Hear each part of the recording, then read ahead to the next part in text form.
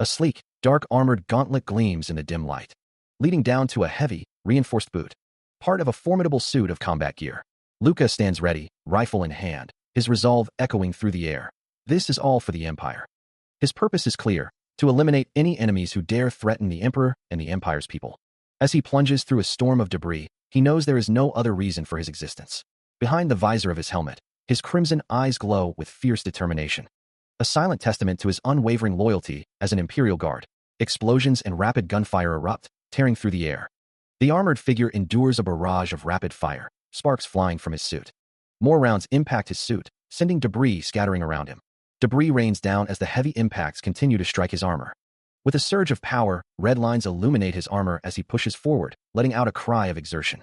Unseen, a weapon continues to spit fire, maintaining the relentless assault.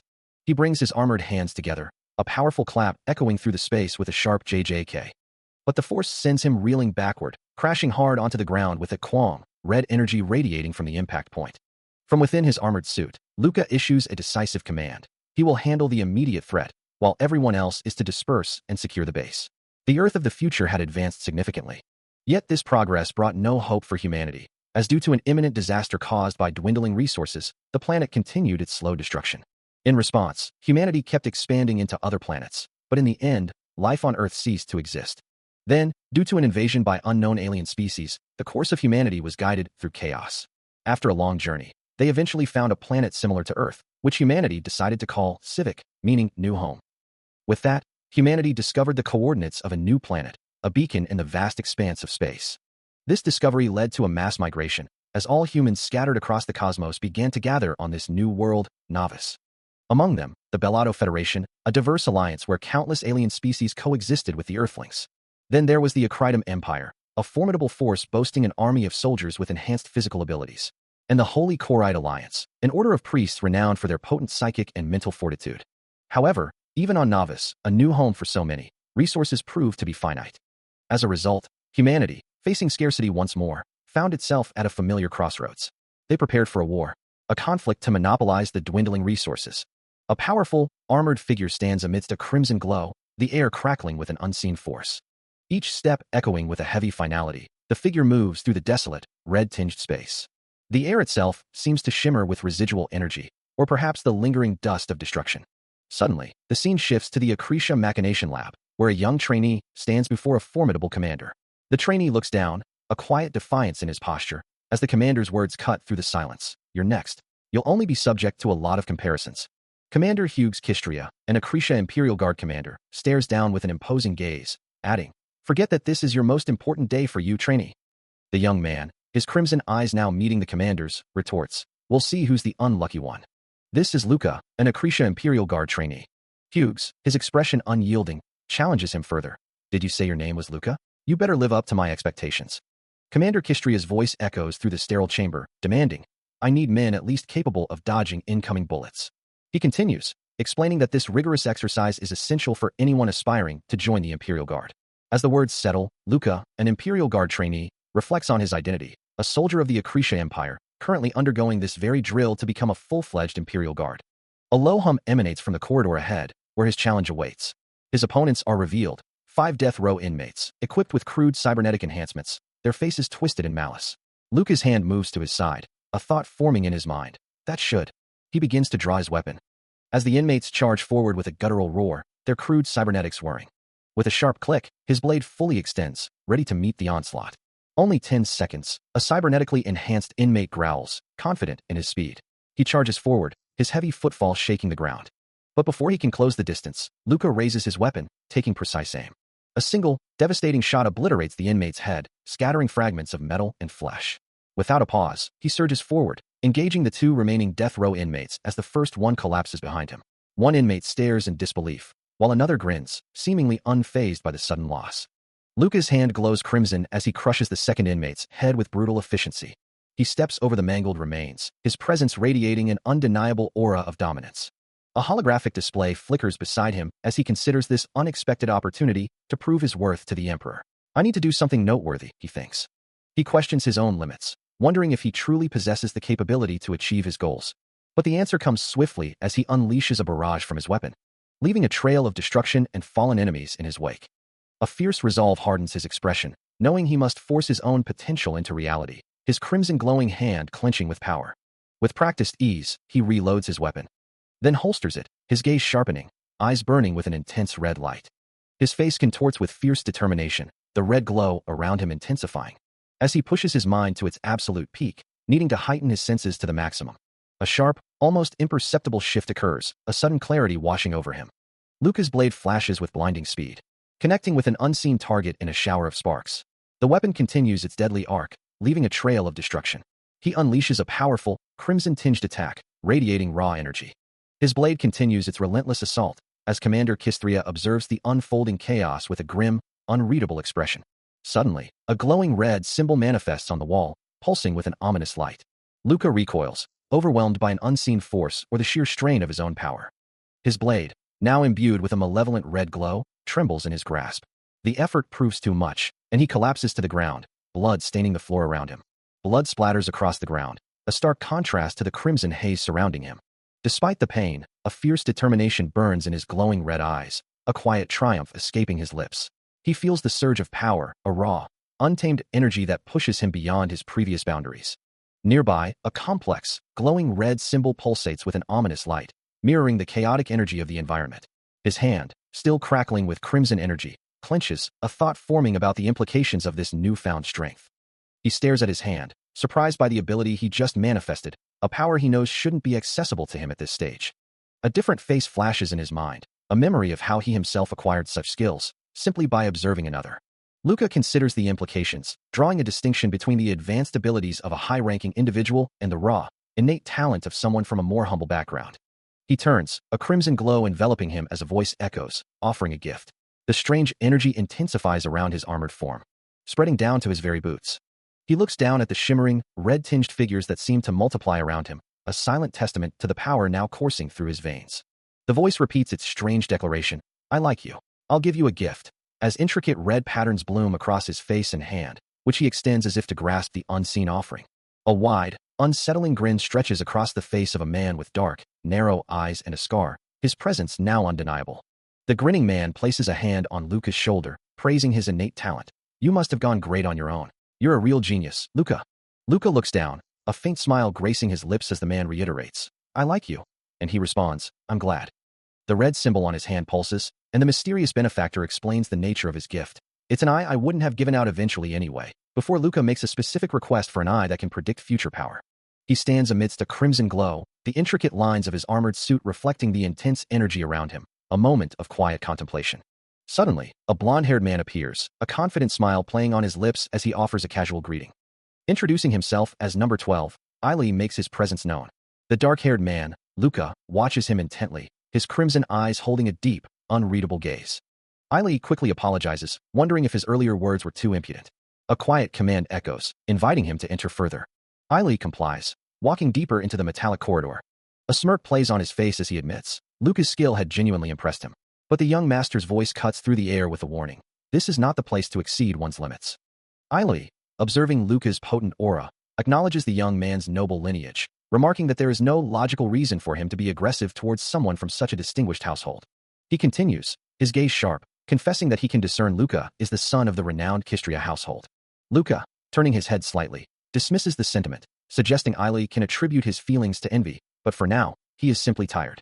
Without further preamble, Ailey extends his hand, offering something to Luca. He clarifies his purpose, stating he came specifically to give Luca this device. The device, a small, intricate piece of technology, is meant to decrease Luca's sensitivity, allowing him to rest more effectively. Ailey then questions if Luca truly needs it, explaining that without proper rest, he won't be able to train effectively, especially given that the mana in this location is too potent to allow for sleeplessness. A slight smile plays on Ailey's lips as Luca considers the offer. Reflected in Luca's crimson eye, the device seems to hold a deeper significance, as he muses that it is fundamentally different from the invaders made in the experiment. He admits to Ailey that he had been watching him as well, having simply copied his movements. Ailey, for his part, is not a cyborg, but rather a recipient of a mechanical eye, a detail that seems to be a point of clarification. It appears the commander had taken notice of Luca, an irregular like Ailey, and that was likely why he was gifted the mechanical eye out of the commander's own pocket. Luca then explains that he simply tried his hardest during the training, looking down as he speaks.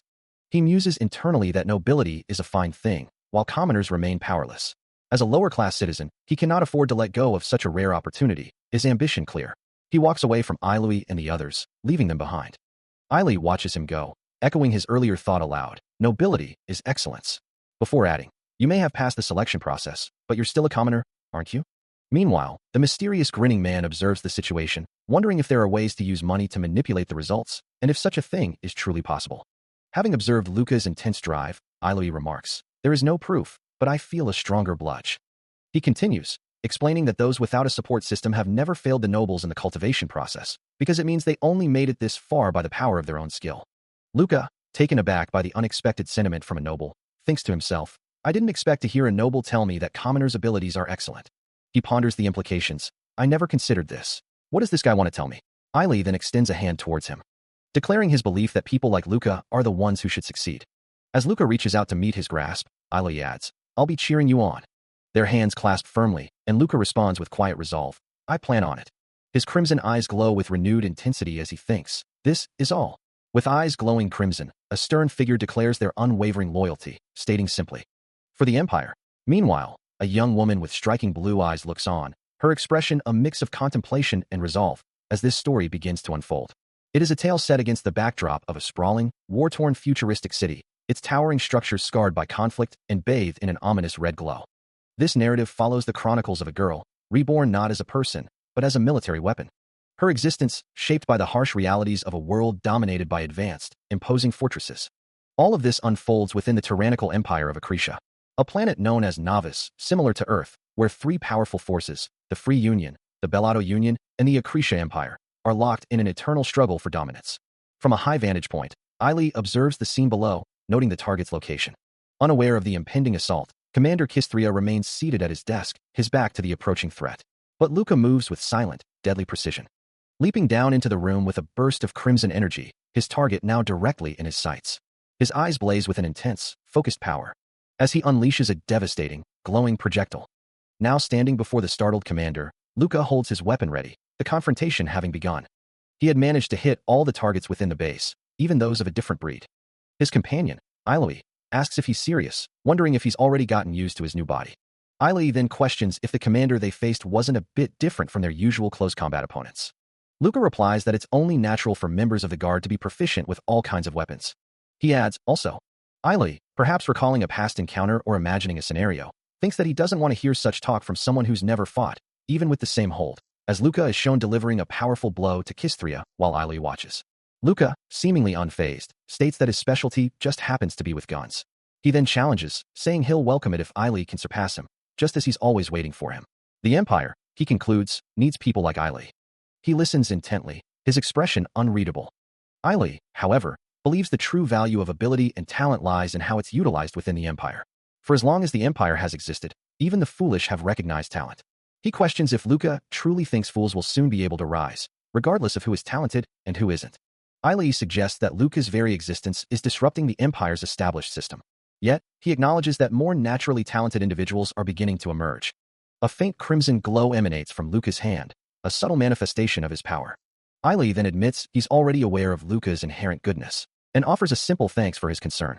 Luca stands, rifle in hand, his crimson eyes fixed ahead. 2 years have passed since his training began with the Empire's army, and now, a military vehicle rolls across the barren landscape. Commander Kistria addresses a gathering of soldiers, announcing that Luca and Ailey will serve as platoon leaders for the upcoming training. Luca's armored suit glows with a subtle red energy. As Kistria continues, his voice firm. With Ailey and Luca listening intently, their expressions serious. The red glow intensifies along Luca's leg armor. Across the border, countless enemies illegally occupy Imperial territories, and the training is about to begin. A stern voice cuts through the air, declaring that there is no need for prisoners. Commander Kistria's eyes glow with a fierce red light as he commands, so kill them all. The sound of armored boots shifting on the rocky ground echoes as Luca and Ailey stand ready. The commander reminding them that this is their first real mission. Luca turns to his companion, a hint of challenge in his voice. What? Are you nervous? You've already killed people during training. Ailey looks away, his expression troubled, as he counters that the Empire's enemies are not their core's enemies, and even the successful completion of the mission won't guarantee humanity's survival. Luca's gaze hardens as he dismisses Ailey's concerns. There's no need to get lost in your emotions, Ailey. Luca's expression remains stern as he considers the implications of their mission, his thoughts echoing the commander's ruthless orders. He turns to Ailey, questioning, Did you think anyone here, among the enemy forces, would protect us? Before them stands a formidable full-body mechanical armor legion. Their imposing forms a stark reminder of the threat. Luca continues, his voice firm. I'm sure they're here to supervise us. They might even kill us. We're taking no one as a prisoner. The mechanical legion stands silent, as if confirming his words, and he adds, I agree that the idiots who aren't afraid to die do not belong to the Imperial Guard. His gaze hardens, reflecting the harsh reality of their mission. On planet Novus, other forces are hostile to the Empire, a truth they learned early on. Everyone there grew up to receive the Empire for their own gains. Ailey, however, looks away, his expression troubled, muttering, but if we kill them all, what's the difference between us and them? His sky-blue eyes reflect a deep moral conflict, a silent plea for understanding. As the blue energy swirls around him, Luca recalls the harsh lessons of their training, a stark reminder of the brutal realities they face. The power intensifies, and the world around him transforms, engulfed in a searing, crimson inferno. From the heart of the flames, he emerges, now clad in formidable red and black armor, his eyes burning with an ominous red glow. He stands over Ailey's unconscious form, the blonde-haired man lying still amidst the destruction. With a fierce red aura radiating from him, Luca prepares for the coming battle. He strides through the burning landscape, advancing towards a group of similarly armored figures. One of the armored figures observes, remarking that the humans are armed, and this training exercise is quickly becoming a serious problem. The fiery chaos continues to rage as the confrontation begins. Amidst the raging inferno, his armored form casting a long shadow, Luca stands over a small, terrified child who huddles on the scorched ground. The child, overwhelmed by fear, is paralyzed, unable to move a muscle as the destruction unfolds around them. From a distance, an armored soldier observes the scene, his gaze falling upon the small figure. A child. The soldier's glowing red eyes narrow, dismissing the child as a non-combatant with no resistance. Meanwhile, the child's despair deepens, a desperate thought echoing. If only I had a gun. Tears stream down their face, a choke damn it, escaping their lips. The soldier's cold assessment continues, his final, chilling decree. There is no need for prisoners. A voice, cold and absolute, booms through the chaos, ordering the complete annihilation of all targets. Luca's eyes widen in horror and resolve, as the chilling command echoes, urging no hesitation. The armored soldier, his glowing red eyes fixed on the scene, dismisses any potential survivors as mere insects, unworthy of mercy. Suddenly, a small figure is sent flying by an unseen force, landing with a sickening thud. The ground beneath them cracks and splinters, radiating a malevolent red energy. Luca's face contorts in anguish, sweat beading on his brow, as the brutal reality of the situation sinks in. His hand tightens around the hilt of his weapon, the metal reflecting the ominous red glow of the battlefield. He stares up at the impassive armored figure, a silent plea in his crimson eyes, knowing the consequences of inaction. A powerful, glowing symbol appears, as a voice within him struggles with the weight of a decision, acknowledging the severe repercussions if his actions are ever discovered by headquarters. The ground trembles as a colossal mechanical foot descends, fire and debris erupting around a small, helpless figure. Its glowing red optics fixate on the aftermath, a chilling internal query echoing through the battlefield. Should I go back and take care of him? Before the question can even be fully processed, another unseen force slams into the child, sending the small body flying amidst a shower of bright particles. The mechanical behemoth simply watches, its red gaze unwavering. A silent question mark hangs in the air, a stark symbol of disbelief and shock. The mech's arm shifts, a heavy weapon rotating into position, preparing for another devastating strike. A memory flashes through Luca's mind, a moment of vulnerability as he holds Ailey close, the past echoing the present's desperate need for protection. His grip tightens around his weapon, knuckles white with a burgeoning resolve. With eyes glowing crimson, Luca's face hardens, a single name escaping his lips, Ailey, as the weight of his decision settles upon him. He stands firm, a crimson glow emanating from the ground around his armored legs, a silent question hanging in the air. Was he truly watching everything? Meanwhile, the enemy soldier, his face etched with a grim resolve, mutters to himself, calm down. Ailey won't forget my hesitation. He considers the broader implications. However, if any of the other trainees saw, then... A faint blue energy crackles around his hand as he concludes his thought. I need to keep an eye on Ailey. Back on the battlefield, Lucas surges forward, his charge erupting in a violent burst of red energy and a resounding impact, leaving a fiery trail in his wake as he accelerates with incredible speed. A desperate cry of Ailey, escaping his lips, echoing his fierce determination. He closes the distance, his gaze fixed on the towering mech in the distance. His voice ringing out with unyielding defiance. Go to hell, you Grecians. He charges forward, his arm crackling with a fierce blue energy, the ground beneath him scorched and burning. Leaping through the fiery air, he closes the distance to the massive mech, ready to strike. Inside the cockpit, the enemy soldier wonders if Luca was truly responsible for the explosion that just rocked their position. Undeterred by the mech's imposing size, Luca continues his relentless assault. The soldier's face hardens with grim determination, his eyes fixed on the approaching threat. Suddenly, a brilliant blue energy barrier erupts from the mech, intercepting Luca's charge. The barrier expands rapidly, its intense glow pushing back against the momentum of his attack. The sheer force of the counterattack repels him, sending him recoiling through the air. Violently thrown backward, Luca is engulfed in an explosion of black and blue energy. He grits his teeth, a surge of blue energy flaring around him as he pushes back against the unseen force. The realization dawns on them. There was a force user among the enemy, and this wasn't a military base, but a civilian settlement. An older man recoils in horror, his face etched with shock as the blue energy of the conflict washes over him. Meanwhile, a hooded figure clenches their fists, their voice filled with righteous fury, lamenting that the fallen were merely trying to survive. As Luca stands his ground against the advancing mechs, the hooded figure questions if their captain was even aware of the true nature of this mission. From behind, the hooded figure continues, believing that if they had been informed in advance, Ailey could have intervened. Amidst the chaos of explosions, Luca channels his power, attempting to reduce their destructive impact. But the enemy mech retaliates instantly, unleashing a torrent of fiery red energy that engulfs him. The impact sends him reeling, a pained cry escaping his lips as blood trickles from his mouth. Despite the brutal impact, Luca's resolve hardened. He knew there was no turning back from this fight. Even if his body threatened to collapse, he would continue with his high-speed maneuvers. A surge of blue energy flared around his arm as he prepared to attack in his current state. But a blinding explosion erupted, engulfing him in a searing wave of light and force. Consumed by the inferno, he plummeted through the air. Even as he fell, he managed a desperate, downward strike with his blade. His eyes glowed with a fierce, pained blue light, a guttural cry escaping his lips.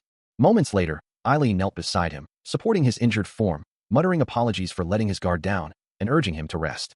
The protagonist knew his hesitation had caused this problem. He has learned countless times how to deal with a force user, and now, he will do whatever it takes to make up for his mistake. Meanwhile, Ailey assures him that he will take care of everything else, dispatching forces and taking over the base. With a surge of resolve, Luca leaps into the chaotic fray, a desperate gambit unfolding. He challenges his foes, demanding to know where they think they're going. But before he can fully engage, a shadowy figure slams into him, sending him reeling with a pained cry. Ailey observes the unfolding chaos, realizing his comrade is using himself as bait to buy time for their allies to escape. This sacrifice is meant to buy time for regrouping or a preparatory action, effectively turning him into a living hand grenade. As Ailey's hands glow with blue energy, forming a concentrated orb, he muses that as long as he can perceive a disruption in space, he can act. Meanwhile, the shadowy attacker tightens its grip on Luca, its glowing red eyes fixated on its struggling prey. As the shadowy attacker's armored hand closes around him, Luca feels an immense, crushing force, his mind reeling in disbelief. The dark, metallic form of his assailant looms over him, its intricate plating glowing with an ominous red light. From within the shadows, piercing red eyes fixate on him, a silent, deadly gaze promising no escape. Luca can only manage a choked gasp, his crimson eyes wide with shock as the pressure intensifies. Blue lightning crackles around his body as he struggles against the overwhelming force, his form visibly contorting under the immense strain. The sheer power of the attack causes a drastic change, his jet black hair rapidly turning a stark white as his face twists in agony. Confronted with the impossible, he questions if this is truly the end, wondering how such a swift and absolute defeat could have come to pass. His transformed visage reflects the overwhelming despair, his eyes still fixed upwards, searching for an answer that doesn't come. Suddenly, a new, bearded figure appears above him, observing his struggle with a dismissive air, uttering, "You're just a child." A shadowy fist clenches, radiating an ominous red glow, before slamming into him with devastating force, sending him violently backward. The impacts continue, a relentless barrage that drives him further into the ground, the sheer power of the assault distorting the very air around him. Finally pinned, Luca can only look up at the towering, shadowy figure looming above him, his white hair stark against the crimson glow of the battlefield. The attacker's hand descends, a gesture of absolute control. As Luca lies defeated amidst the rubble and blood, the shadowy figure standing triumphantly over him. A hand gestures, then a voice echoes, reminding him that the beings of Corte are beyond human comprehension and questioning why he ever tried to kill him. Standing over the fallen warrior, the shadowy attacker issues a stark command, urging him to move. A cold, internal directive echoes through the space, warning against the perils of emotional entanglement in battle. As he lies broken on the ground, Luca's thoughts turn to his ultimate purpose, affirming that his every action is for the Empire. His duty, etched into his very being, is clear, to eliminate any who dare threaten the Emperor and the people of the Empire. A guttural sound escapes him as his crimson eyes glow with desperate resolve, sweat beading on his brow from the sheer effort of his will. This unwavering commitment, This is the fundamental reason for the Imperial Guard's existence. With a hand reaching out amidst the swirling red energy, he silently pleads for success, for the strength to fulfill his mission. There is nothing else. In the sterile environment of the Accretion Hospital recovery room, Ailey gazes at his companion, asking how it feels to almost die. A moment of silence passes before Luca retorts, telling Ailey to speak for himself. With a wry chuckle, Ailey reminds him that he was the one who nearly died, not Luca. From within the glowing medical tank, Luca reveals he received new arms this time, asking how many parts Ailey had to change, before adding that his back was destroyed, necessitating titanium ribs and artificial skin. He continues, explaining that he'll end up with a completely new body in a couple more months, so he might as well get used to it a little early. Ailey then shifts the conversation, asking what the best proof he has from that fight is, before musing that the reason they couldn't hear from Commander Kistria was a test. Luca finishes his thought, because their senses don't work on premises they could handle, implying that whoever killed an action commander. He ponders the recent battle, finding it strange that he and the other captains, scattered across the battlefield, barely survived. Such an outcome is too peculiar, too much to simply dismiss as coincidence. Perhaps the enemy didn't intend to kill them from the start. He considers the possibility that the attacker's true intention wasn't their demise, but something else entirely. A menacing figure, shrouded in a dark memory, scoffs, dismissing Ailey as merely a kid. Ailey's thoughts push back, asserting his experience as a seasoned soldier, but the attacker's voice echoes, declaring that letting him live was a mistake. The attacker's glowing red eyes pierce through the darkness, as he proclaims that pathetic mercy is the very reason the weak are unable to die out. His chilling words continue to resonate, a grim promise to regret watching his comrades continue to die from hell. Back in the recovery room, Ailey's face contorts in distress, as he questions why the attacker closed the eyes of that Korean girl. His eyes widen in silent horror, the memory clearly haunting him. Still reeling from the recent battle and the shadowy attacker's words, Ailey's mind races, desperately seeking an explanation. He questions the attacker's motives, wondering if they were merely toying with him, thinking, "You talk too much. Did you get a new tongue too?" The memory of the encounter leaves him with a chilling realization. That was a mistake. A glowing red symbol, emblazoned on dark armor, flashes into view. A resolute voice declaring, "It'll never happen again." Elsewhere, an Imperial Guard instructor, his eyes glowing crimson, addresses a group of recruits, informing them, "With this, you've completed 2 out of 3 parts of your Imperial Guard training." He continues, emphasizing the importance of their role as examples. "There are now batches younger than you to be a model to those new recruits." The instructor stands tall above the assembled trainees, his gaze sweeping over the eager faces of the new generation. The Imperial Guard instructor addresses 2 cadets, informing them that they too can aspire to become a centurion. He urges them to keep striving for the sake of the Emperor and all citizens. One of the cadets, Luca, processes the words, the idea of becoming a centurion echoing in his mind. The instructor then begins to explain, the Imperial Guard's organization is quite straightforward, detailing a structure of 1,000 guardsmen. He clarifies that these consist of 10 centurions, each led by a chief centurion, with the commander of the first century also serving as the overall commander of the Imperial Guard centurion. Concluding his briefing, the instructor dismisses the cadets, urging them to continue their training. Luca knows that cadets like him, after completing full body mechanization, are assigned to the lowest-ranking 10th century. But he imagines a different future, picturing himself as the centurion of the 10th century. His eyes burn with fierce determination, vowing to make it big. Luca plummets through the crimson-lit training arena, his body arcing downwards. As Ailey watches from below. Before he can even recover, Ailey lunges, his arm glowing with an intense blue energy.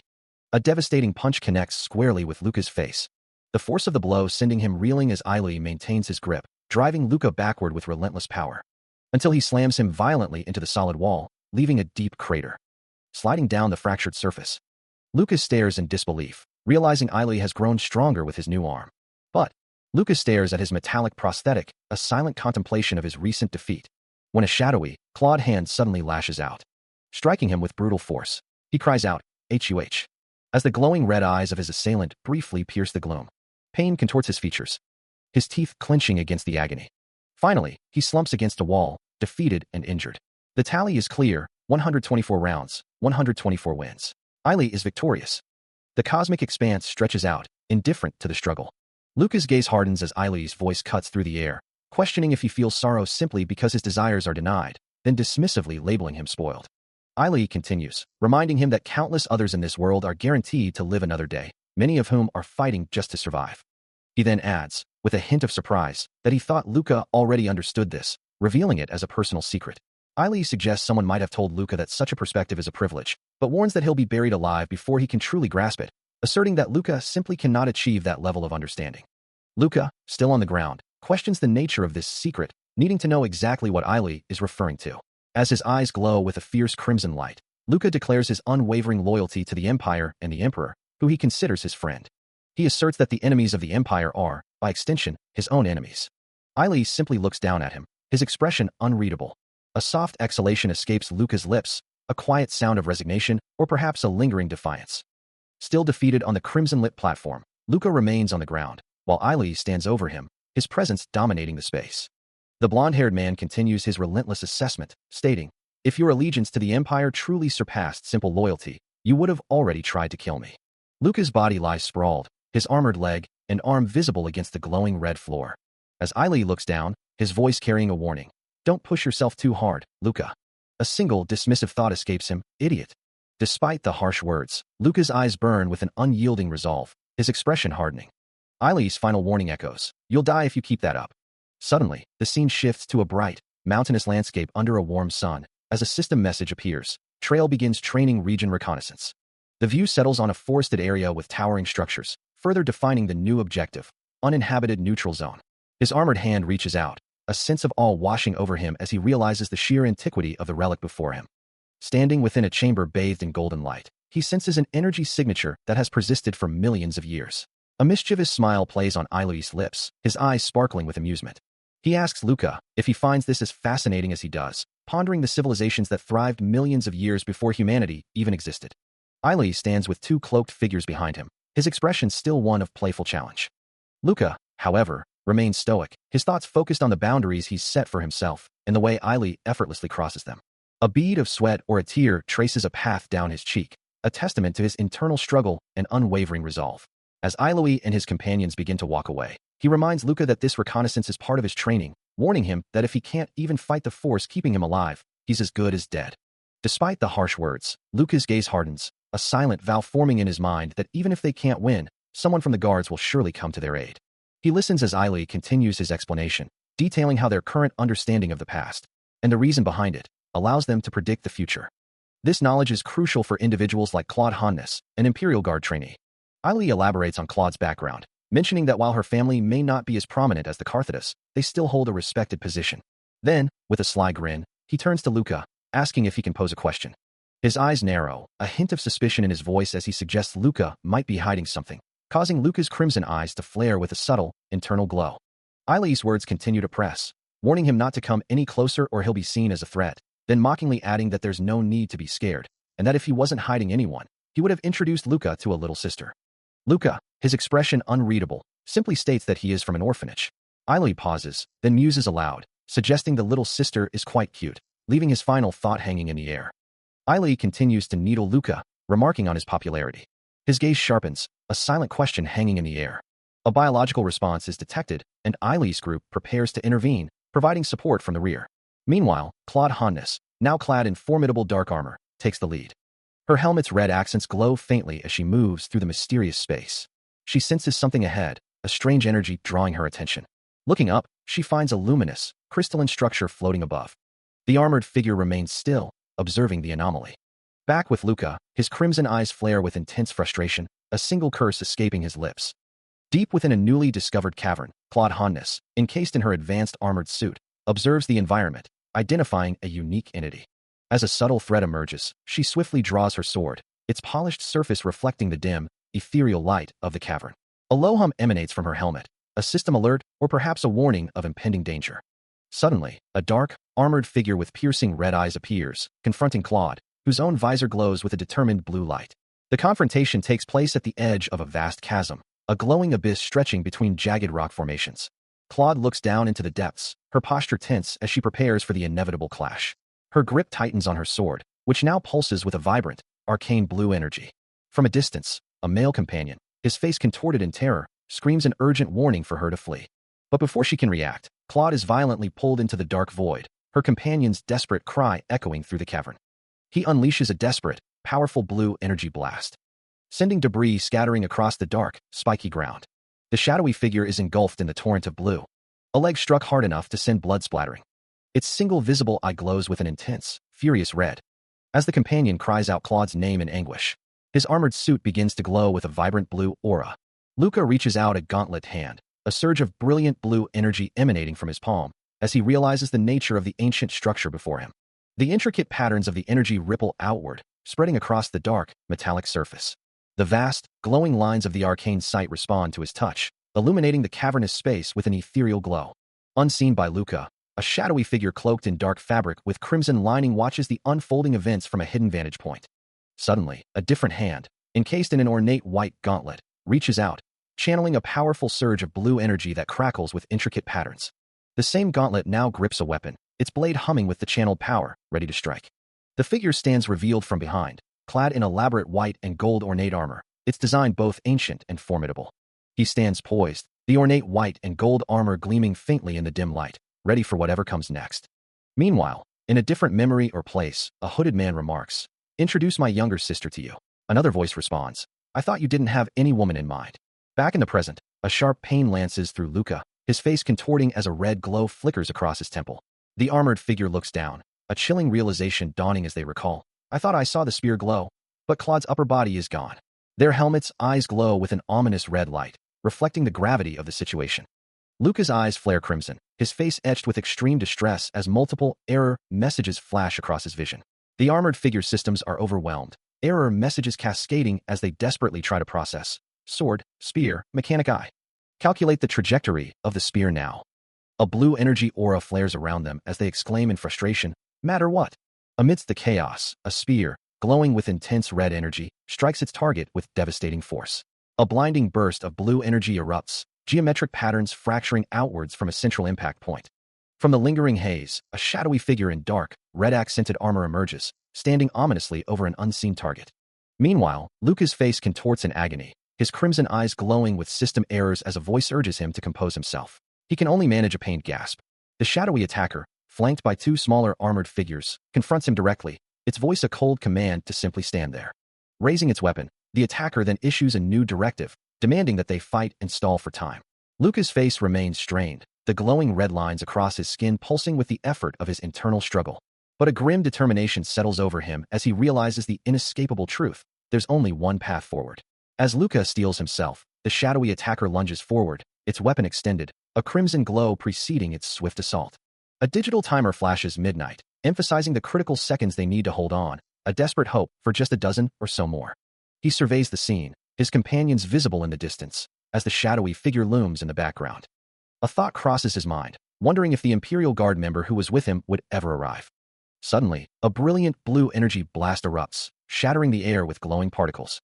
The shadowy attacker, its red eyes burning, charges with terrifying speed, closing the distance in an instant as the digital timer ticks down to 1 minute and 22 seconds. It swings a glowing blade, aiming a devastating strike as the timer advances to 1 minute and 65 seconds. The relentless assault continues, forcing him to react defensively, a desperate no, escaping his lips as the timer shows 1 minute and 72 seconds. He channels blue energy into his hand, realizing that even a few seconds lost could be catastrophic. The attacker's blow connects, met by a burst of blue energy and a grunt of impact. Overwhelmed by the force, he struggles, blue particles swirling around his distressed face as the timer reaches 2 minutes and 15 seconds. He channels his power, a brilliant blue energy flaring around his hand. But the force of the attack sends him reeling backward, the digital timer above him relentlessly counting down. His face contorts in a grimace of pain and desperation, the blue energy around him flickering with his struggle. A chilling thought echoes in his mind, the stark reality of death looming. He wonders if this is truly the end, if victory against such a monster in so little time is impossible. But then, the stern voice of his instructor cuts through the despair, a harsh reminder to get his head in the game. The words echo, demanding mental fortitude, insisting that a fight is first won or lost in the mind. As the monstrous attacker roars, the instructor's voice urges him to retaliate, to meet the enemy's aggression with his own. The final, cutting words ring in his ears, a stark reminder that weakness has no place in the Imperial Guard. He stares ahead, his resolve hardening as the digital timer ticks down to 3 minutes. Before his opponent can even stir, he channels a surge of crimson energy, declaring his intent to strike first with a powerful surge. Luca lunges forward, a blur of red light. His attack connecting with a sharp crack, sending a wave of blue energy through the shadowy figure.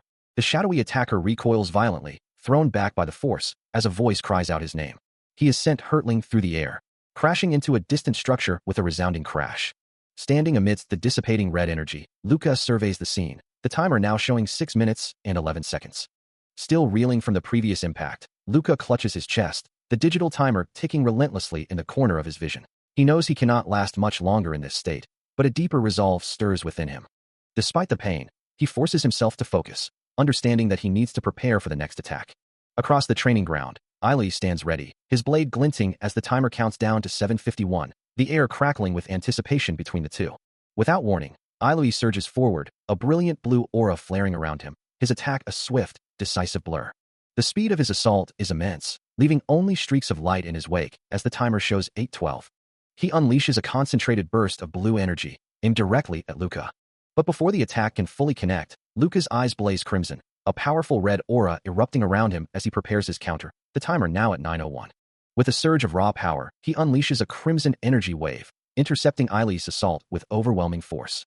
The impact sends Ailey recoiling sharply, a surprised exclamation escaping him as the timer reads 9:51, his blue energy dissipating against Luca's might. He lunges forward, a crimson blur of intent. His attack driving the white-armored figure back with relentless force. From the sidelines, Ailey watches, a gasp escaping him as he realizes, he wasn't going for me. The white-armored figure struggles, overwhelmed by the assault, the timer ticking down to 10 seconds. But in a sudden, explosive counter, the armored figure strikes back, catching Luca with a powerful blow.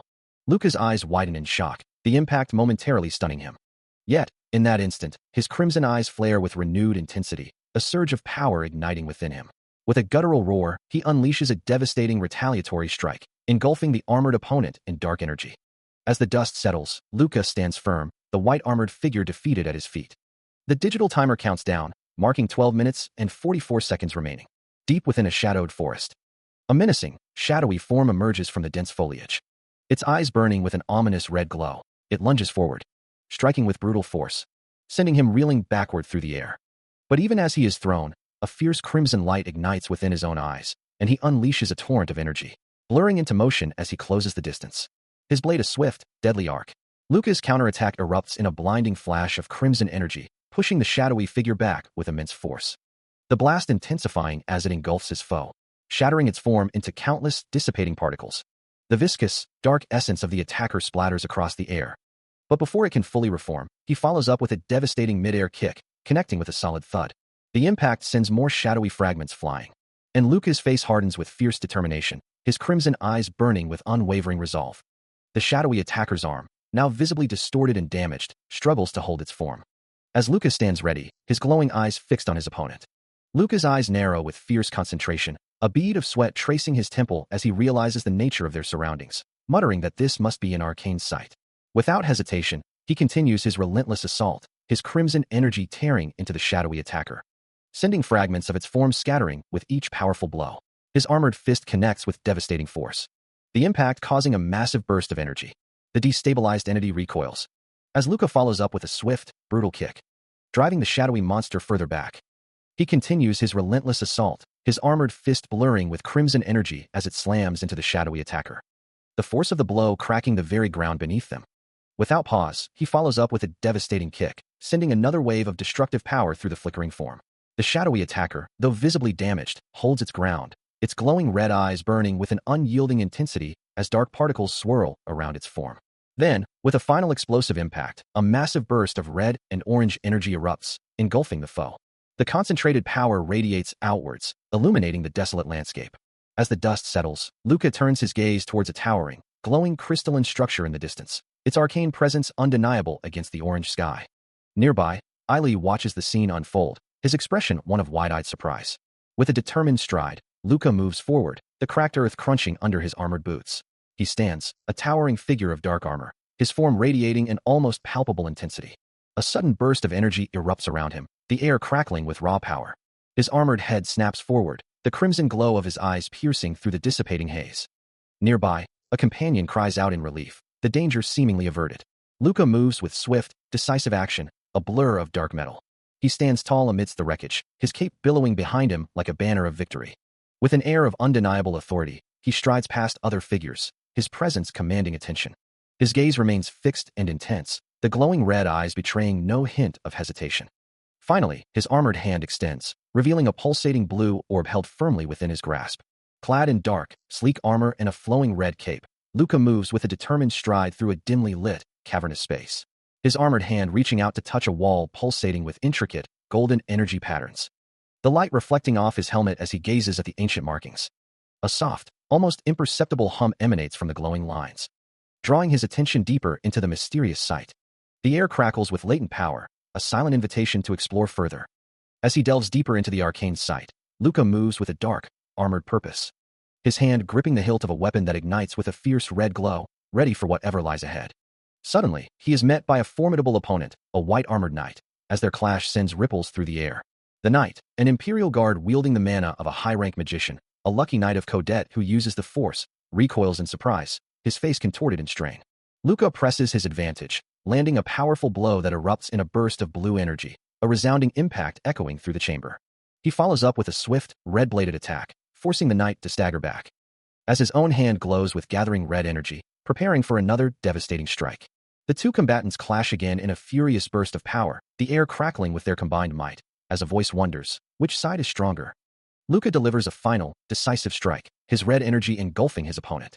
He unleashes a devastating strike, his red energy blade tearing through the air with a sharp, cutting sound. The impact sending shards of armor flying as the Imperial Guard recoils from the blow. A blinding flash erupts as the attack connects directly with his helmet, leaving the knight momentarily stunned, his glowing red eyes fixed on his assailant. Luca's own crimson gaze burns with an unwavering intensity, a silent promise of further destruction. The Imperial Guard is forced to one knee, the ground around him scarred by the relentless assault, as Luca stands dominant over his defeated foe. He charges another wave of crimson energy into his hand, the air crackling with raw power. Then, with a guttural roar, Luca unleashes a close-range burst, sending the Imperial Guard reeling back once more.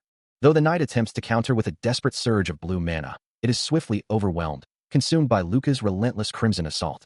Luca's crimson energy continues its relentless assault, tearing through the air with devastating force. Each strike landing with explosive impact.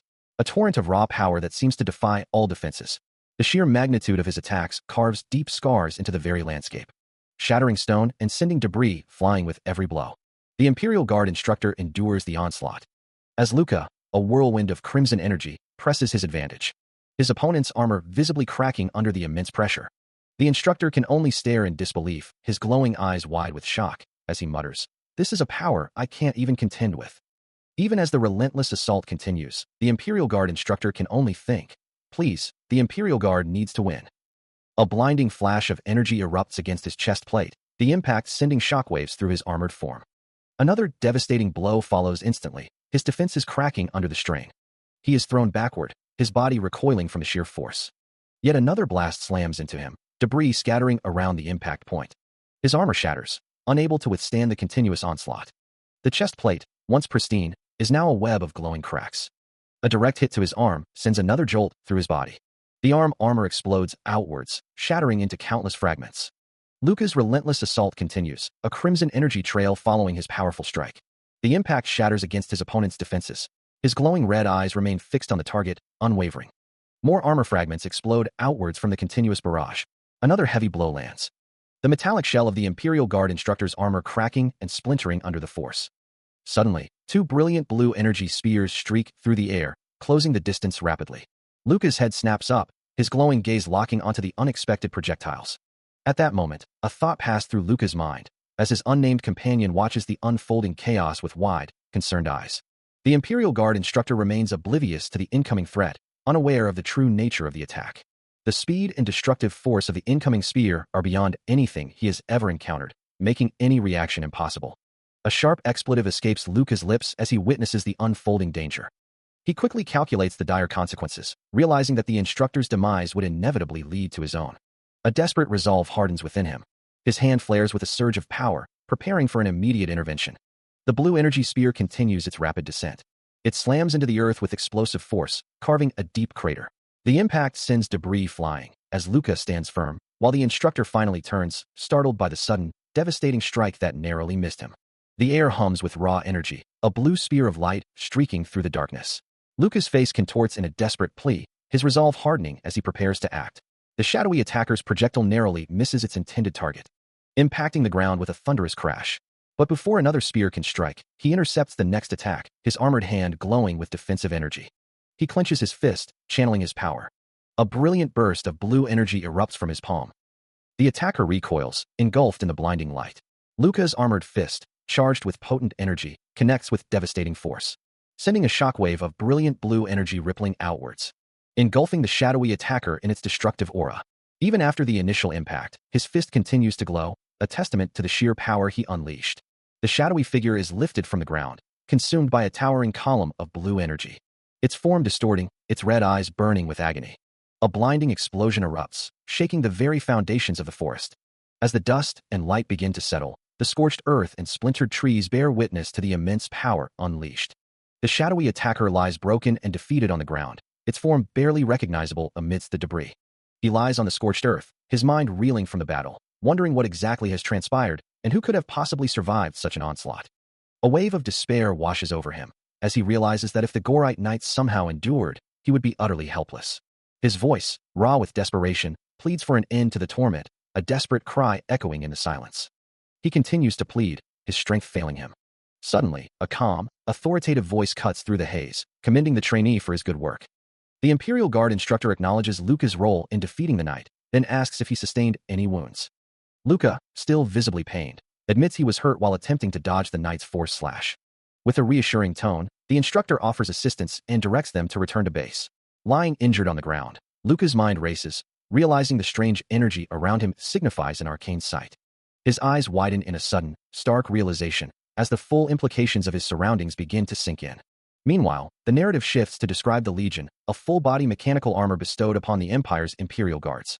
This formidable suit, by promoting all the body's abilities and making combat effortless, transforms its wearer. It is an item that allows one to become the ultimate weapon.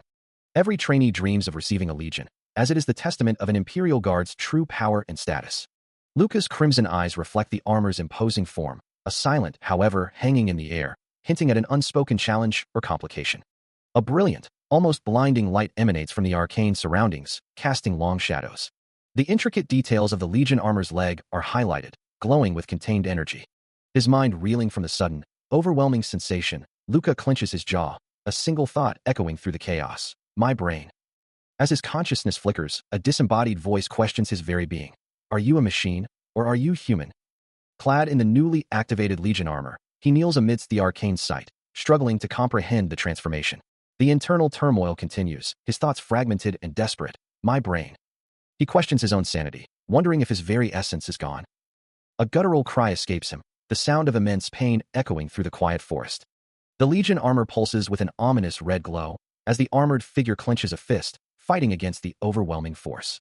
With a strained groan, his armored hand tightens further, the metal groaning under the pressure. Finally rising to his feet, he curses the situation, his frustration palpable. Still reeling from the Legion armor's overwhelming power, Luca's mind races, grappling with the profound changes within him. He questions his own identity, wondering if he has become nothing more than a monster.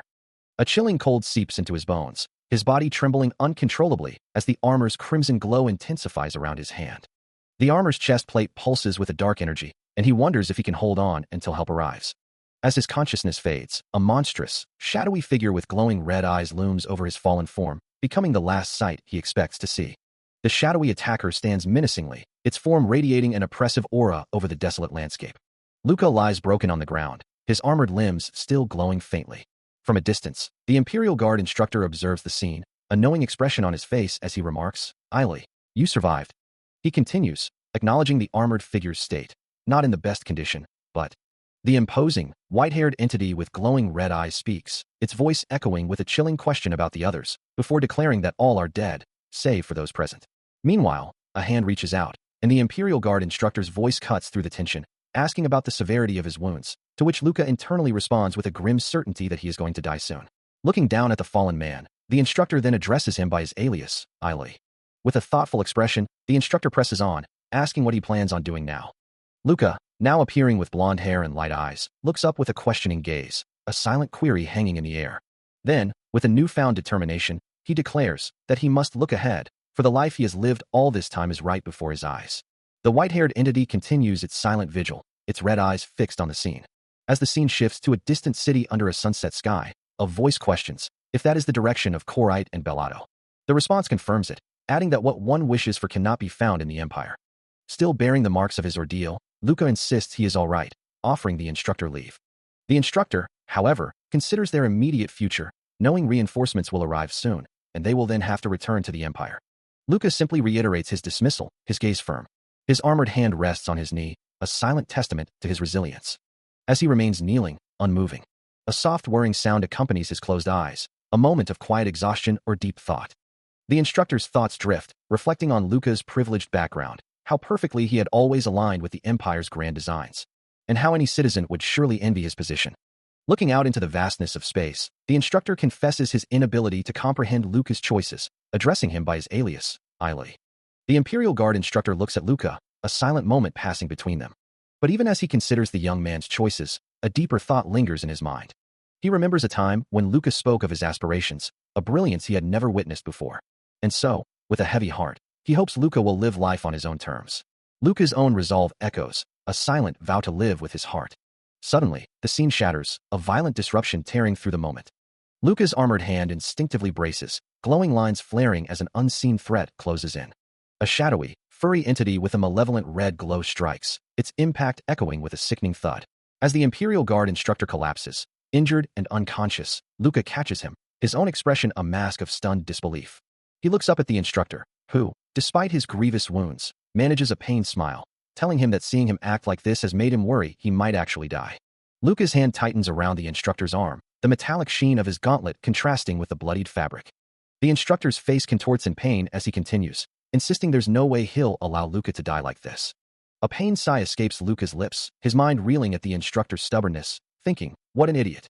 With a surge of renewed determination, Luca stands tall amidst the burning ruins, a faint blue aura beginning to emanate from his form, ready to face whatever comes next. A metallic, armored hand, part of a sleek, futuristic suit, turns the pages of an ancient-looking book, its title, Starship Trespassing, hinting at forgotten histories. In a stark, gleaming white room, the man known as Luca sits, his crimson eyes reflecting the sterile environment, a silent contemplation etched across his face. His expression remains unreadable, lost in thought. Suddenly, a blonde-haired man leans in, a sharp smile on his face, demanding to know if Luca is looking at new data. The blonde man then recommends the F-24 body armor, stating that its adaptation performance would be much better than Luca's current one, a clear implication of his dissatisfaction. Meanwhile, the armored hand continues to trace the strange, glowing symbols within the ancient book, its secrets yet to be fully unveiled. As Luca stands, the blonde man, now identified as Eiley, playfully scolds him, telling him to stop running out of nowhere like that, before asking if he was surprised.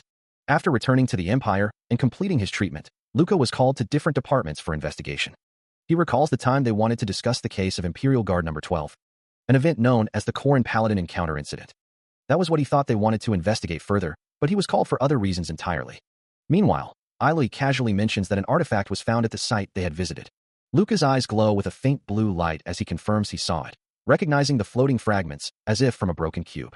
He muses that this floating cube is the very beginning of everything, wondering who could possibly be collecting it. Eiley continues, explaining that a retrieval team is being assembled, calling in specialists for such purposes. He concludes with a grim prediction: it's likely a huge war will occur.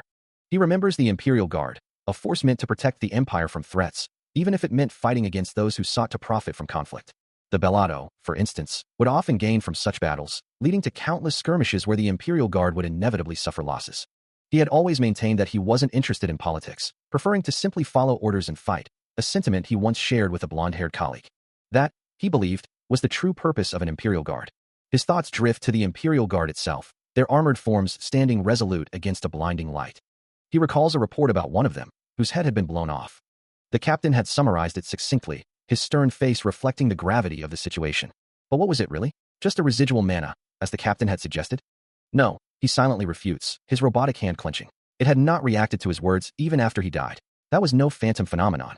He sits, staring at a screen, his thoughts still consumed by the past. There are still questions from that day, questions that remain unanswered, questions that headquarters steadfastly refuses to address. He recalls an extravagant, out-of-place location within the cadet training facility. A lush, almost serene forest area. It's a visiting room, designed for cadets to meet with family and friends. And after his discharge from military school, Luca had never expected to set foot in such a place again.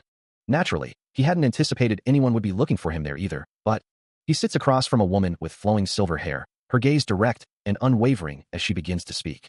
Her name is Lillian Ramones, and he wonders why Claude's sister is here to see him. She explains that she didn't think he'd remember her, but he was the leader at their last meeting. Lillian assures him that if he thinks she's here to express her gratitude, he shouldn't worry, as that's not her purpose. She reveals that the moment her brother became an Imperial Guard, her family had anticipated this outcome. With a formal air, she states her reason for being there. I'm here today, Luca, to speak with you. She continues, explaining that her brother talked a lot about him, and that he must have heard what happened to Claude. Lillian then asks if he's interested in meeting with her, assuming he's already aware of the circumstances. Lillian, her expression unreadable, states her preference. Luca, observing her carefully, senses a challenge.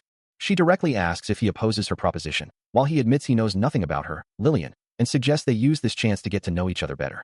Luca questions her motives, wondering if his deceased brother's request is truly a sufficient reason for her actions. Lillian calmly asserts that he is entitled to the offer, believing many would envy him for it. Internally, she acknowledges the offer is one she cannot refuse.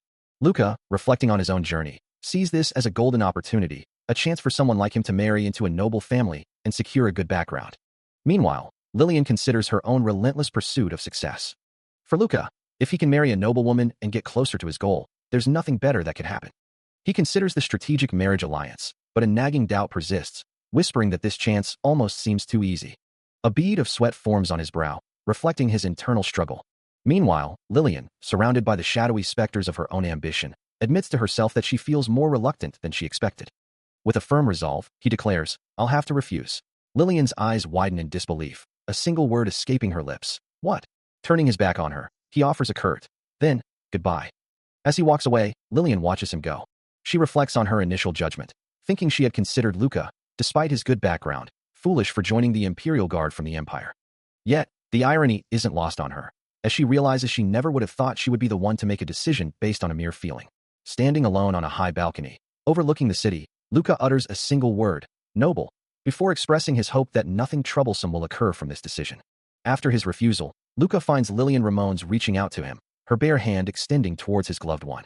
A soft hiss accompanies a sudden shift in her appearance, her dark hair now a striking white, her eyes glowing crimson. He looks on, a question forming on his lips, clearly taken aback by the unexpected display. Lillian, however, seems to be reflecting on her own actions, admitting to herself that she must have rushed things with Luca. With a new approach in mind, she suggests they start by simply being friends. She holds her hands together, a faint smile gracing her lips, her glowing red eyes still fixed on him. Luca's expression shifts from surprise to a hint of exasperation, his brow furrowing slightly. He clarifies his previous statement, insisting that wasn't what he meant at all. Undeterred, Lillian turns and begins to walk away, promising to return again soon as she glances back at him. He offers a final, curt farewell, before turning away from the persistent woman, who watches him go, musing that she will be difficult to shake. Soon, the reflective surfaces of a new environment surround him. As he arrives at the Accretia physical training room, there, he finds a formidable figure waiting for him, who expresses surprise at his arrival, saying he never expected him to come. This is Kim Yen, the Accretian Imperial Guard's fighting instructor. Standing before him, Luca declares his intention to learn from the old instructor. The instructor, his back to Luca, explains that if it's fighting he wants, there's nothing more he can teach him, as he's already skilled, advising him not to rush himself. He reminds him that no matter how much he trains, there will always be a few things he'll miss. But Luca, his crimson eyes sharp, replies that he's not interested in being the best amongst the cadets. The instructor turns, telling him there's no need to rush himself. The cadet's fighting instructor, Kim Yen, is strong but not domineering like the other instructors. Unlike other instructors and guards, he uses a low-power everyday augment, which Luca notes should be 10 times stronger compared to the new augment he just got. Luca's sleek, black armored leg gleams. The only disadvantage he has, he muses, is that he can't use his full power in the Accretia Palace. With a slight bow, Luca thanks him for this opportunity.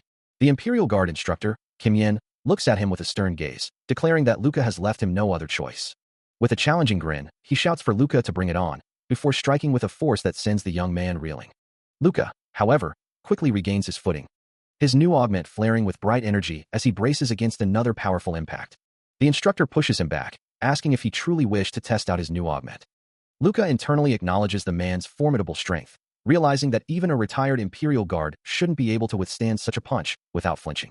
With renewed determination, he surges forward, enveloped in a vibrant, crackling aura. His attack connects with explosive force. He decides to close the distance, planning to jump on his opponent. He extends an arm, a vibrant red aura flaring around him as he recognizes the unique energy signature, realizing this is an arcane sight. With a surge of power, he closes the distance, his form a blur of crimson energy. The air crackles around his outstretched hand, as his attack connects with a heavy thud, the impact reverberating through the training ground. He holds his stance, his gaze unwavering, observing the outcome of his powerful strike. The Imperial Guard instructor recoils slightly, a flicker of surprise crossing his face, as Luca declares, "It's my win." The instructor's eye narrows, processing the unexpected strength of his opponent. Meanwhile, Luca's crimson eye glows with renewed intensity, a sharp glint of determination reflecting his triumph. The Imperial Guard instructor is violently launched into the air, purple energy crackling around him as the force of the impact sends him spiraling upwards. Mid-flight, his face contorts in a grimace of shock and pain, his body momentarily suspended against the glowing purple haze. Meanwhile, Luca watches, a flicker of surprise crossing his own features as he witnesses the sheer power of his attack. Still soaring through the air, the instructor's mind races, questioning how he ended up in such a vulnerable position. He continues to fall, a blur of motion against the fading purple energy. Below, Luca's augmented hand glows with a vibrant purple, the source of the immense power still radiating from his form. Despite the shock, a fierce resolve ignites within the instructor, refusing to let this setback define the outcome. His eyes now burn with renewed determination as he clenches his fist, preparing to fight back even from midair. A leg shoots out, a blur of motion, as he attempts to regain control and turn the tables. Still airborne from the devastating blow, the instructor's body twists violently. Unable to regain control as he continues to hurtle through the air, he plummets rapidly towards the unforgiving ground, watched by his opponent. Not only did you fail to gauge my strength, the young man remarks, but you also didn't realize my ability was to absorb life force. With a sickening thud, the instructor crashes onto the hard surface. Lying bruised and defeated, his eyes still burning with defiance.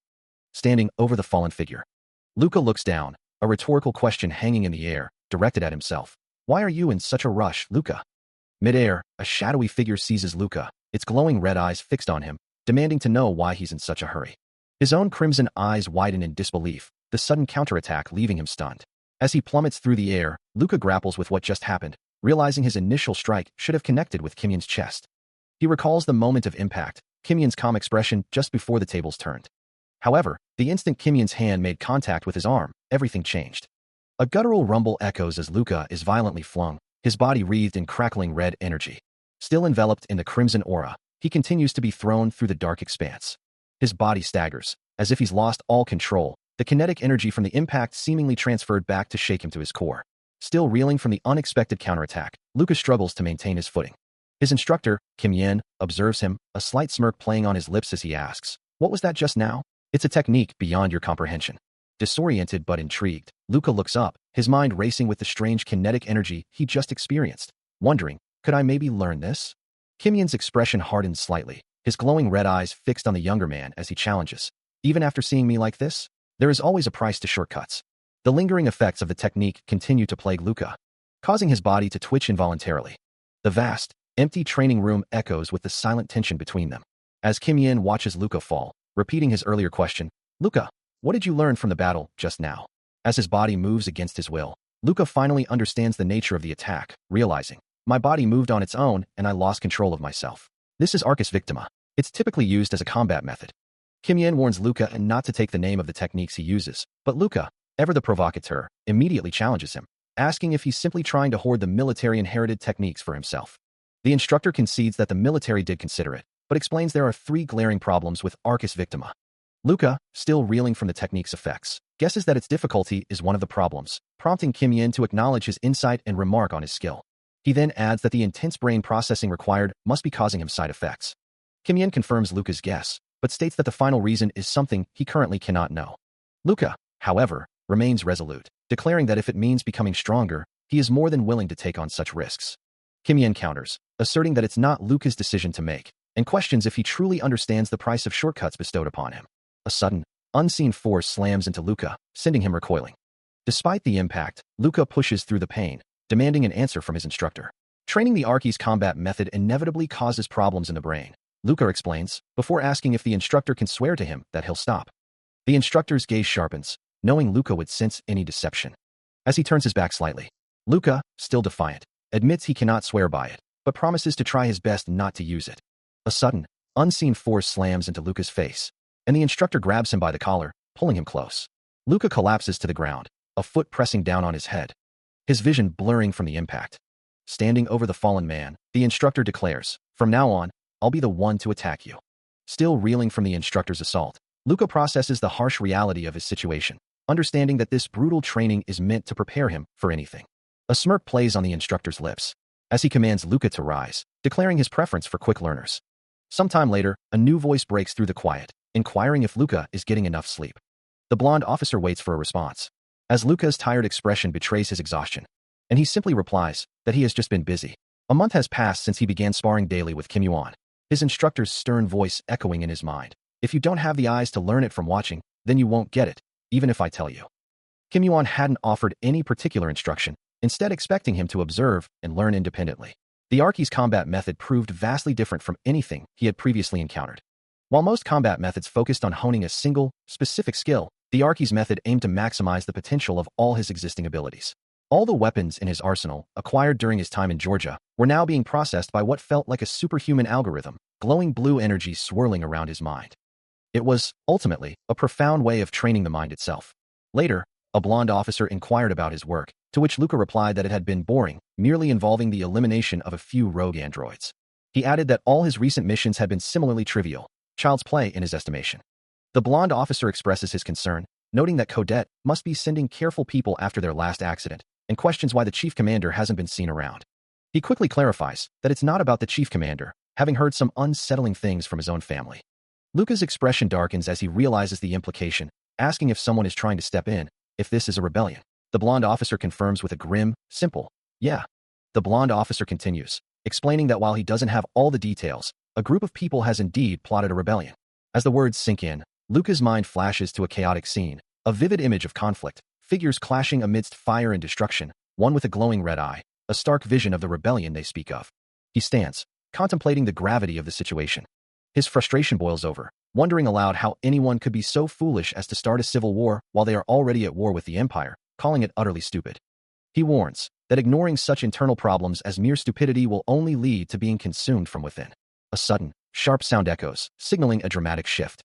He strides forward, his back to the viewer, through a sterile, metallic corridor. Suddenly, a hand clamps down on his shoulder, and the blonde officer's voice cuts through the silence. I warned you, Ailey. The officer's expression is grim as he continues. I can overlook your desire to leave the Empire. But if you wish to be an enemy, I can't leave you be, he states, his brow furrowed with concern. I just thought this information was important for the Empire. Trying to de-escalate the tension, the blonde officer urges, calm down, Luca. His voice drops to a serious tone.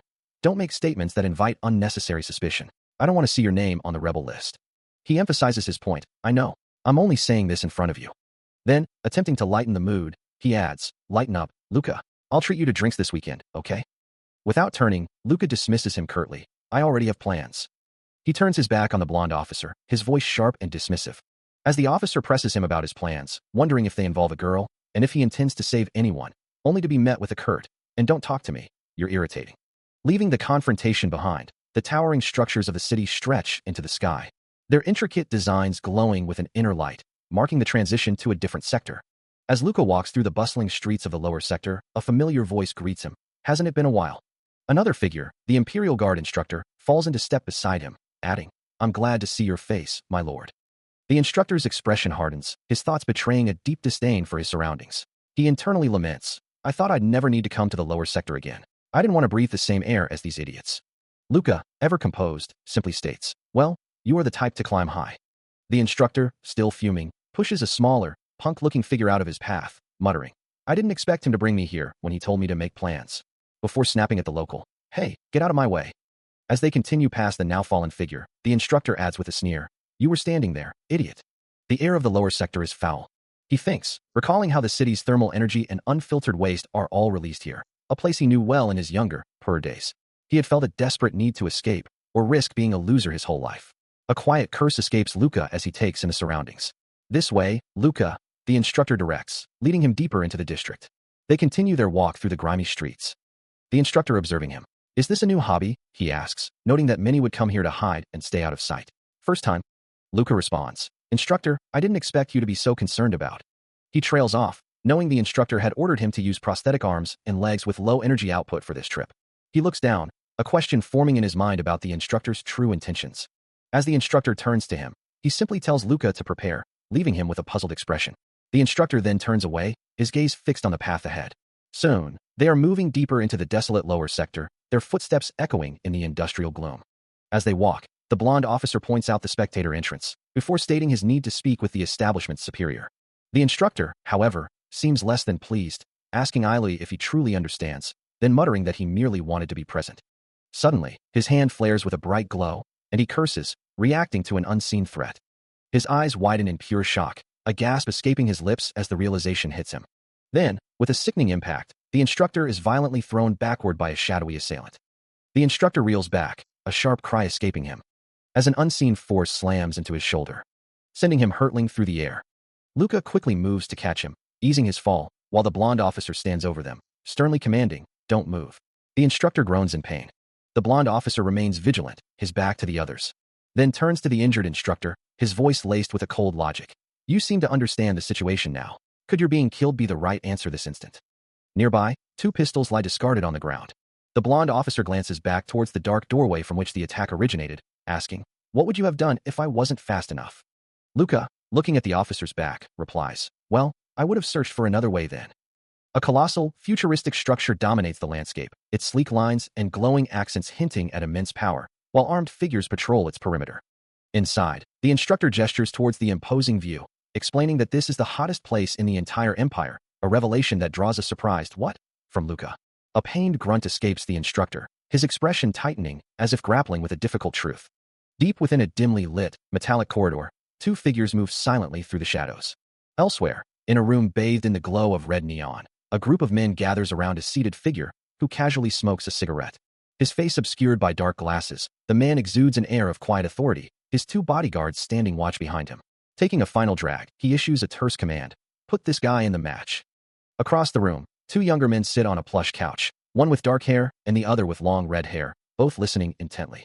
The dark-haired man's expression shifts to one of deep concern, a furrow appearing between his brows. He thinks to himself, "So this is why he told me to come with a low-output body." A hand, adorned with several rings, holds a lit cigarette, the smoke curling lazily upwards. Meanwhile, the Imperial Guard instructor, seated at a desk, observes a glowing, metallic wall, realizing this must be an arcane site. Elsewhere, Luca holds the struggling red-haired young man firmly, a crimson aura beginning to flare around his own form as he looks down. Suddenly, multiple muzzle flashes erupt, bullets tearing through the air and impacting around him. The blonde officer, gun drawn, addresses Luca, stating, "You seem to be a little confused. We didn't let you in because we wanted to grant your wish." From his desk, the Imperial Guard instructor adds, "We called you to a place where it's easy to dispose of a corpse." Luca, however, remains unfazed, his mind racing. That is a bluff, he thinks, reasoning that if he had no intention of sparing us, he would have already shot us. He notes the 3 guns directly in front, aiming at them. He observes the situation, a slight smirk playing on his lips, knowing the true nature of the threat. This is an arcane site, he muses, aware of the 2 other armed gang members positioned just outside the room. His hand extends, a sudden burst of vibrant green energy flaring around it. What he needs to do first is unleash a powerful wave of emerald light, which surges forward, engulfing the corridor. The nearest armed figure is instantly overwhelmed, their body contorting under the impact of the raw energy. Another assailant is caught in the blast, sent flying backward with immense force, their form blurring as they are propelled through the air, before crashing violently against the far wall. Luca's unleashed green energy now engulfs the weapon of one of the Imperial Guards, before erupting outwards from the gun in a blinding flash. The force of the blast sends multiple armored figures recoiling violently, their forms dissolving within the vibrant green light. Another guard is thrown backward, collapsing under the overwhelming power. As more of their comrades are incapacitated, their bodies fading into the shimmering emerald aura. The intense green energy field then begins to dissipate with a distinct whooshing sound. It vanishes completely as a system message declares this simulation over. Elsewhere, the Imperial Guard instructor, his glowing red eyes narrowed, questions the unexpected outcome, wondering aloud what exactly happened. The Imperial Guard instructor presses the man, asking if he knew Torn. The man responds, explaining that Torn died after being caught rigging matches, and accusing the instructor of killing him to take over the profitable Colosseum. The instructor calmly refutes the accusation, stating they were old friends and he had no intention of harming him, further clarifying that they had dealt with the person who put Torn in that compromising position. He adds that such occurrences are common in their line of work. The man, clearly agitated, demands to know how the instructor possesses such detailed information. A calm, yet firm voice cuts through the tension, advising Aleph to compose himself. The instructor's face darkens, his words carrying a clear, menacing threat, if he doesn't want to end up like Torn. His gaze remains unwavering, a silent promise of consequences. Nearby, another man flinches, sweat beading on his brow, clearly intimidated by the instructor's veiled threat. The instructor watches Aleph, who insists he knows nothing, while Luca, observing from a distance, internally dismisses his claims. He then proposes a chilling alternative, asking if all he needs to do is rig a match. Aleph's jaw tightens, a bead of sweat forming on his brow. Luca, analyzing Olaf's physical state, notes that his limbs are not combat models and his body remains entirely organic. The instructor's eyes glow with a faint red light as he coldly considers that Olaf would be crushed to a bloody pulp in an instant. He then offers to put Olaf into a match, but not without demanding something in return. Under the immense pressure, Olaf finally breaks, revealing he knows the location of Torin's safe and asking if the instructor possesses Torin's eye. The instructor's glowing red eyes narrow, his curiosity piqued by Olaf's unexpected knowledge. Luca watches the exchange, a look of deep concern etched on his face. The Imperial Guard instructor continues to press the man, who insists he's merely a spirit of the past, nothing to worry about. Offering a VIP seat, good booze, and girls for his cooperation, the instructor quickly amends that the booze alone would suffice, adding that the young man doesn't need special treatment and should fight the best opponent. Olaf, however, seems more concerned with what he has learned from Bagan. The instructor takes complete control of the situation without so much as a twitch. He observes that Olaf possesses something he himself lacks. Meanwhile, the sign for the Colosseum waiting room stands starkly. A chilling laugh escapes Olaf. The instructor questions what could be in Torin's safe that so instantly changed Olaf's demeanor. Olaf reveals it's Torin's hidden treasure, enough to change his life. He asks what Luca intended to do if the treasure had been found, as the Colosseum is bustling with idiots who would kill for it, and his opponent is the type to worry about his future. Presenting a holographic display, the instructor declares, "This is your opponent." The screen illuminates, revealing the name, Gabriel, the Steel Fist. The instructor continues, explaining that the Colosseum is a place where one might die from a single mistake, even in their current body. He holds up a tablet, emphasizing the danger. You might die from a single error in your current body. Luca, his expression serious, asks, "What is it?" The instructor then poses a question of his own. "Are you satisfied with what you have?" His hand clenches, a silent emphasis on his words. To be satisfied is to lose. Luca's gaze sharpens, a thought forming in his mind. Water does not have a fixed form, it changes its form. Olaf observes Luca's movements, acknowledging his true potential, having watched him since he effortlessly deflected a bullet without any predictive processing. He expresses his surprise that Luca agreed to meet him for training, asserting that as a man of talent, Luca came to the right person. Luca humbly dismisses the praise as undeserved, to which Olaf simply replies, "Of course." Olaf then delivers a chilling warning, suggesting this might be the last time they see each other. A knowing smile plays on his lips, leaving Luca to ponder the weight of his words. The scene shifts dramatically to a vast, circular arena, its glowing lines illuminating the imposing structure. An announcer's voice booms through the space, challenging Luca to face Steel Fist Gabriel in his very first match. He steps into the blinding light of the arena entrance, the roar of the crowd already a distant hum, as a voice from the stands questions if the boy will be able to survive the day. Meanwhile, another spectator, a young man with a dark hooded jacket, dismisses the concern, declaring the newcomer's name to be Good Boy. Luca, still walking towards the ring, hears the name and internally remarks on its peculiar nature, thinking it a rather shitty name. The crowd's hostility intensifies as he approaches, with shouts of "Boo! Who let that fucking idiot in here?" echoing through the arena. Good Boy watches the commotion from his seat, while Gabriel, his opponent, stands unfazed in the center of the ring, declaring his indifference to the speed of his challenger. As Luca's armored hand reaches out, a profound realization washes over him, the arena pulsating with a human's dark desire to see the flesh and gore of others. He continues his walk, the glowing hexagonal floor beneath his feet, acknowledging that sort of desire is pushing me into the ring. Stepping fully into the arena, he finds the sensation surprisingly agreeable, concluding that it's not bad. In fact, it's good. As he steps onto the glowing platform, a familiar energy washes over him, and he senses that he is finally back home. Moving deeper into the vast, futuristic space, he walks with purpose, the ground beneath him streaking with light. A confident smirk plays on his lips, his readiness at 70%, as he prepares to face whatever awaits him. His voice echoes through the silent chamber, a challenging greeting for those he considers beneath him. He can't recall a time when he ever felt truly full as a child. His gaunt frame standing testament to a childhood marked by constant hunger. Though an imperial official would visit twice a month to provide supplies, the orphanage principal routinely sold off the majority of them, lining his own pockets.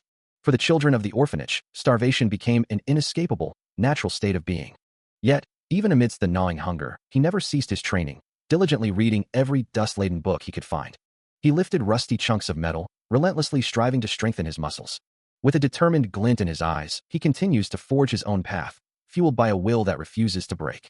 "Luca, are you dumb?" a voice shouts, as a young boy with dark, spiky hair is pinned to the ground by his peers. "Why are you wasting your strength?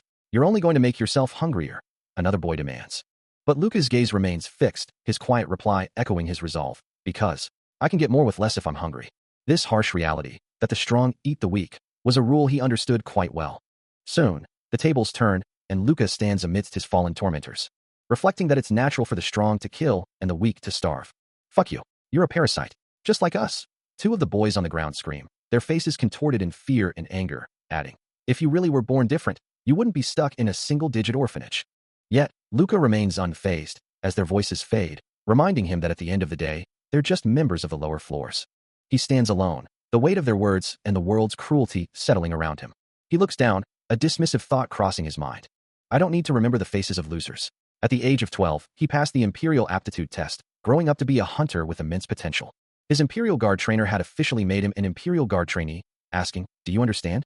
The figures he'd addressed were left behind, as he declared, you guys can't escape from the life I live. I hope we never meet again, losers. He maintained a resolute expression. For a large majority of his time, he had forgotten about this place, thinking he'd never have to return. His gaze remained sharp, his expression unyielding. Standing in a doorway, his eyes now glow with an intense, electric blue light. A voice echoes, calling out, Gabriel, Gabriel. The urgent call for Gabriel echoes, revealing a heavily modified mechanical arm and hand, suspended in what appears to be a sterile chamber, as a voice cries out, Gabriel. Meanwhile, another voice grumbles, clearly displeased with a recent assignment. I got matched up with a brat like this? Olaf must have smoked some nasty stuff today. The modified hand clenches, its metallic fingers gleaming, as the voice continues, I don't care as long as I get to kill. Looking down with a grim expression, the man known as Gabriel, the Steel Fist, acknowledges his identity. Gabriel, the Steel Fist. A deeper analysis of his form reveals the extent of his alterations. Not only do all his limbs come from different manufacturers, he has disregarded any symmetry and balance. His entire body is a testament to this brutal modification, his spine curved from the load of his modifications. Even the parts of his flesh exposed to the metal suffer from constant inflammation, a painful existence where he probably can't sleep without painkillers. Despite the agony and asymmetry, however, he is powerful. Elsewhere, Olaf turns to Luca, his expression incredulous. The hell are you talking about, brat? His face isn't too bad, but he wonders how long it will last through the night. Standing before him, the imposing figure of Steel Fist Gabriel looms, prompting Luca to acknowledge that he'll need to step up his game from now on. His crimson eyes narrow, a flicker of determination crossing his face. Gabriel, with a confident smirk, declares he'll bash Luca into the ground and make him his servant, his voice echoing through the arena. Luca simply looks up at the challenge, while the Imperial Guard instructor, observing from a control room, wonders if Luca will be crushed. Olaf and Good Boy, also watching, ponder the same question. Will he be crushed, or will he triumph? He stands ready, a fierce determination in his eyes, declaring the start of the slaughter show. As the crowd watches intently, the tension in the arena is palpable. Gabriel, the Steel Fist, taunts him, boasting that his body is modified solely for combat, yet he's only using non-combat parts. The implication dawns on Luca, a chilling realization of the power he's up against. Before he can fully process it, a massive armored fist slams into him with brutal force. The impact sends him reeling, his body momentarily stunned by the sheer power. Another devastating blow follows instantly, a relentless assault of armored might. The force erupts in a blinding flash, a shockwave rippling through the air. Completely overwhelmed, he is sent flying backward, a mere toy against Gabriel's might. The relentless assault continues as Gabriel's armored fist slams into him. The golden gauntlet a blur of motion. A sharp kick follows, Luca barely registering the impact as Gabriel taunts. This is just an ON combat kick. He thinks to himself that even a normal punch from Gabriel exploded like a fist drill. Another devastating blow sends him hurtling through the air, his arm raised instinctively to block the next incoming strike. He realizes the sheer power of his opponent, the stadium itself seeming to groan under the force of the impacts. Gabriel unleashes a flurry of rapid, golden strikes, each one lethal, while his own attacks seem to do no damage at all. From the roaring stands, the audience's disdain is palpable, with one voice shouting that they aren't on his side, while another screams for him to breathe, and a third, a familiar face, demands Gabriel to split his opponent's head. Luca, his expression grim, acknowledges the dire situation he finds himself in, his mind flashing back to a past conversation with Kinyuan, wondering what the instructor truly wanted from him when he brought him here, remembering the fundamental teachings of the accretion method. He recalls the sheer power Gabriel gathered, a glowing hand crackling with energy, delivering a devastating blow. Looking down, he understands that wishing for what he doesn't have won't solve anything. Praying won't make a gun drop from the sky. Instead, he resolves to fight with the little he has. Recalling Kinyuan's words, the instructor took his legs, but allowed him to keep his eyes. This means Kinyuan doesn't expect him to overpower Gabriel with sheer strength alone. He observes the sheer power behind Gabriel's blows, a force that could shatter anything in its path, and understands that true Archi's combat isn't about raw strength, but about unlocking one's full potential through acceptance. It's not about what one already possesses, but what one can become. His crimson eyes glow with a cool, analytical blue light as he dissects Gabriel's movements.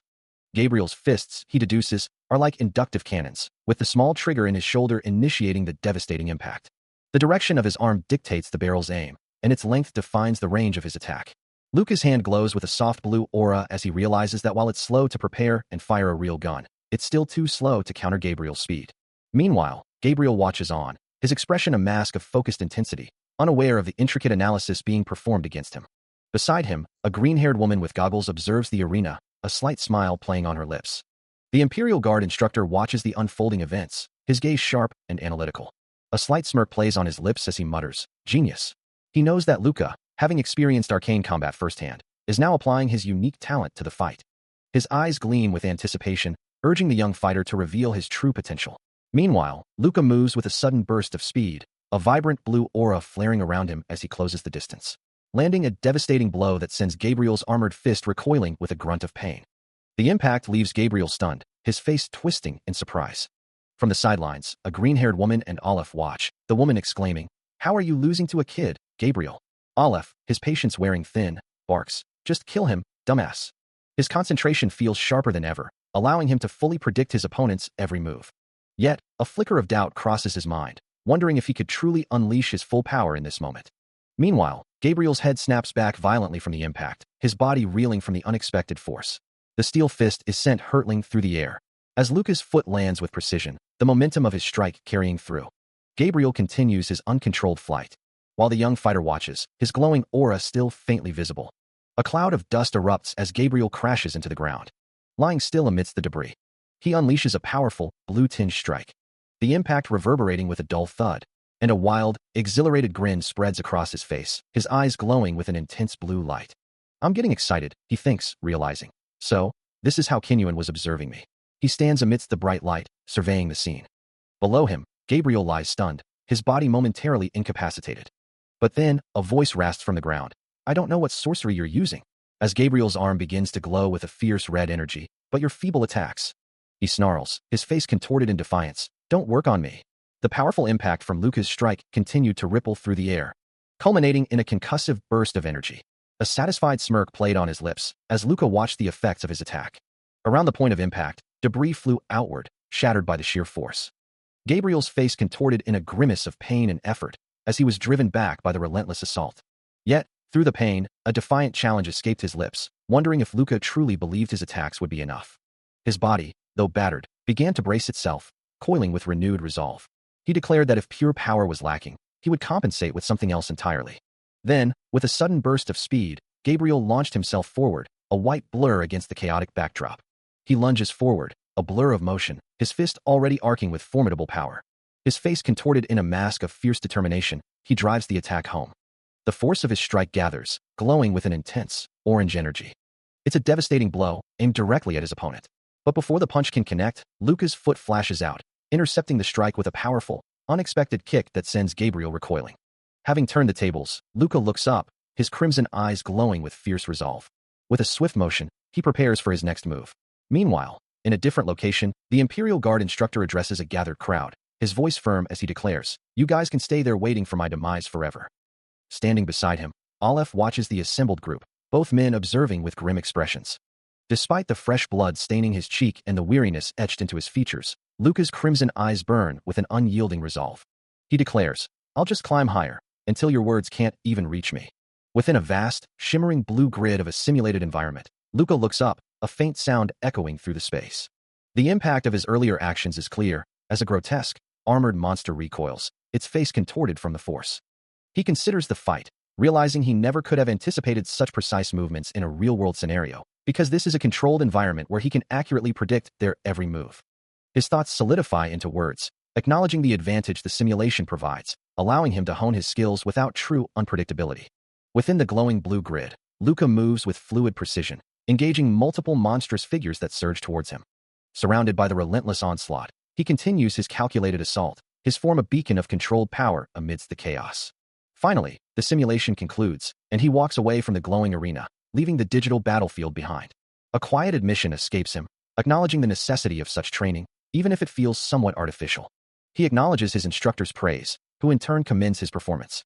Then formally welcoming him to Arcus Victoria, the instructor reflects on the diverse circumstances of individuals. while Luca listens intently, a thoughtful expression on his face.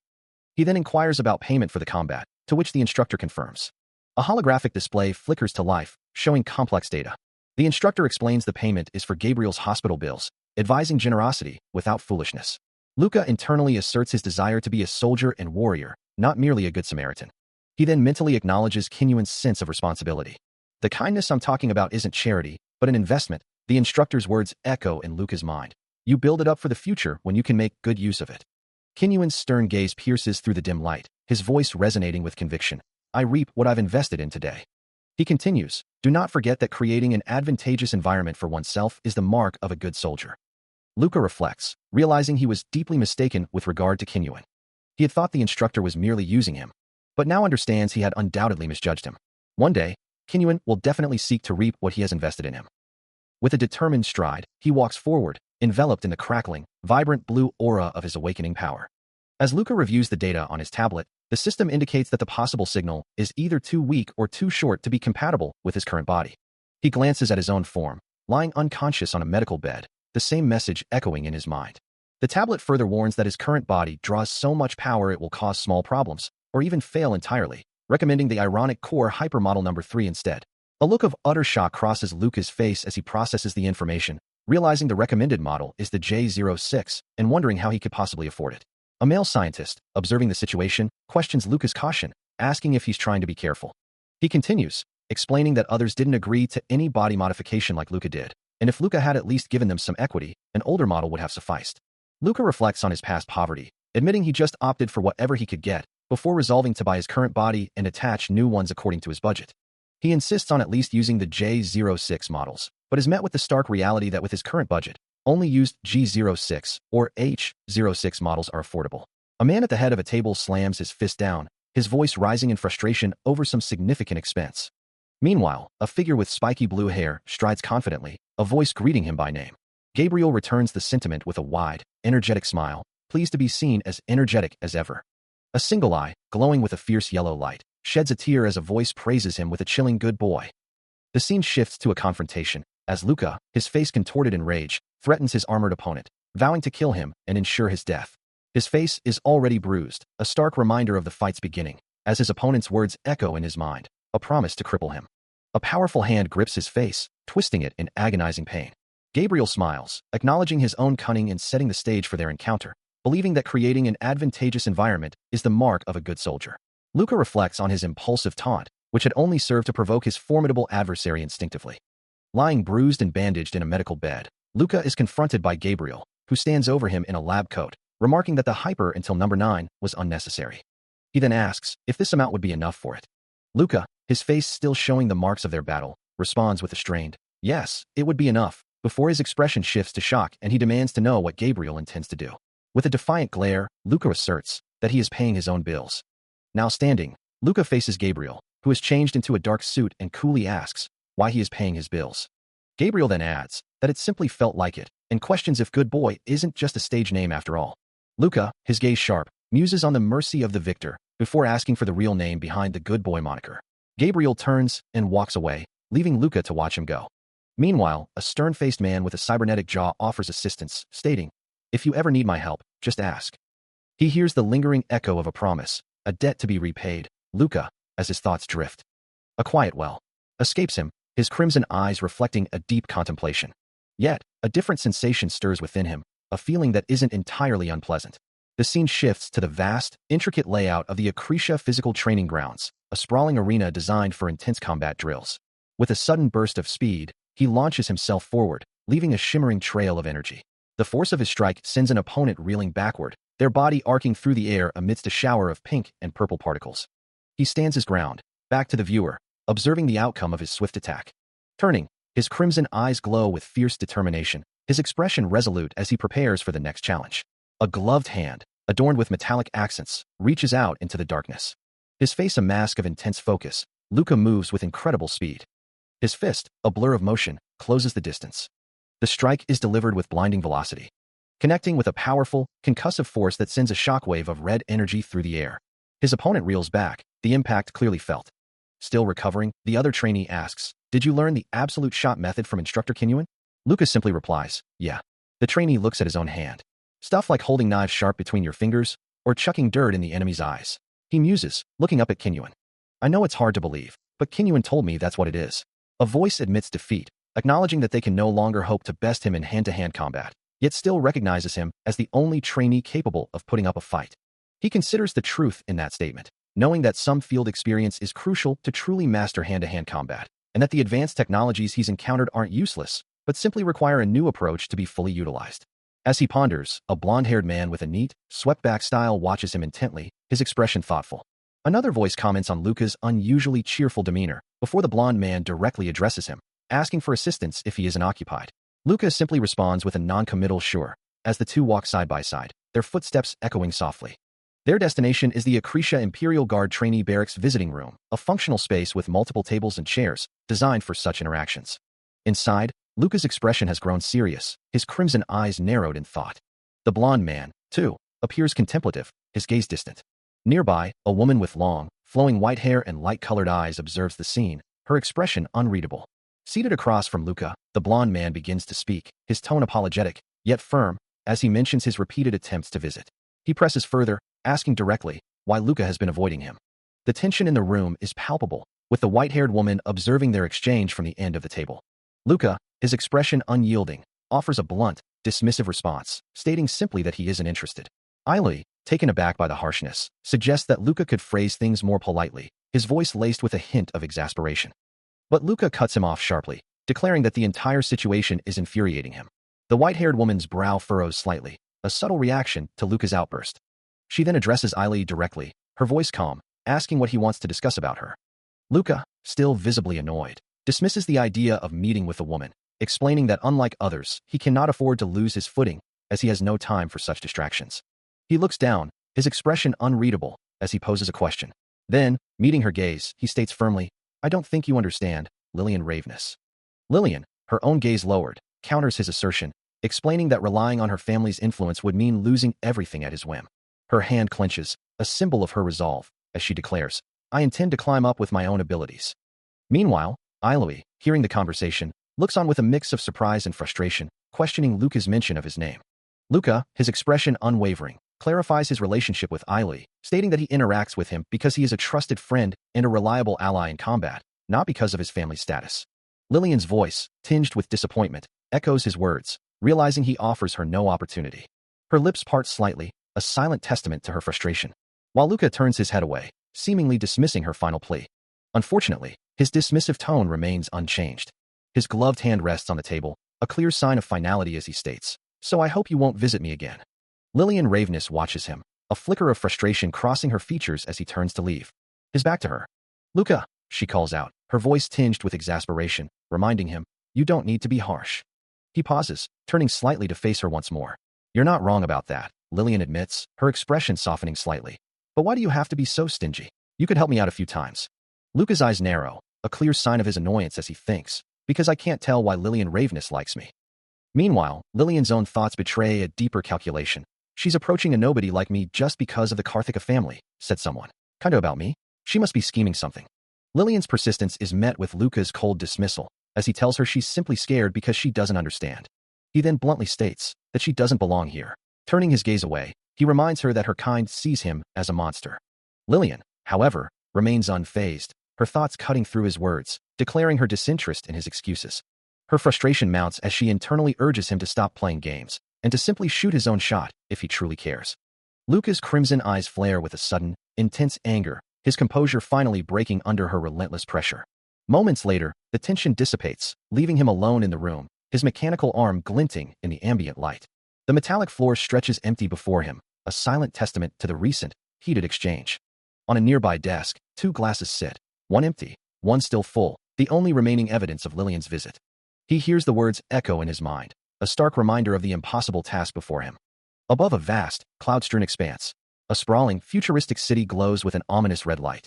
As Luca stands solitary on a towering rooftop, overlooking the urban sprawl, his thoughts drift to a past lesson, a reminder that this training is on meditation, and he needs to remain calm in any situation. He recalls asking his instructor, how would you remain calm if a war broke out in the middle of everything? The instructor, standing over him in what must have been Sang's office, had simply replied, I did say I'd kill you if you won. Luca's expression tightens as he remembers the real challenge. Back then, armed thugs were waiting inside and outside the office. And he couldn't see a way to get out of that situation unscathed without a weapon. He ponders what Instructor Kinyuan would have done in such a situation. Recalling a training scenario where he might have simply ducked under a table to avoid an attack from the imposing steel fist Gabriel, thinking it would end the fight before it even began. But his mind quickly shifts to the thugs surrounding Sang's office, their weapons aimed at Aleph and his own guards. He knows he would have seized any opportunity to take them down, even if it meant risking a few bullets. The instructor's voice echoes in his memory, challenging him. What if I wasn't there? Would you run away or hide? He realizes the instructor was planning for him to take Aleph as a hostage, wasn't he? Kinyuan's words continue, emphasizing his training. You've been trained to maximize your aggressiveness. I know you have already imagined how you'd take them down. The memory of his own swift, decisive movements against multiple foes flashes through his mind, a testament to the instructor's teachings.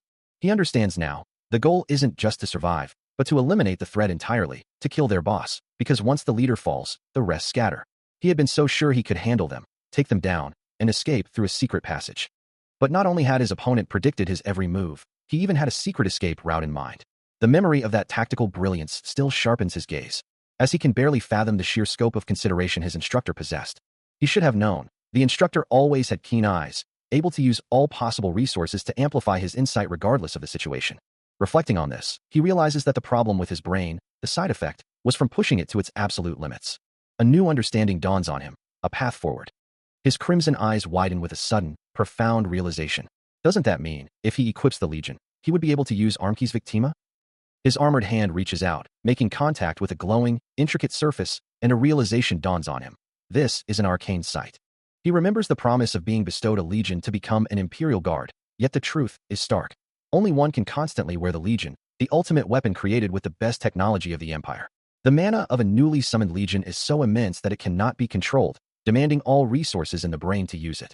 This means there are no better resources to spend on arming himself than with the Legion alone, a fact Kinyuan had hidden from him, knowing he would freak out.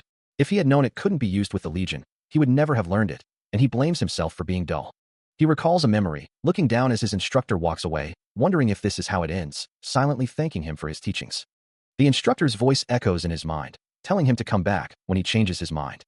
As the memory of his instructor, Hylas Custoria, comes into focus, the older man's gaze seems to pierce through time, his thoughts echoing in Luca's mind, a single name resonating, Luca.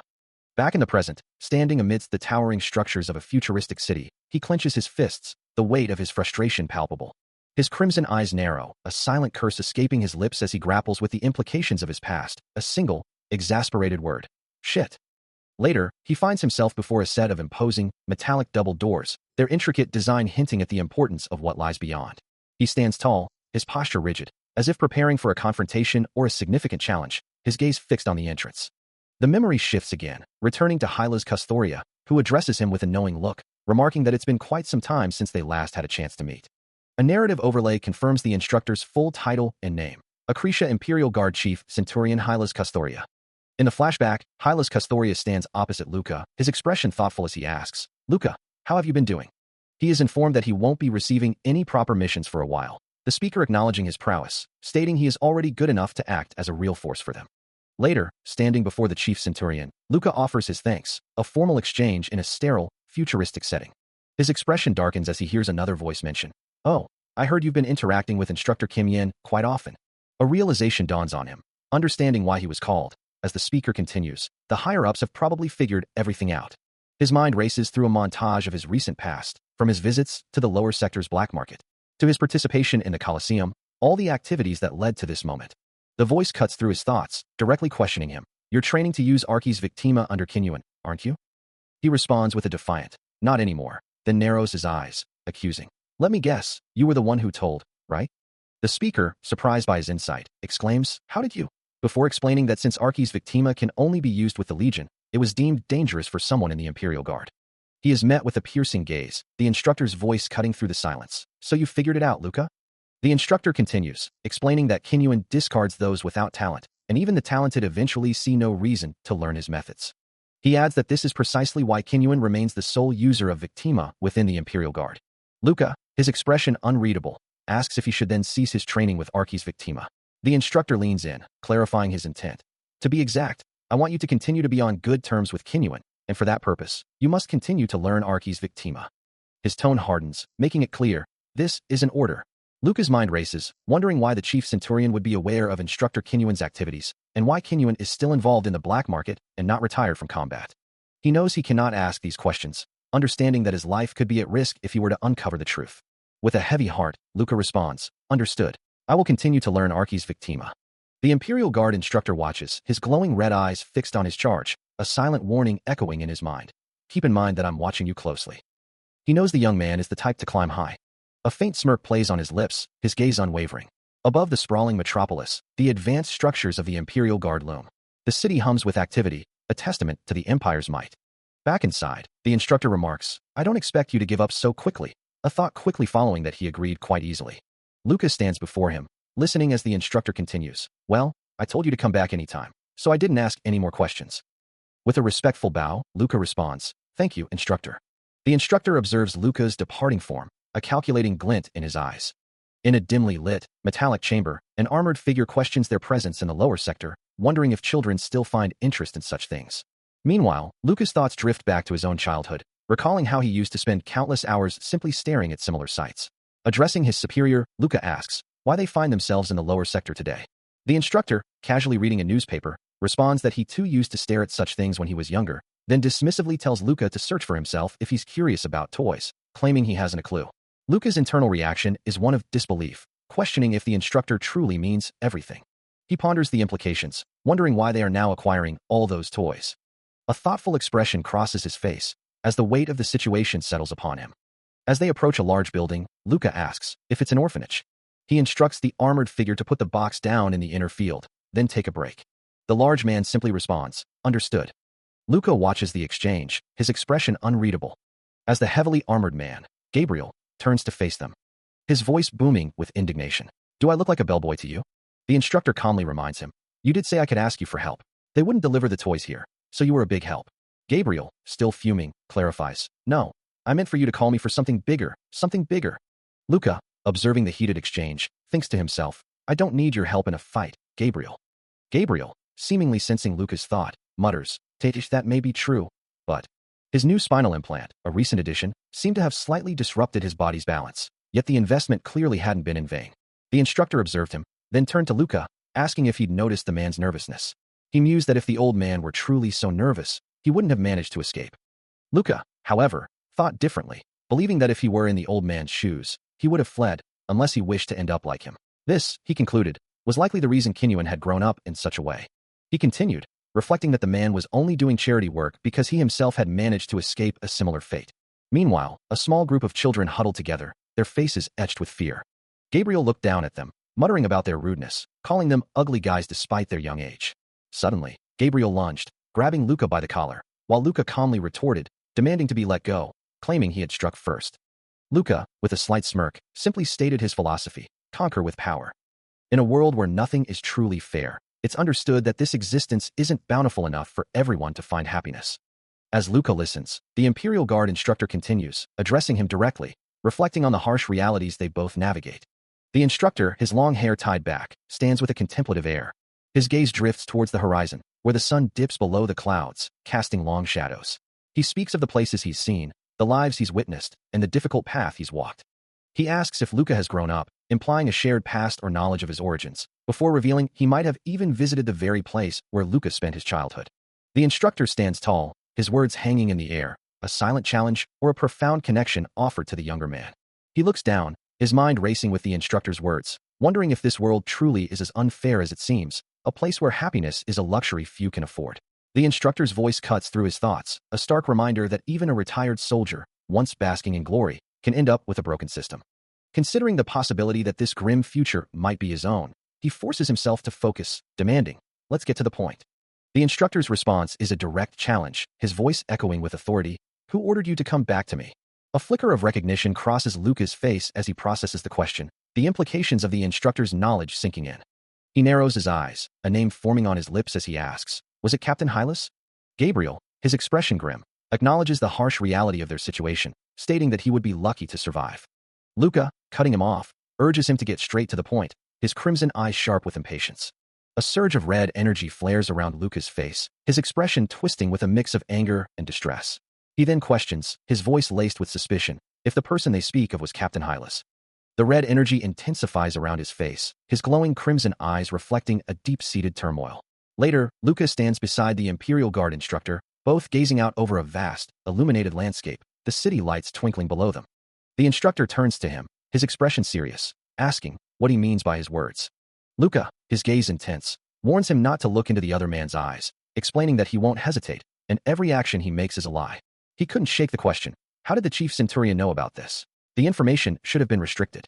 Something was clearly amiss with the chief centurion, and the thought that he might already be aware of Luca's true nature sent a shiver down his spine. If that were the case, then the chief centurion might move to eliminate him at any moment. A stern voice cut through his thoughts, advising him to calm down if he wished to live. The instructor continued, warning that if Luca were to attack with his full strength, it would be difficult to restrain him without causing his death. Luca responded with a defiant gaze, declaring himself a soldier of the Empire, and that was all he could say on the matter. He then added that the instructor knew so little, he wasn't even sure which direction to choose. He hears the instructor's calm assertion, "I don't intend to blame you. It's only natural for a soldier to follow the Emperor's orders." The instructor continues, his voice firm, "You really are the soldier the Empire seeks." His gaze piercing, the instructor recalls, "When you first came to me, did you really think you did so of your own free will?" A vision of raw power flashes, as the instructor explains, forced trajectory manipulation without understanding processes. The higher-ups started making their preparations. Luca, now lost in a mental labyrinth, counters, "You might have thought you came to me stronger because of that incident in Korra. But it was really thinking by the higher-ups made by the Empire to find you and to come to meet." A different voice, perhaps an echo of his own resolve, warns him, "Don't be swayed by Kinyuan's words." He remembers meeting a powerful man who had already reached the peak of the Imperial Guard's instructors, and that was why he had come to him to help him. He clenches his jaw, his crimson eyes burning with conviction, as he insists that this path, this struggle, is all of his own free will. He made the choice, he tells himself, the decision entirely his own. Yet, a different voice echoes, reminding him that every man in the world is, in some way, a slave. They either know it, or they don't. The instructor's weathered face, etched with experience, holds a knowing gaze. He warns that Luca probably won't want to run away from the truth right now. After all, he is still young. Standing amidst the desolate ruins of a forgotten place, the instructor watches as Luca walks away, his back to the older man. Luca's face contorts in a mix of shock and dawning realization, the instructor's words clearly striking a deep chord. He can't bring himself to believe Kinyuan's words, yet the chilling truth of what Chief Centurion Hylas said still echoes in his mind. The instructor, in his memory, had wanted him to continue being a victim of Archies, a fate Luca desperately wants to avoid. A voice, perhaps his own conviction, urges him not to doubt the Empire, to focus solely on success, and not to be swayed by such unsettling words. He tries to push the thoughts away, commanding himself not to think about it any further, not to doubt. But a deeper, more unsettling question begins to surface, but that threatens to unravel his resolve. If even his desire to succeed wasn't his own will, then what truly belongs to him? The thought hangs heavy in the air, a profound realization that begins with, "Then I." His internal world feels like a single drop of crimson blood falling into clear water, spreading and tainting everything it touches. The sterile, metallic interior of a simulation training room gleams under artificial light. This is the simulation training room, a place of rigorous assessment. There, Lucas sits alone, his gaze fixed on the floor, lost in thought. A wave of dread washes over him, realizing he cannot report to Hylas today, fearing the dreaded re-education program. He stands, observing the other trainees, his mind racing with the instructor's words about being infected with dangerous ideologies, knowing that his current confusion will surely lead to a lower score than usual, for the Empire does not forgive those with such dangerous thoughts. The worst-case scenario flashes through his mind, dismissal from the Imperial Guard and forced labor camps. His crimson eye glows faintly as he grapples with the instructor's cynical view, questioning if his own will, or even Kinyuan's, is truly his own. To report to Hylas, he must first steel himself to pass the psychological exam, a daunting task given his current internal turmoil. As he pushes through his internal struggle, Luca knows that to achieve his goals, he must confront the instructor. Submerged in a swirling vortex of energy, he fights against the overwhelming pressure, his face contorted in a silent scream. His body, honed by countless trials, strains against the unseen resistance. Yet, a flicker of resolve ignites in his gaze, as he looks upward, determined to overcome. His eyes blaze with an intense blue light, reflecting the power surging within him. Later, the Imperial Guard instructor observes Luca, remarking that he sees Ailey in a new light, having witnessed his training. Luca, turning to face him, acknowledges the instructor's words, though he admits that losing might be affecting him negatively. The instructor expresses his delight at Luca's progress, while Luca, with a slight TSK, makes a request. Luca presses the Imperial Guard instructor, asking about the attitude tests prestigious families engage in, to which the instructor calmly replies that it's a well-known secret, though the unqualified never make it past the training. As Luca's armored hand reaches out, he then questions how the instructor himself managed to pass the qualification exam for the attitude test. With a knowing look, the instructor challenges him, stating that if Luca has a secret, he should let him in on it. Luca, now holding a glowing blue bottle, warns the instructor that what he's asking for is incredibly dangerous. The instructor, looking out into the vast training hall, assures him that he has checked and nobody else is present, adding that he is doing this for the sake of the Empire. Luca, his expression intense, acknowledges the instructor's words and reveals that there is indeed a way, as the instructor might have guessed. With a sigh of resignation, the instructor concedes that there is no other option. Luca's determination solidifies as the path forward becomes clear. He must obtain a limited version of the skill, the Steel Fist, and place his true self in the world outside. Continuing his explanation of the psychological exam, the instructor reveals that passing it essentially involves sealing away unwanted memories, parts of one's past that are best kept hidden internally. Luca, his eyes widening slightly, questions the nature of this process, as the instructor elaborates that these are secret imperial family techniques of mental hypnosis, used to heal from trauma. The instructor clarifies that they are merely sealing consciousness, prompting Luca to wonder if such a thing is even truly possible, and if he should even be privy to such dangerous knowledge. A slight smirk plays on Luca's lips as he considers the implications, musing that the human brain is perpetually in a state of confusion. The instructor then shifts the conversation, explaining that the ultimate goal for a loyal soldier is to unearth their true self, reflecting on his own experience. However, he warns Luca of a critical risk. If the shock of the process is too prolonged, it could fundamentally alter his true ego, potentially leading him to forget who he truly is. Concern etched on his face, Luca asks where the instructor learned such profound techniques. With a dismissive gesture, the instructor states that it's simply his method, and he has no intention of being anyone else, proudly adding that he even received a high score on the psychological exam. As his mechanical hand reaches out, Luca reflects on a past version of himself, the one from before he encountered Ailey and Kinyuan. From a high vantage point overlooking the sprawling city, the instructor cautions him, admitting he doesn't fully grasp Luca's intentions but urging him to proceed with care. His expression etched with concern, the instructor emphasizes the inherent danger of tampering with the psychological exam. Meanwhile, Luca's mechanical arm grips a glowing blue vial, its soft light illuminating the intricate mechanisms of his gauntlet. A faint scar visible on his cheek, Luca muses, never expecting to hear such a warning from the instructor. The instructor, surprised by Luca's words, looks on as a holographic display projects Luca's image before him. A sudden realization dawns on Luca, who curses the unfortunate timing of events. The towering structures of the city reach towards the sky, a silent testament to the world below. From their elevated position, both Luca and the instructor gaze out over the vast expanse, their view encompassing the bustling lower sector. He continues his training, while the instructor remarks on its simplicity. The instructor then observes that the building, despite being for a gang, is surprisingly well constructed. Luca, however, feels the weight of Kinyuan's continued treatment, a constant reminder of that fateful day. This persistent reminder only serves to deepen his unease. A stark command echoes, giving him only 20 seconds. The instructor confirms his understanding, as the operation, codenamed the Town Everyday Member, begins to move. A specialized gauntlet extends, its mechanisms whirring. With a powerful surge, the device forces its way through the barrier, sparks flying. He descends rapidly down the side of the building, a dark silhouette against the urban sprawl. He steps into a dimly lit, futuristic interior, the silence of his infiltration broken only by the faint hum of the building's systems. Suddenly, a hulking figure with a cybernetic eye turns, a question mark hanging in the air as he registers the newcomer. The air shifts subtly with Luca's presence, and the large man looks down, his expression unreadable. With an air of challenge, Luca asks, "What do you want, brat?" To which the hulking figure, scrutinizing him, replies, "You don't look like a customer." Luca's gaze sharpens, taking in his surroundings. He thinks to himself, that one idiot walked right up with a gun. Beyond the immediate confrontation, there are 3 armed thugs seated nearby, and one man who appears to be their leader, who demands, "Who are you to tell?" He senses another presence, emanating from the bathroom nearby. Meanwhile, a gruff voice cuts through the silence, complaining about the early morning disturbance. A wry thought crosses his mind, acknowledging his persistent misfortune.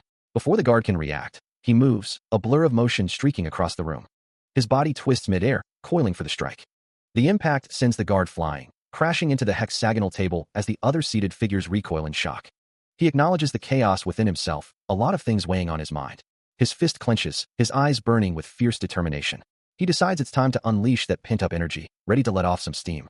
A massive, spiky object plummets from above, crashing down with a deafening impact. Amidst the chaos, Luca moves with impossible speed, a blur of dark armor and crackling blue energy. Meanwhile, a grotesque creature with wide, fearful eyes stares up in terror, its mutated face contorted in a silent scream, as 2 other figures lurk behind it.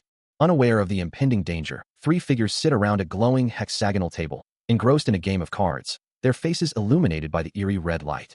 Suddenly, a monstrous arm lashes out, striking Luca with brutal force, sending him recoiling from the impact. The force of the blow sends him hurtling backward, his armored form a streak against the dark backdrop. But even as he falls, Luca's hand begins to glow, a brilliant white-blue energy coalescing in his palm. The creatures at the table, now fully aware, recoil in abject terror, their faces twisted in horrified realization. As the mutated creatures recoil in terror, a group of figures, their faces obscured by shadows and hats, watch on, some with expressions of shock, others with grim determination. But before they can react, a sleek, powerful firearm is brought to bear. Its cold, metallic grip held firm by an armored hand. And with a sudden, blinding burst of speed, Luca unleashes a devastating volley from his weapon. The muzzle flashes illuminating the panicked faces of his targets as they are struck down. Each shot finds its mark.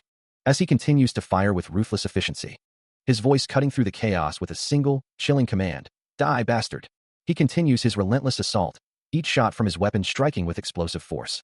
A scoff escapes him as he mutters, "Sick ratty bastard. I wonder if people like him are the reason why the world is going to hell. Too bad." Another precise shot rings out, his firearm delivering a devastating impact. The sound of impact echoes once more, confirming the efficacy of his attack. Moments later, a heavy door stands before him, marking a clear transition. He pushes through it, announcing his departure with a firm tone, "I'm going out." Inside a control room, the Imperial Guard instructor observes him, pondering aloud. "What's up with all that focus from earlier?" The instructor turns, a questioning sound escaping him. "Huh?" Luca, his expression sharp and focused, simply turns his head, a subtle shift in his demeanor. Still clad in his dark armored suit, he stands, a quiet resolve settling over him as he considers the hard-earned luck he wouldn't want to lose. Elsewhere, a man with reddish-brown hair recoils, sweat beading on his brow as blue electrical energy violently crackles around him. The air erupts with a powerful crash, the blue lightning intensifying. It continues to spark and sizzle, filling the space with raw energy. Back in the quiet room, a faint rustling sound breaks the silence among the shelves and boxes. As Lucas steps into the doorway, his sharp gaze sweeping the interior, declaring that he can still sense someone hiding within the toilet. With a swift, almost silent movement, he enters the room. His eyes glow a fierce crimson, his expression hardening with intense focus. Ahead, the deep shadows of a small, enclosed space, perhaps a toilet stall, loom. A voice echoes, noting the time it took to complete the task. The Imperial Guard instructor lets out a soft, knowing chuckle, his expression a mix of weariness and satisfaction. He offers a word of encouragement, commending his subordinate for a job well done. Meanwhile, in a desolate, ruined landscape, Lucas stands amidst scattered debris, a red-haired woman and another man nearby, as he questions the necessity of their current restraint. His gaze sharpens, a hint of impatience in his voice as he asks if they can't simply eliminate the fleabers causing trouble. The red-haired woman turns to him, her expression serious, reminding him of their origins and the strict rules governing their interference in this place. Her words resonate with a deeper truth, a silent acknowledgement that countless individuals in this world lack the power to defend themselves, and he is well aware of the grim fate that awaits them. Luca remains silent, his crimson eyes glowing faintly, lost in thought as he processes her words. He considers the woman's compelling offer, acknowledging that it might not bring him personal glory, but his ultimate goal has always been to avoid the very fate she describes for the powerless. He reflects on how he would normally dismiss individuals like her as fools who failed to seize the Empire's opportunities. But in that moment, he felt nothing but profound disgust for the unfair structure of their society. After that day, Kinyuan continued to take him to the lower sectors, pushing him to acquire every piece of information he could. He wasn't doing it to teach him how to win, but rather, the true lesson was how well he could optimize the dire situations he was thrown into. Identifying opportunities within these circumstances was the very essence of survival, and he knew he needed to transcend the limits of his environment to escape the endless cycle of action. His crimson eyes glow with fierce resolve. Kinyuan continued to send him into fights without uttering a single word. A neon sign glows above a building, marking it as PAP, repair, a beacon in the urban landscape. Inside, a woman with vibrant red-orange hair and glasses greets them warmly, offering a cheerful, welcome. She then turns to an unseen assistant, requesting, "Gilda, get me a cup of coffee, a long black with a drop of oil on top." Turning her attention to Luca, she asks if he'd prefer milk, while Narigo, standing beside him, chimes in, "I'll also get coffee. No oil." As Narigo speaks, Luca's eyes widen in recognition, a name escaping his lips as he realizes she is a woman he once knew, and a profound sense of disgust washes over him, making him feel as though he might vomit.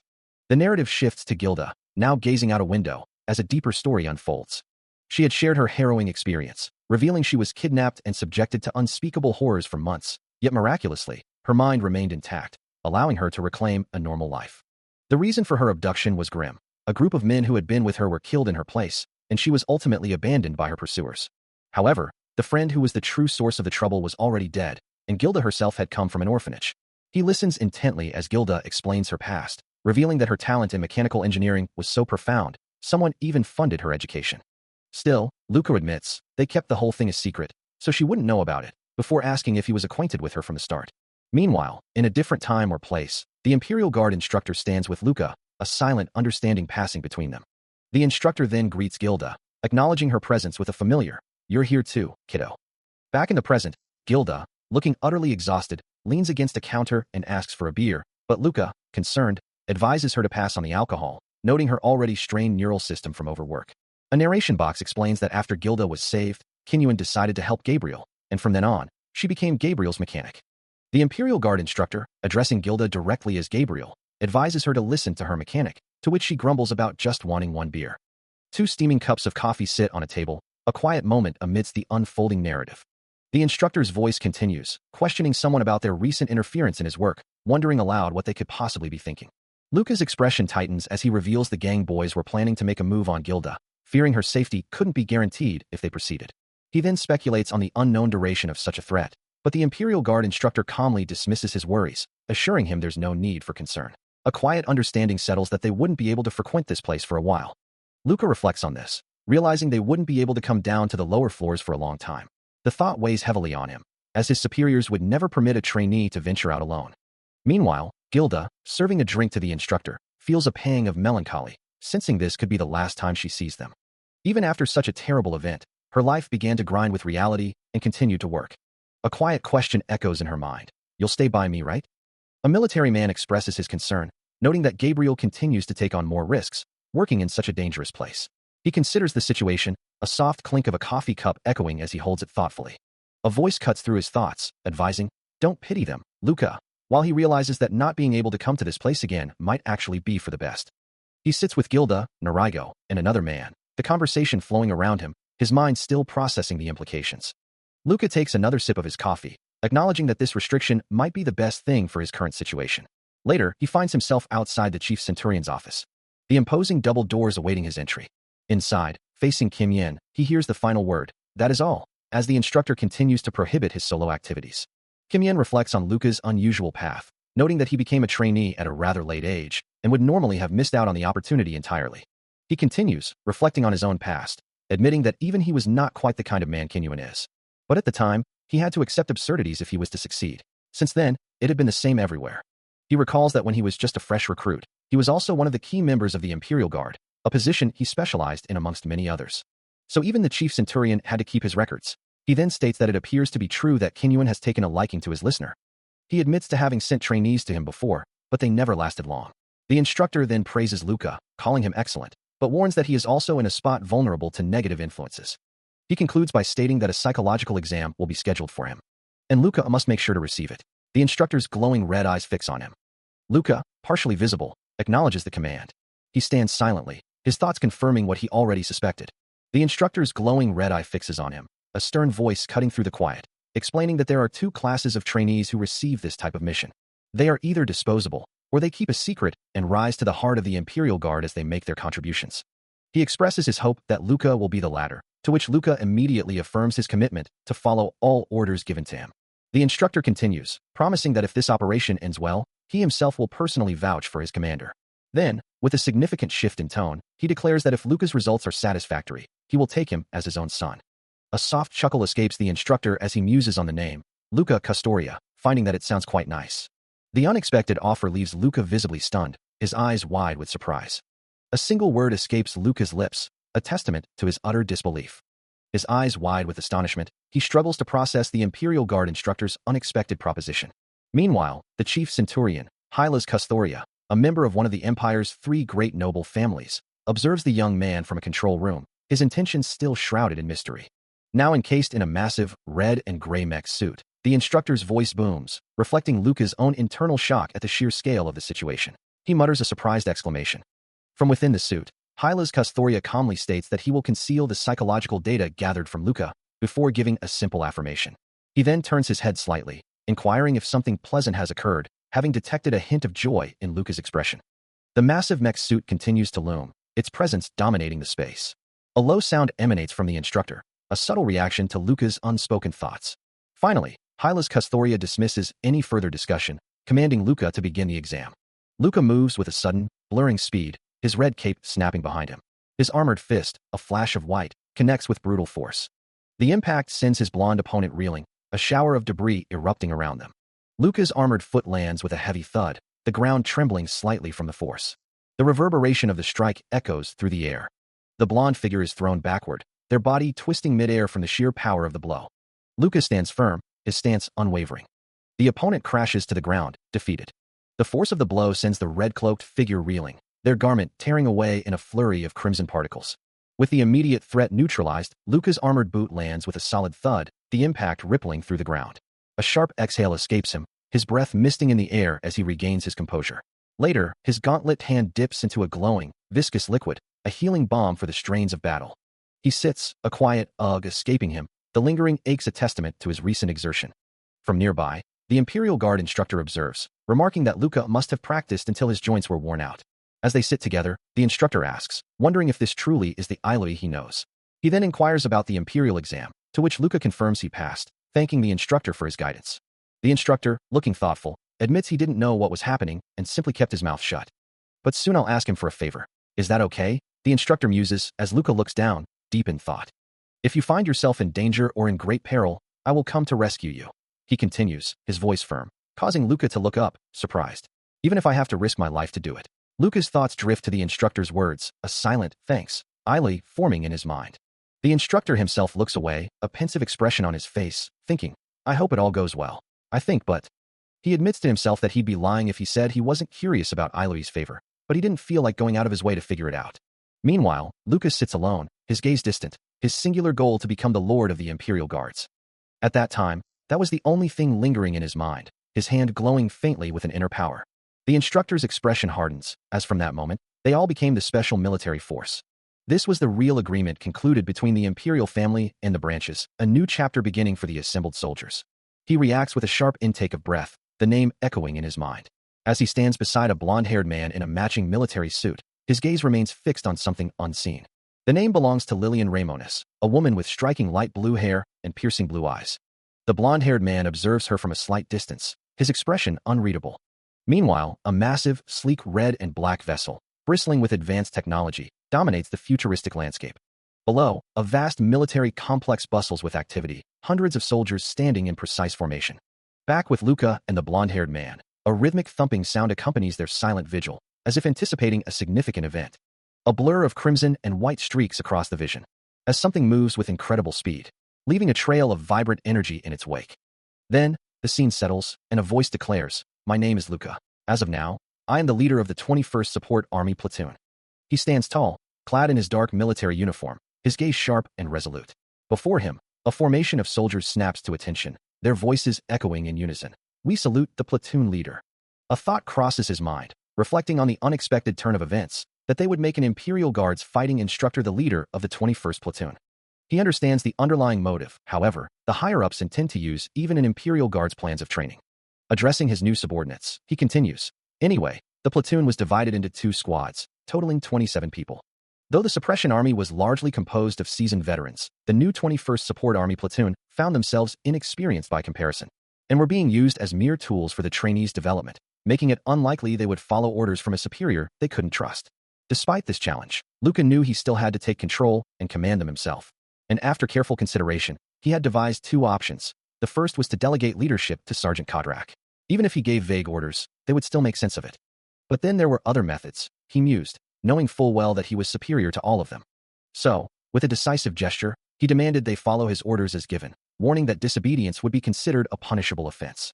If he couldn't make them understand his power through words, he would crush them with force. A collective gasp rippled through the ranks.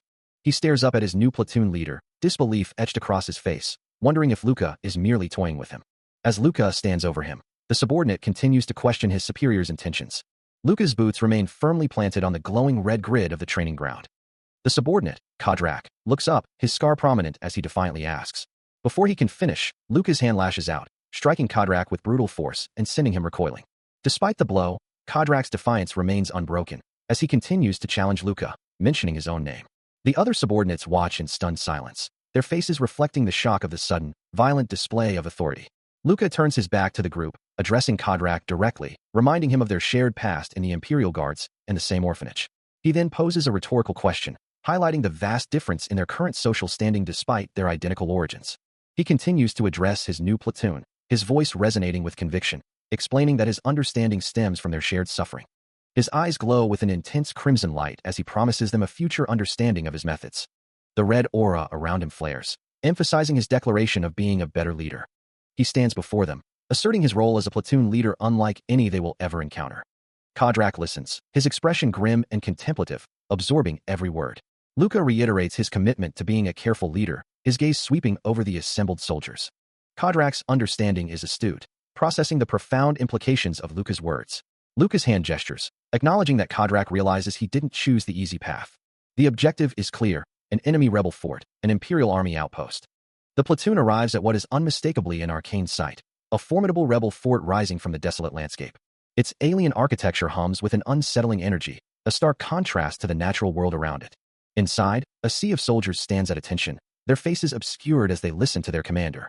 He questions one of them, his voice firm, asking if he couldn't control his temper, and struck a fellow platoon member. His crimson eyes narrow, a silent challenge in their depths. He admits to feeling as though his life was treating him like a child, that in the eyes of others, they were all just children. But Luka, with Kodrak listening intently beside him, warns that such behavior will only lead to a lack of respect from their subordinates. A quiet resolve settles on his face, the sound of a soft click echoing the weight of his words. He stands before his platoon, a holographic globe spinning before them, as he begins. Let us skip the formalities. The display shifts to a detailed map, highlighting a rebel relic site, which he explains is an arcane fortress, their command center.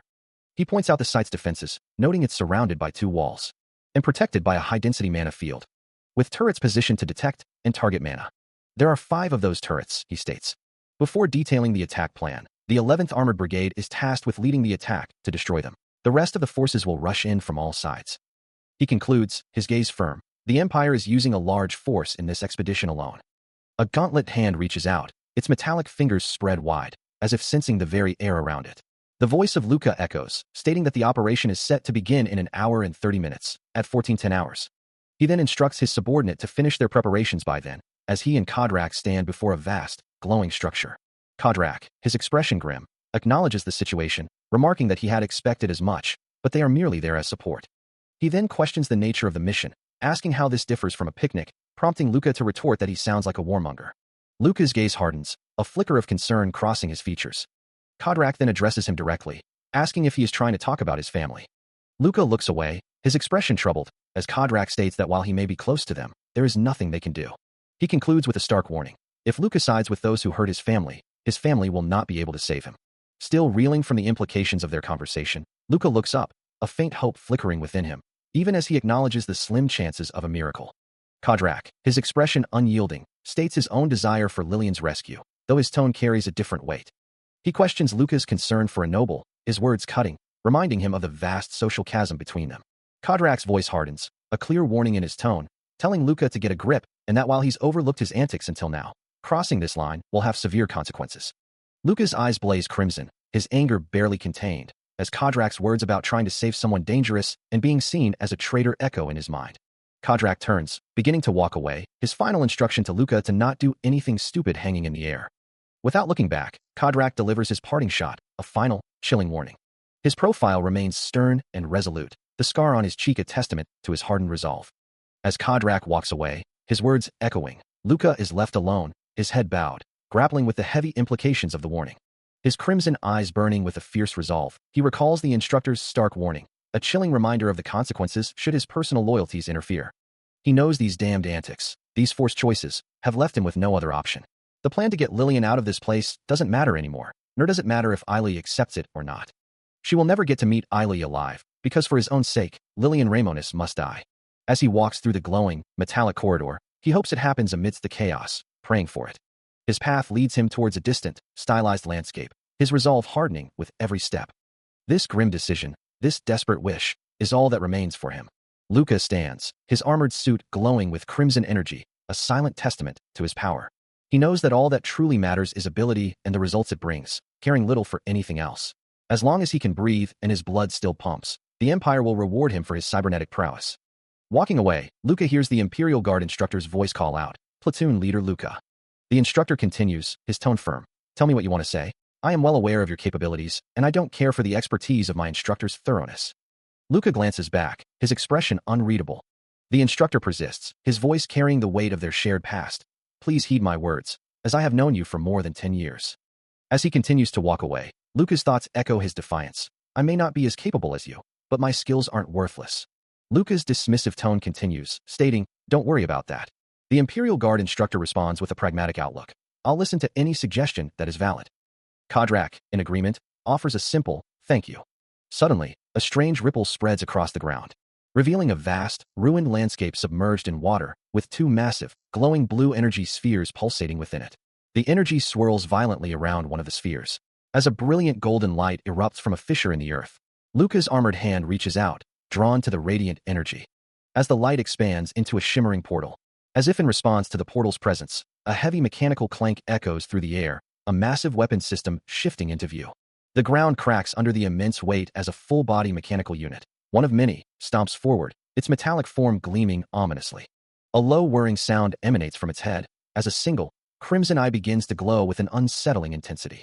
This Myrmidon-class mechanical cannon locks onto its target, its glowing red eye a harbinger of the complete extermination it promises. Observing the unfolding threat, Luca recognizes the formidable nature of this full-body mechanical weapon. He stands alongside Kodrak and the Imperial Guard instructor, all three intently watching the mechanical brigade's movements displayed on a large screen. With a final, ominous hum, the mechanical cannon prepares to unleash its devastating payload, commencing fire. A thunderous boom erupts as bright energy blasts tear through the air, striking with immense force. The cannon's barrel glows a furious red, still radiating intense heat from the powerful discharge. The mechanical cannons unleash a devastating barrage, their powerful blasts tearing through the air with a continuous, deafening roar. Wave after wave of destructive energy streaks forward, converging on a shimmering blue defensive barrier that struggles to hold against the onslaught. The red projectiles relentlessly pound the shield, pushing it to its absolute limit, until with a cataclysmic explosion of light and debris, the barrier shatters completely. Residual energy crackles and dissipates in the aftermath, leaving behind a scene of utter devastation. As a blinding flash erupts from the point of impact, deep within the core of one of the Myrmidon cannons, its internal mechanisms glow with an ominous red light, ready to fire again. The Myrmidon cannons, relentless in their assault, prepare to unleash another devastating volley, their mechanical eyes glowing with ominous power. With a violent discharge, they fire, sending a torrent of energy streaking across the void.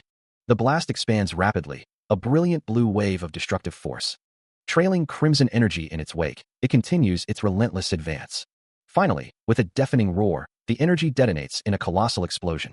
Yet, the barrage doesn't cease. Another wave of power, now streaked with yellow, follows the initial impact. From a different angle, another cannon fires, its target a distant, shimmering barrier where a lone figure stands. The blue energy shield ripples violently, straining under the immense pressure as the figure within remains steadfast. The barrage continues unabated, the cannons pouring their destructive power onto the beleaguered defense.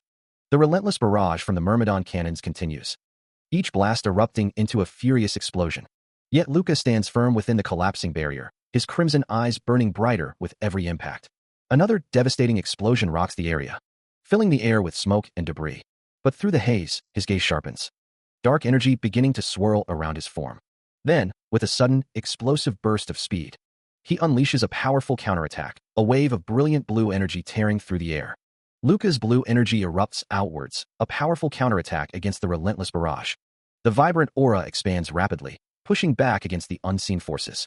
But before his attack can fully connect, a sudden, violent red energy impact slams into him. The force of the blow sends him recoiling, the crimson energy rippling across his form. He is momentarily engulfed, the relentless assault continuing without pause. More crimson impacts detonate around him, each one threatening to shatter his defenses. Yet, his blue energy persists, a turbulent struggle against the overwhelming red. He endures another direct hit, his aura flickering but holding firm. Finally, a massive red explosion engulfs him completely, the sheer power of the cannons threatening to consume him. He endures the relentless barrage, a crimson explosion of energy engulfing him once more. As a massive Myrmidon cannon unleashes another devastating blue energy blast, the impact tearing through the air with blinding speed. Luca, his eyes burning with resolve, acknowledges the grim reality. They have surpassed the threshold for failure, and now it is solely up to him to reverse this impossible situation. Meanwhile, another Myrmidon cannon unleashes a torrent of red energy, its operator grimly stating that if they fail, they will have to fight at a heavy disadvantage. The Imperial Guard instructor observes the unfolding chaos, the battle simulator's calculations predicting the targets will be neutralized within 1 minute after entry. Kodrak, standing beside Claude, voices his concern. If the Myrmidon cannons are their only hope, then the suppression force will pay a heavy price. The battle rages on. Having just neutralized a turret, he observes the scene, a realization dawning on him. This is an arcane site, a place where the very air hums with power. A soft exclamation escapes him as he processes the intensity of the moment. He acknowledges the brutal truth of combat, that the battlefield is a cruel and dangerous place, yet it's also where he finds an exhilarating joy in the adrenaline rush. A faint smile plays on his lips as he admits he loves that feeling too, a deep sense of satisfaction in the chaos. He reflects on his past, believing he would have gone insane long ago if he hadn't found this outlet, before steeling his resolve and declaring, "Let's go." As a monstrous, shadowy form with glowing red eyes manifests around him, he knows it's time to unleash his full capabilities. Meanwhile, a tactical overview reveals the enemy's strategy, a plan consisting of attacks launched from all directions at once, as their superiors intend to prevent the target from escaping. The subterranean tunnels of the arcane fortress stretch for hundreds of meters, forming a complex, impenetrable maze. While a map of the ruins exists from previous explorations, the rebels have significantly modified the interior, rendering it largely inaccurate. Amidst the chaos of explosions and ongoing skirmishes, Luca pushes forward. He navigates the fiery passages, his movements a blur through the inferno. The rebels have narrowed the entrances to the subterranean facilities, making it nearly impossible for anyone to enter undetected. Deep within the modified tunnels, an armored figure with glowing red eyes stands sentinel. The sterile, futuristic corridors stretch onward, each turn potentially hiding another threat, another pair of crimson eyes watching from the shadows. One such armored guard, rifle at the ready, patrols the desolate passage. Deep within the arcane fortress, the tunnels twist and turn, a labyrinth of dark metal and encroaching overgrowth. He moves with purpose, declaring, "I'll lead from here." From behind, Kodrak's voice carries a note of caution. "That's a dangerous move in a place like this, Commander. The likelihood of traps or an ambush is very high." Luca turns, his gaze piercing as he asks, "Are you afraid of the consequences if I die?" Kodrak hesitates, then admits, "To be honest, yes. Now, if you understand." A dark aura flares around him, his eyes glowing crimson as he dismisses the concern. "I don't care what happens after I die, Kodrak." Kodrak's expression remains unreadable as he replies, "Whether your pay is halved or not is of no concern to me." Ignoring the retort, Luca's voice rings with finality. "I'll say it again, I'll lead. Follow me." With his eyes still glowing, he surges forward, a dark blur of motion through the tunnel. Leaving Kodrak to muse with a shiver, "I feel a chill up my spine. Are you really ready to gun me down from behind?" He dismisses any personal concerns, knowing that time is of the essence. His mind races, knowing he must reach Lillian Ramonis and Claude Hannes before he himself, as Eiley, gets there. He understands that he, as Eiley, must have entered the arcane vault from a different point. Kodrak observes Luca's willingness to expend his own troops to advance, concluding that he will get through in no time. He acknowledges that he would do the same, but cannot let his personal feelings interfere with Luca's life. Luca declares that he will bear all the risks himself. His armored form moves with unwavering resolve. Kodrak calls out to Commander Luca, his voice filled with urgency. Luca's eyes burn with fierce determination. As his armored hand reaches out, a stark realization dawns upon him. This is an arcane site. Without hesitation, he surges forward, a blur of motion through the shimmering air, his form twisting with impossible speed as he delves deeper into the unknown. Yet, the environment immediately begins to take its toll, a heavy pressure settling over him, making his body feel sluggish, as he questions the overwhelming sensation that has plagued him every time he has come to this place. His senses extend, even to taste, as he strains to absorb every chemical trace in the air, gathering a torrent of data. With a renewed burst of will, crimson energy erupts around him, propelling him onward. His path marked by streaks of vibrant red light. From a distance, Kodrak and another soldier watch his relentless advance, their expressions unreadable. The strain is immense, his mind pushes against its limits, and the very blood in his veins feels as though it's burning with a raw, realistic intensity, as he feels his brain pushing him to his limits. Consumed by a dark, crackling aura, his body outlined by crimson energy, he feels a frustrated urge to lash out. The immense pressure of the arcane site, a theoretical concept he now feels firsthand, threatens to damage his very brain. His face contorts in a snarl of pure agony and defiance, his eyes glowing with an infernal red light. The crimson energy around him intensifies, swirling and distorting the air with raw power. Then, a sudden, violent burst of blue energy erupts around him. From a safe distance, Kodrak and the Imperial Guard instructor watch the unfolding chaos. Kodrak's brow furrows, a bead of sweat tracing a path down his temple as he observes the struggle. The force of the arcane sight throws Luca backward, a small, blue-tinged figure amidst the swirling debris. A blinding flash of white and blue energy engulfs the area where he lands, the impact reverberating through the sight. Propelled backward by an unseen force, he recoils violently, a flash of white energy erupting around him. Before he recovers midair, his crimson eyes blazing as he charges forward with renewed ferocity. Meanwhile, from a distance, Kodrak and the Imperial Guard instructor watch the unfolding chaos. As Luca extends a gloved hand, crackling with energy, and his allies open fire, their weapons spitting flames to cover his advance. His face, a mask of fierce resolve, shows no sign of faltering. As he unleashes a devastating, sweeping attack, a crimson energy wave expanding rapidly around him. The force of his assault, or perhaps an external power, sends him hurtling through space, until he crashes down into a desolate, snow-covered landscape. He moves with a blur of motion, his blade a streak of crimson, engaging the shadowy forms that emerge from the darkness, slicing through one with a decisive strike. But a sudden impact sends blood spraying across his face, his features contorted in a grimace of pain. Yet, he retaliates instantly, a surge of red energy erupting from him.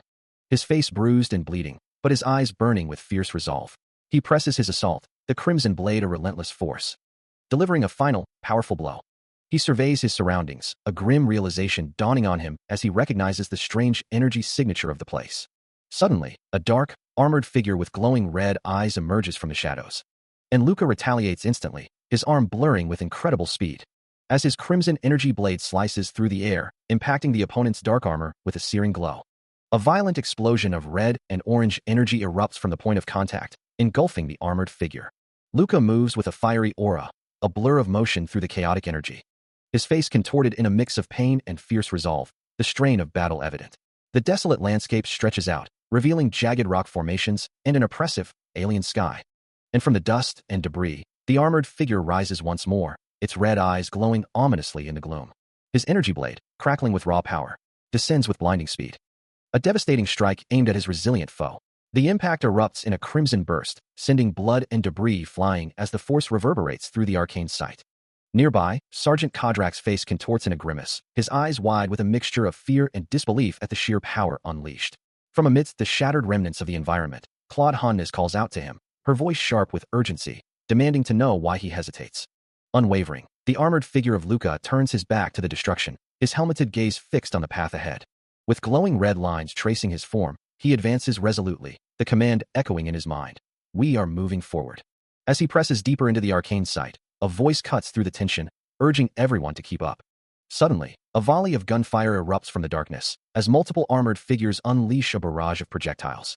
But before a single round can connect, Luca moves with impossible speed, deflecting the incoming fire with a blur of motion. Sparks fly as each projectile is batted away, his defense an impenetrable wall against the assault. The rapid-fire impacts create a dazzling display, a testament to his superhuman reflexes. Then, with a surge of crimson energy, he retaliates, striking one of the armored figures with devastating force, leaving them stunned and questioning. What the hell is this guy?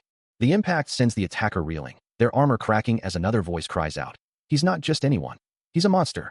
Deep within enemy territory, Luca acknowledges his advanced position, yet remains confident there will be no issues with the path leading to the noble's evacuation dock. A subtle hum emanates from his suit, as his internal systems begin to glow with a vibrant red energy. His visor flaring with the same intense crimson, and his core unit pulsing with power. The suit's advanced sensors detect a significant enemy force, at least 100 troops, now within their line of sight. He decides to move swiftly, intending to clear the path to the evacuation dock before they even realize what's happening, planning to blend in with the evacuating nobles himself. Elsewhere, 2 armored soldiers express concern that their squad is advancing too quickly compared to the others, wondering if they should wait for reinforcements. A logical suggestion, he muses, his brain already overloaded from processing the enemy's combat methods, as a heavy impact echoes nearby. He moves with swift precision, his armored form a blur of dark metal and glowing red energy, as more impacts echo through the facility. Each movement is calculated, but a sudden gunshot makes his eyes snap open, realizing the shot wasn't aimed at him. A tactical display confirms a commotion in the rear, meaning another squad has arrived at the same time as his own infiltration. He recognizes the unique energy signature, realizing that besides himself, the only other person capable of such a powerful presence is the instructor. A sudden thought strikes him, they're distracted by something else. Meanwhile, Kodrak barks an order to his squad, telling everyone to advance. The enemy squad immediately opens fire, a volley of energy projectiles streaking towards Luca's position. Sparks fly as the concentrated fire impacts his shields. The barrage continuing without pause. One of the soldiers shouts a warning. Sir, our shields won't last more than a few seconds. Luca considers his options, realizing he needs to be careful if he wants to take them all on his own. He observes the enemy's weaponry, noting they possess about 8 high firepower weapons. He calculates the enemy's weak points, knowing that destroying more than half of them will be enough to turn the tide, and with a surge of power, he declares, now.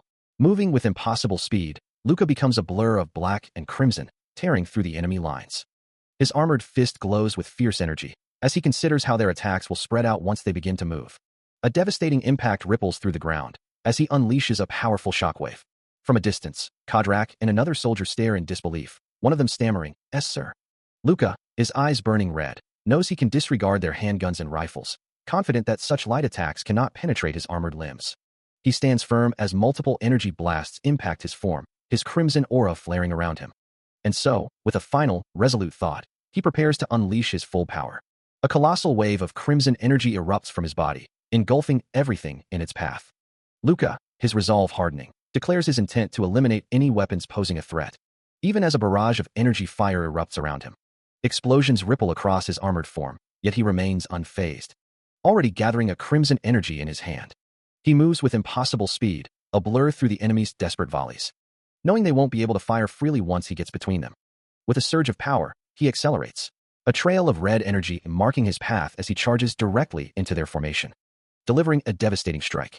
He feels an immense surge of power, a profound transformation taking hold, knowing that with this new strength, he will be unstoppable now, his armored form glowing with raw, untamed energy. Red lines of power pulse across his metallic shell, the sound of crackling energy filling the air. The overwhelming display of force leaves one rebel utterly broken, their hands raised in a desperate plea for mercy, crying out in surrender. Luca stands tall, his transformation complete, a formidable figure in his gleaming white armor. Nearby, the platoon leader, Hemilas Custoria, surveys the defeated rebels, issuing a crisp command to his subordinate. Kodrak, restrain the rebels. Kodrak's armored foot steps forward, his voice firm as he acknowledges the order. Yes, platoon leader. His visor glows with a determined red light, his expression resolute. Turning away, Kodrak moves to carry out his orders, the red accents on his dark armor tracing his path through the subdued area. The battlefield lay silent, littered with the broken forms of defeated rebels. Observing the scene, Kodrak noted that these were men from his own platoon, tackled from the rear. He knew Ailey was moving forward, sacrificing precious time that could have been used to regroup.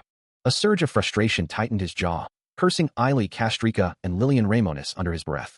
A glowing symbol flared behind him as he wrestled with his conscience, wanting to help Ailey, yet bound by his duty as a soldier of the Empire. He knew he had to make a choice. Choosing one meant abandoning the other. The thought of Lillian Ramonis further infuriated him, a shadowy aura swirling around his form. His armored fist clenched, a silent vow that he wouldn't let Ailey be branded a traitor, even if it meant defying orders. With a final, resolute decision, he turned and began to follow Ailey, for now. He stares at a holographic display, a message scrolling across it, instructing him to continue arresting those who defied the platoon leader's orders, and that once his men departed, the decisions would be left to him. From behind him, a voice addresses him directly, calling him platoon leader. The speaker continues, acknowledging his skill, telling him he is an excellent soldier, and that his combat today was not just incredible, but shocking. Kodrak dismisses the praise, stating he doesn't need empty words, but the other insists he has the makings of a commander. Luca then shifts his tone, questioning Kodrak's leadership, asking why he never once led his men, despite their busy schedule. He continues, asserting that relying on such methods does not make a good commander. Kodrak's expression darkens, a mix of anger and resolve etched across his face. Luca's gaze remains unwavering as he clarifies his position, stating that he only delivers messages from his superior commander. He then dismisses Kodrak's understanding, adding that he could speak of the value of his useless lots, but it wouldn't make use of him. Luca continues, asserting that a day will come when even the strongest will need the help of those weaker than themselves, for one cannot win alone. He then challenges Kodrak, telling him he is free to scoff when that day inevitably arrives. Looking up at Luca, Kodrak responds, assuring him that he will keep his words in mind. A flicker of resolve hardens Kodrak's expression. As he looks down into the dark abyss, a firm beat echoing his determination, vowing to keep the advice of his first superior in mind. His gaze sharpens, promising to recall Luca's words when he re-evaluates his strategy. Luca, still looking down, offers a final, pointed remark, hoping Kodrak won't regret his words, and wishing him the best. With a heavy, determined step, Kodrak moves forward. Amidst the desolate landscape, only the empty shells of once proud structures remain, while the corpses of nobles, who foolishly picked up weapons unfamiliar to their soft hands, litter the ground, having bought nothing but a fleeting moment of time. Similar grim scenes unfold in countless other corridors, as most of the Guardian forces are gone, leaving the rebels to be systematically wiped out. Yet, despite the chaos, Kodrak finds himself admitting one thing. It may sound corny, but Luka is the only one he truly trusts in battle, his only real friend. He was the first person his age with whom he could exchange deep thoughts on an equal standing. A realization that echoes in his mind as he quietly utters Luka's alias, Iloi. Even as a past accusation resurfaces, that he was expending soldiers of the Empire for his own personal motives. He lies amidst the wreckage, the weight of countless lives lost pressing down on him, lamenting that so many didn't have to die, believing an ordinary platoon should have been enough to prevent such devastation. Standing over him, Luka questions how he would even contact Lillian, let alone get her out. His expression hardens, convinced that she is destined to die in the end. Kodrak, looking up, acknowledges Luka's love, but urges him not to follow her to his death, observing that he seems unable to let go of his emotions. Suddenly, a surge of energy erupts from Luka's hand, a powerful force radiating outward. Overwhelmed, Kodrak drops to his knees, uttering a desperate surrender. Luka's eyes glow with an intense crimson as he declares his lineage, I am of the Ramonis. Still on his knees, Kodrak insists he doesn't care about Luka's connections, demanding to know where Lillian Ramonis went. Luka turns his head slightly, a flicker of frustration crossing his face, and states that he doesn't know which way the heiress went. As Luka's gaze intensified, his irises shifted to a vibrant crimson, a common tell when someone was lying or under duress. His focus unwavering, the red glow pulsed with an unspoken threat. A sharp, metallic sound echoed as he moved. And Kodrak cried out in pain, pleading, what are you doing? I said I surrender. Stop. What are you, whack? Ignoring the pleas, Luka's voice cut through the air, demanding, which way did Lillian Ramonis run off to? He stood unyielding, his armored form a dark silhouette against the dim light. From the darkness, Kodrak's strained voice replied, down. She probably went down. Luka turned, looking into the deep chasm, considering the implications. He mused, don't you need to ascend in the end if you want to get out, though? Is there another escape route that leads up? Kodrak, still struggling, insisted, I don't know. They didn't tell me the details. Kodrak writhes in agony, his body contorting under an unseen force, as he struggles to comprehend the torment being inflicted upon him. His face, slick with sweat, is a mask of pure suffering, the pain pushing him to his absolute limit. He pleads for it to stop, reminding his tormentor of their shared past, but the agony only intensifies. A crimson burst of energy erupts around him, signaling a new wave of torment. Overwhelmed, Kodrak collapses, his body finally giving out. Luka stands over the defeated man, his voice devoid of emotion, explaining that Kodrak would have been executed regardless of his surrender, and that he is better off not understanding the full truth. His crimson eyes glow with an unsettling intensity as he admits he doesn't typically enjoy killing, but today, he feels particularly inclined. He surveys the desolate, arcane site, a place he believes holds the secrets of the battlefield's true nature. Suddenly, the distant sounds of screams and gunshots begin to draw nearer, signaling new dangers approaching. A voice, perhaps his own, echoes the name Iloi, warning of a point of no return. As he wonders what he should do then. Deep in thought, his gaze is cast downward. As he stands silhouetted against a brilliant, open space, his mind lost in contemplation. A persistent paranoia had always gnawed at him, especially when he considered his own identity as Iloi, prompting a constant, unsettling question. What would he do if the very essence of Iloi turned against him? A glowing, arcane symbol pulsed in the darkness. And though he had long avoided the answer, Luka knew he could no longer postpone confronting this truth, stepping forward into the shimmering portal. His armored boots carried him deeper into the unknown. Past the silent, fallen figures that littered the futuristic corridor, a grim testament to the dangers that lay ahead. With a resolute expression, he pushed onward. Suddenly, he was suspended in a dark, chaotic void, debris swirling around him as he plunged into the unknown. A damaged futuristic corridor lies in ruins, with debris scattered across the floor and a fallen armored figure amidst the wreckage. Amidst the destruction, a figure in a sleek white helmet slowly lifts their head. A voice cutting through the silence to address him directly. So you came, Luka. The intricate design of his helmet reflects the grim reality of his surroundings. As the unseen speaker continues their accusation, you've really done it, Iloi. You led your men to their deaths for your own selfish purpose. A dark-suited figure, face obscured by shadow, stands over a fallen comrade. Their shadowed features conveying an unspoken judgment. The figure surveys a line of fallen armored bodies, a grim testament to the battle's cost.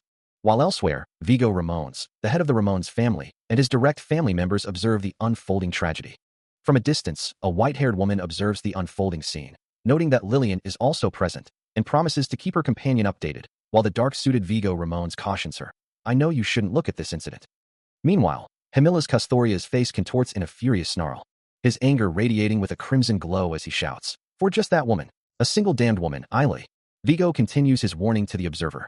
But Hemilas ignores them, his gaze fixed on Luca, whose eyes now glow with a faint red light, as he commands, "Draw, Luca." The young man's armored hand moves to the hilt of his blade, while Hemilas stands, enveloped in a pulsing red aura. His voice a low growl as he promises, "I am going to beat some sense into you." His armored hand reaches out, sensing the strange energy emanating from the structure before him, as he realizes this is an arcane site. Standing amidst the fallen, his presence dominates the desolate, futuristic chamber, a testament to the power he wields. Meanwhile, Hemilas knows he must confront Eiley, even if it means a direct fight. He considers his chances, believing he could win if he avoids major errors, yet acknowledging that real combat is always full of unforeseen variables. Taking him down quickly, he realizes, is not an option. His true goal is to hold him off, giving the Ramones family enough time to escape. As Luca's eyes and arm begin to glow with a fierce crimson energy, the two men face each other, the air crackling with anticipation. Hemilas steels himself, knowing that even if killing Lillian makes Eiley hate him with every fiber of his being, it doesn't matter. As Luca prepared to move forward, a voice echoed in his mind, questioning his intent. Before he could take another step, an armed figure opened fire, sending a barrage of bullets tearing through the air towards him. Yet, with a casual flick of his glowing arm, Luca effortlessly deflected every incoming round, sparks flying as they harmlessly ricocheted away. Enveloped in a vibrant crimson aura, he closed the distance with terrifying speed. The next moment, his opponent lay defeated, crumpled on the ground amidst the dust of the impact. From a distance, another guard observed the swift defeat, realizing the utter futility of their standard firearms against such power. Luca's foot came down on the fallen weapon, his movements precise, as he remembered his orders to minimize structural damage during the mission. His crimson energy pulsed and flared, a testament to the raw power he now wielded. Looking down at the defeated foe, he delivered a dismissive taunt, his voice laced with cold confidence. A sudden, explosive impact rips through the air, sending debris scattering in every direction. The force of it still reverberating, dust and fragments continue to swirl through the space. Amidst the chaos, Hemilas Custoria raises his weapon, his gaze sharp and focused on an unseen target. He shouts a warning to Kodrak, who recoils from the impact, urging him to get away. A bullet erupts from his firearm, striking its mark with another violent burst of energy. More debris flies, obscuring the immediate aftermath. But as the dust begins to settle, a helmet tumbles through the air, spinning downward. Before Hemilas can react, Luca closes the distance in a blur, delivering a powerful kick to his side. His crimson energy flares brightly, as he continues his relentless assault. He moves with such incredible speed, a crimson blur streaking across the ground. His armored form, wreathed in a vibrant red aura, closes the distance in an instant. The air crackles around him, his presence radiating raw power. An unseen force impacts his forearm with a sharp clang, sparks flying as he deflects the blow. Without missing a beat, he retaliates, unleashing a concentrated burst of orange energy from his palm. Hemilas Custoria recoils, a pained grimace twisting his features as he braces against the sudden assault. Luca's momentum is unstoppable, his lower body a red streak as he continues his charge. He delivers a devastating kick, the force of it blurring his leg through the air. In the next moment, he has Kodrak by the throat, lifting him effortlessly off the ground. He continues his relentless assault, a dark blur of motion tearing through the air. A flash of his blade deflects an unseen attack, sending a spray of red energy outward. With a crimson aura flaring around him, he closes the distance to his next target. Hemilas Custoria recoils, unable to keep pace, as Luca streaks past him in a blur of red light. In an instant, his hand clamps around Kodrak's neck, lifting the man effortlessly into the air. His crimson eyes glow as he glances back, a single name echoing in his mind, Vigo Ramones. Hemilas Custoria watches, shocked by the display of power, and declares that only Lillian Ramones remains, assuring himself he has ample time to deal with her. Luca's eyes continue to burn, even as he acknowledges that Eiley will soon restrain his surging power. Meanwhile, Lillian Ramones, her expression resolute, vows she will never forget the woman who showed her affection, not until her dying breath. As Lillian Ravenous stood poised, her voice carried a chilling promise, "I'll make your death painless." Meanwhile, Luca's hand reached out, sensing the strange energy of their surroundings, realizing, this is an arcane site. A crimson aura flared around her, signaling her intent to strike. Her eyes glowing with fierce determination, she affirmed, "That's the best I can offer you." Luca's gaze sharpened, his expression a mask of intense focus. Before she could fully unleash her attack, a devastating force erupted, striking her with a resounding thwack. The impact sent her flying backward, crashing violently into the ground and leaving a deep crater in her wake. Yet, from the dust and debris, a chilling sound emerged. She was laughing, a maniacal cackle echoing through the arcane site. Hemilas Custoria, witnessing the impossible resilience, could only stare in utter shock, his face contorted in disbelief. The force of the blow sends her careening backward, a scream tearing from her throat as her body twists violently through the air. She continues to tumble, a blur of white hair and dark armor, before finally slamming into the ground with a devastating impact, leaving a deep crater in her wake. Despite the brutal landing, she pushes herself up, a ragged breath escaping her lips, her eyes still burning with an unsettling intensity. Luca watches her from a seated position, his crimson eyes fixed on her unyielding form, a silent observer of her strange resilience. Himila's Castoria, standing nearby, addresses him with a concerned tone, asking if he saw her face, noting that she's finally been freed from her family. He continues, explaining that it isn't surprising, given that her family treated her as nothing more than a tool for arranged marriages. Himila's face contorts in a mix of shock and disbelief, a sharp gasp escaping him as he processes the implications of Luca's words. Luca clenches his armored fist, his voice laced with frustration, demanding to know what Himila's is talking about. He watches as Lillian Ravenous lies broken on the ground, the impact of his attack having sent her sprawling. Yet, he continues his relentless assault, striking her repeatedly in midair, demanding she cease her defensive maneuvers. Her resilience is unsettling, making him realize that this woman is far from a typical traitor. He knows she's not just some ordinary enemy. From the ground, Lillian defiantly retorts that his actions are merely an excuse, a way to avoid fighting them directly. Luca considers her words, observing the fierce defenses of those attempting treason, and wonders about their true intentions. He deduces that if they truly intended to fight the Empire, they would have involved powerful figures like Kodrak or Vigo Ramones, rather than relying solely on their own troops. A flicker of realization crosses his face. As he acknowledges the truth in his own assessment, he's not wrong. Indeed, while gaining entry to the arcane fortress proved challenging, everything that followed went smoothly, suggesting that despite the Empire's plotted treason, their forces were surprisingly small. He continues to ponder the true nature of the rebellion, concluding that if their intent was truly to overthrow the Empire, they would have involved powerful figures like Kodrak or Vigo Ramones. The scale of this uprising is simply too small. His thoughts drift, a crimson glow emanating from his eyes as he considers the implications. And a dismissive question forms in his mind. So what? Meanwhile, Lillian Ravenous stands over him, her expression unyielding as she challenges his assessment, asking what his conclusions truly mean for them. She warns Eiley that at this rate, he will surely die alongside her. A moment of silence passes between them, her gaze fixed downward. Then, her eyes rising, Lillian reveals a shocking truth. Her father is not innocent, having hidden the discovery of an arcane relic. A voice of reason cuts through the revelation, urging Lillian that now is not the time for such disclosures. Ignoring the warning, Lillian delivers a sharp, impactful kick, sending him reeling. Lillian Ravenous, her gaze sharp, questions the nature of the relic she holds. It was this very arcane artifact, a glowing cube of immense power, that had been the foundation of the ancient fortress. Luca, still reeling from her previous attack, manages to ask why she brings up such a thing now. She presses on, reminding him that his actions were not solely driven by guilt, implying a deeper, more complex motivation. His eyes widen slightly, a silent question forming on his lips. Lillian continues, her voice unwavering, explaining that his friend, Eiley, cannot live the life he desires within the Empire's confines. The lingering force of her attack sends him to one knee, his body momentarily overwhelmed by the impact. Yet, she offers a glimmer of hope, proposing a choice that could benefit all three of them. Her stance remains firm, a silent testament to her resolve as she awaits his decision. With the arcane device glowing brightly in her hand, Lillian explains that it holds the power to activate the ancient underground fortress. The crystalline cube pulses with an inner light, and her eyes glow with fierce resolve as she declares her intention to break free from the Empire's control. Her voice, sharp and clear, then cuts through the air, directly addressing Luca. A figure stands in the dim light, their voice echoing with a hint of resignation, musing that some choices benefit no one. Turning slightly, Lillian Ravenous continues, explaining that with the right device, they can activate the teleportation system hidden deep within the underground fortress. She holds up a glowing blue cube, its light reflecting in her intense red eyes, a silent testament to the power she wields.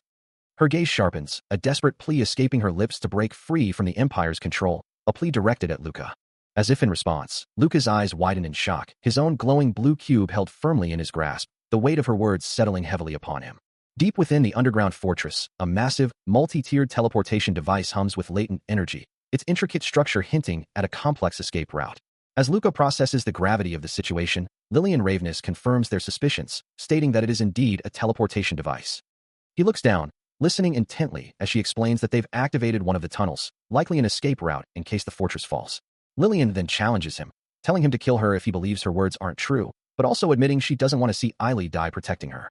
Her expression resolute, she emphasizes the critical nature of their plan, warning that if they fail, there will be no second chances.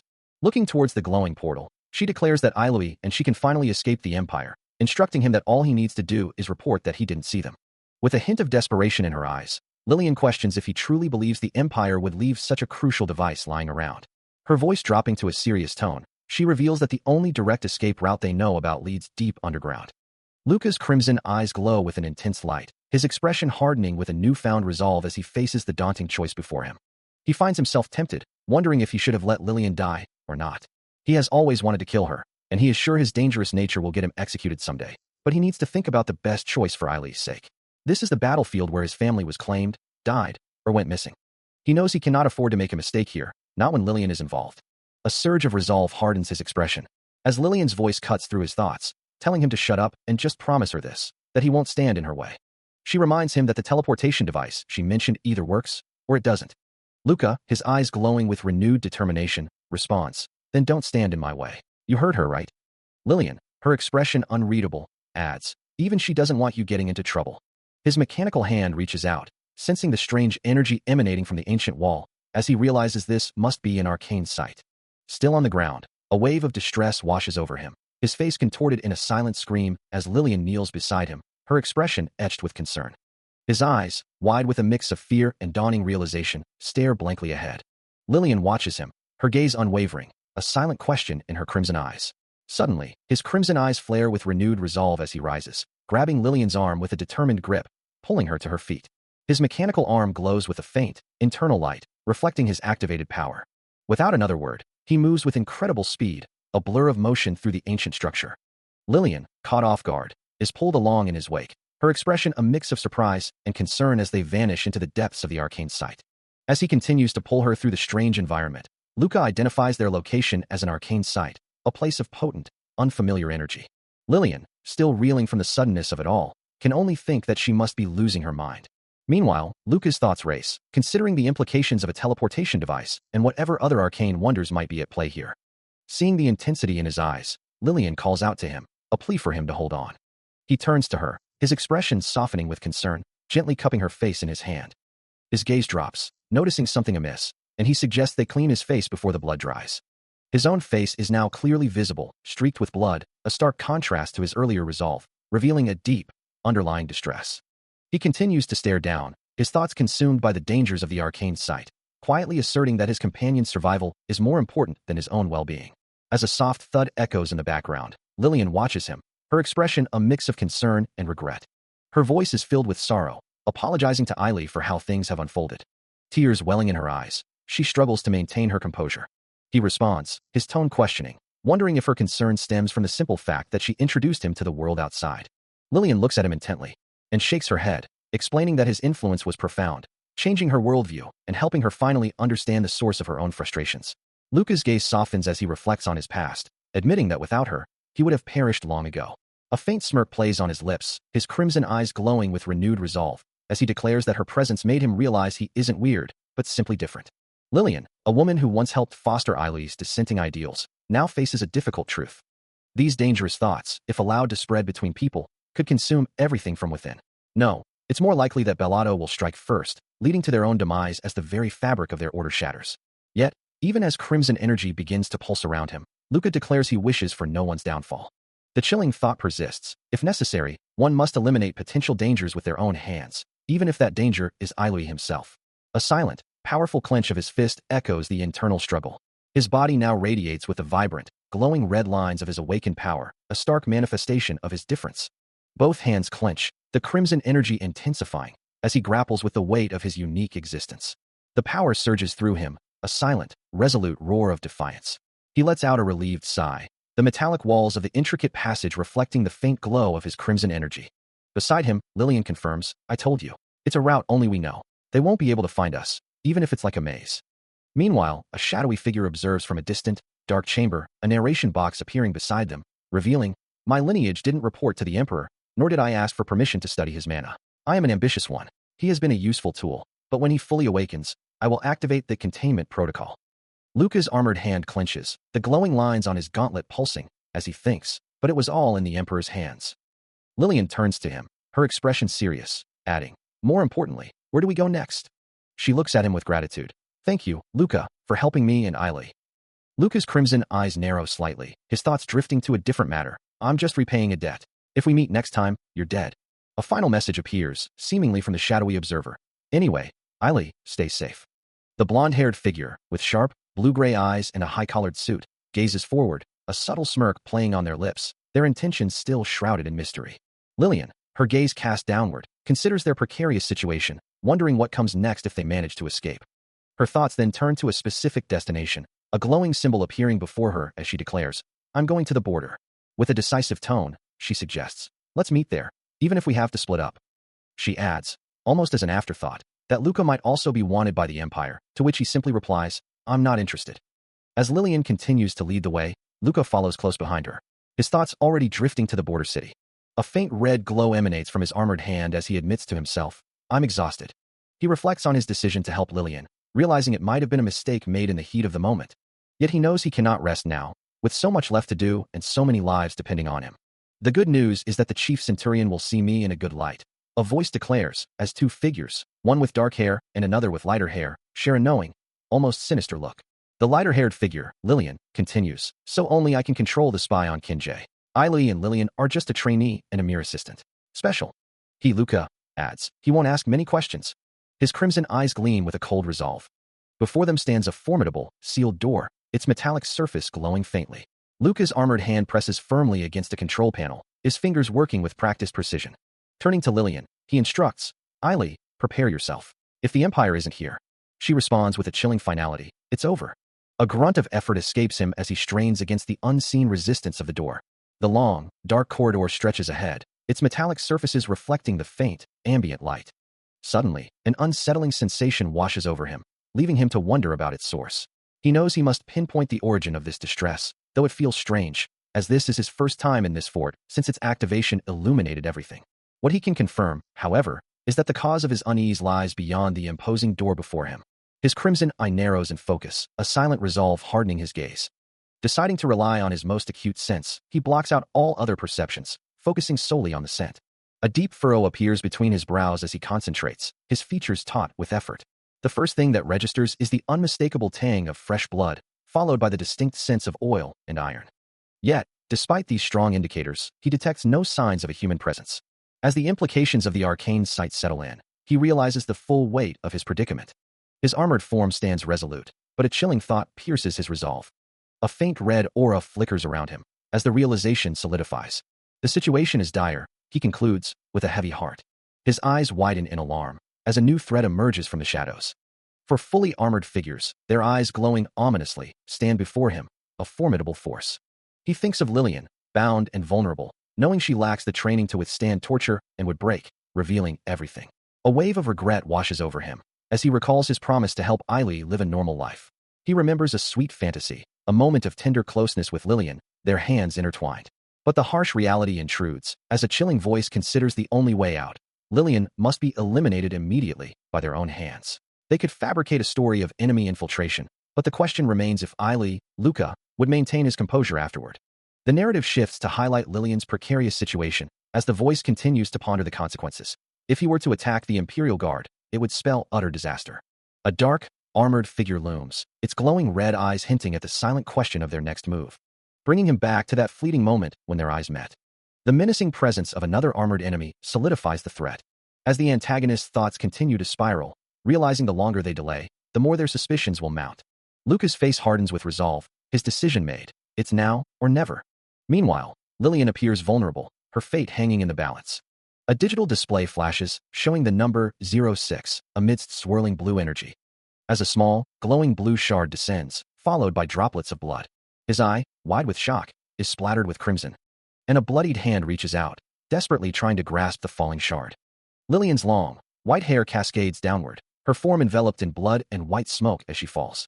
An armored hand, his own, retaliates with a deafening shot. His suit glowing with an ominous red light, smoke billowing from its vents. He stands over her, the ornate chamber reflecting the grim scene. As Lillian lies broken on the ground, her hand outstretched in a silent plea. His armored form cloaked in shadow, Luca's thoughts echo with a chilling question, wondering how both he and Eileen could have just died. The metallic sheen of his suit reflects the grim reality, as he recalls executing a hostage that was no longer useful. He knows he must report everything that has happened, a chilling certainty settling in that he will be disposed of afterward. His eyes glow with a fierce, red light through the visor. The armored suit's vents flaring with a crimson energy. as if reflecting the turmoil within. Suddenly, the armor is gone, revealing Luca's face etched with distress, his brow furrowed in a mixture of fear and regret. Sweat beads on his neck, a testament to the intense emotional weight of his memories. The metallic interior of an unknown structure stretches into the distance, its glowing lines hinting at advanced, perhaps otherworldly, technology. Within this strange place, a figure stands, his red cape flowing around his dark, armored form, a silent sentinel in the eerie glow.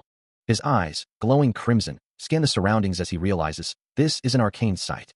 His gaze then falls upon a prone figure, their white hair fanned out on the cold floor, a stark, tragic contrast to the sight's sterile glow. Blood stains the white strands, a silent testament to the violence that transpired, leaving no doubt as to the fate of Lillian Ravenous.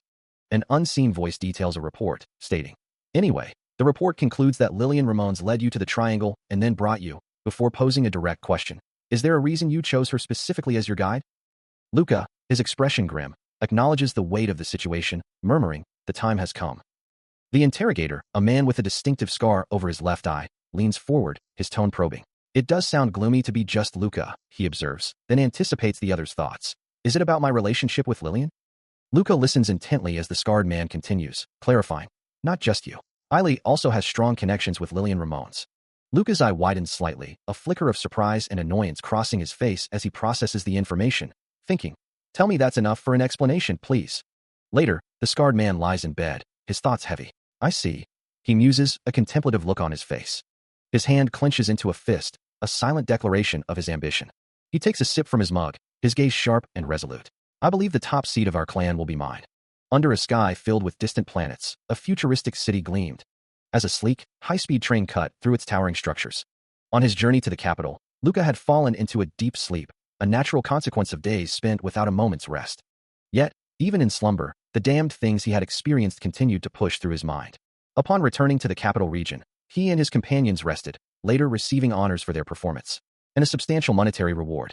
Addressing a blonde-haired man, Luca remarked on the unexpected turn of events, stating he never anticipated the man would kill Lillian. He had assumed the man would attempt to attack the Imperial Guard, a futile effort given his lack of chance. The blonde man listened, his expression unreadable.